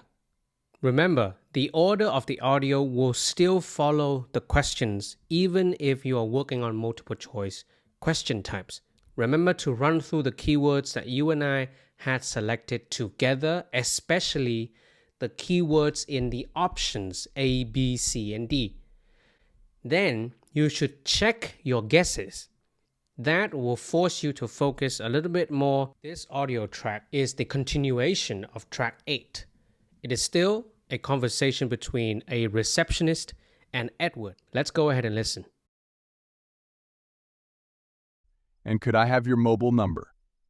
Yes, it's 041 365 2061. Oh no, sorry. It's been changed. It's 041 368 2061. 041 368 2061. Thank you. Is there anything else I can help you with? Yes, I'm meeting a colleague.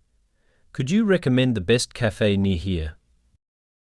That would be the Sunnyside Cafe. It's about a block from here. Perfect. Could you please make a reservation for 8 p.m. and leave a message with the details for my colleague when she arrives? Certainly. What is the lady's name? Miss Smith. That's S-M-I-T-H.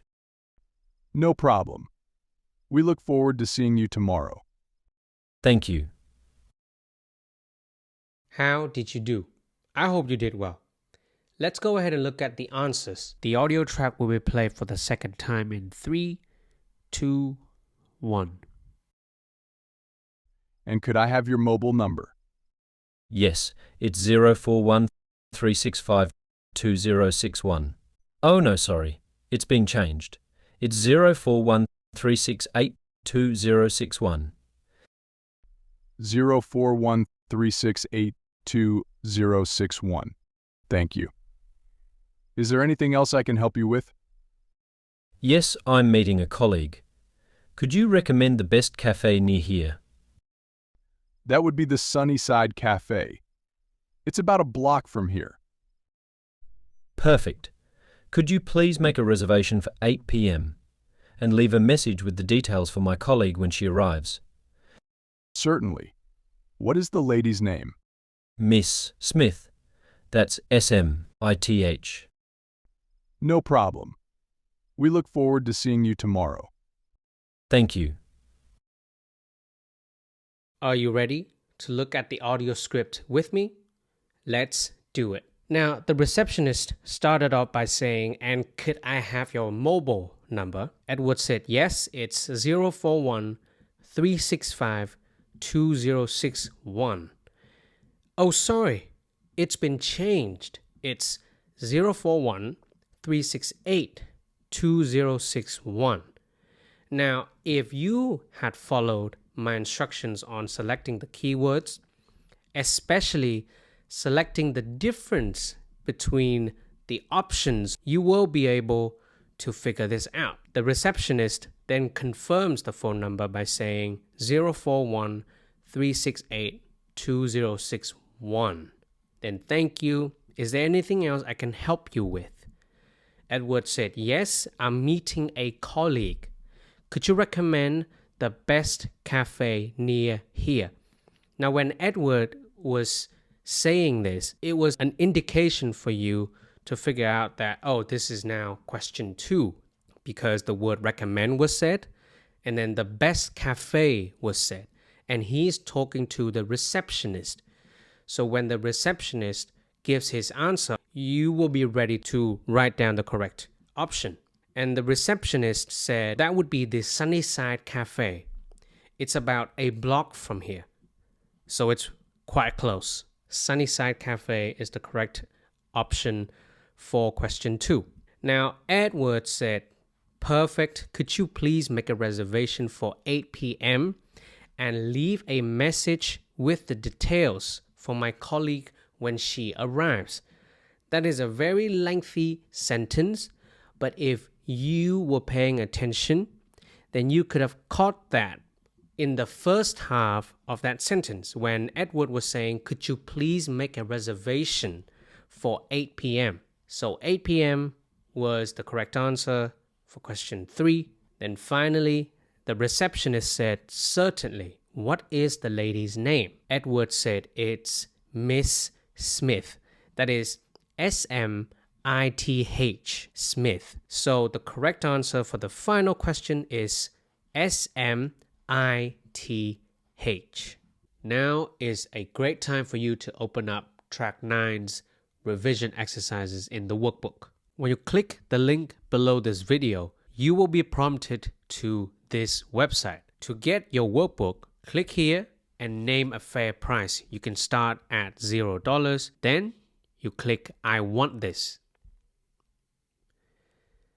From here, enter your email address. Then click Get. Once that is done, you will be prompted to where you can access the workbook. Click Show me my workbook. Once you have clicked Show me my workbook, you will then see Go to Track 9 by scrolling all the way down to the bottom of the table of content webpage. Click there. You will see the flashcards of Track 9 and the vocabulary exercises to help you memorize the words better. For the IELTS listening questions, scroll down a bit more, then you will see question 1 to 4. Go ahead and access Track 9 now. See you in a bit. You did it. You finished the course. The final thing that I would advise you to do is to open up Revision 3, the final revision test for Track 7 to 9, and complete that. Check the answer keys in the workbook.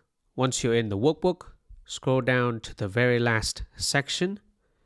Click on Go to Revision 3. Here, you will have all of the language that you and I had learned together from Track 7 to 9. Remember, this is the final revision test of Part 1, Going Abroad. And you will have from question 1 all the way to question 25 to test yourself on your understanding of Track 7 to 9 vocabularies. Go ahead and access this section now in the workbook. Thank you so much for joining this course, and I'll see you for week 2, how to get Band 7 in IELTS listening in 12 weeks.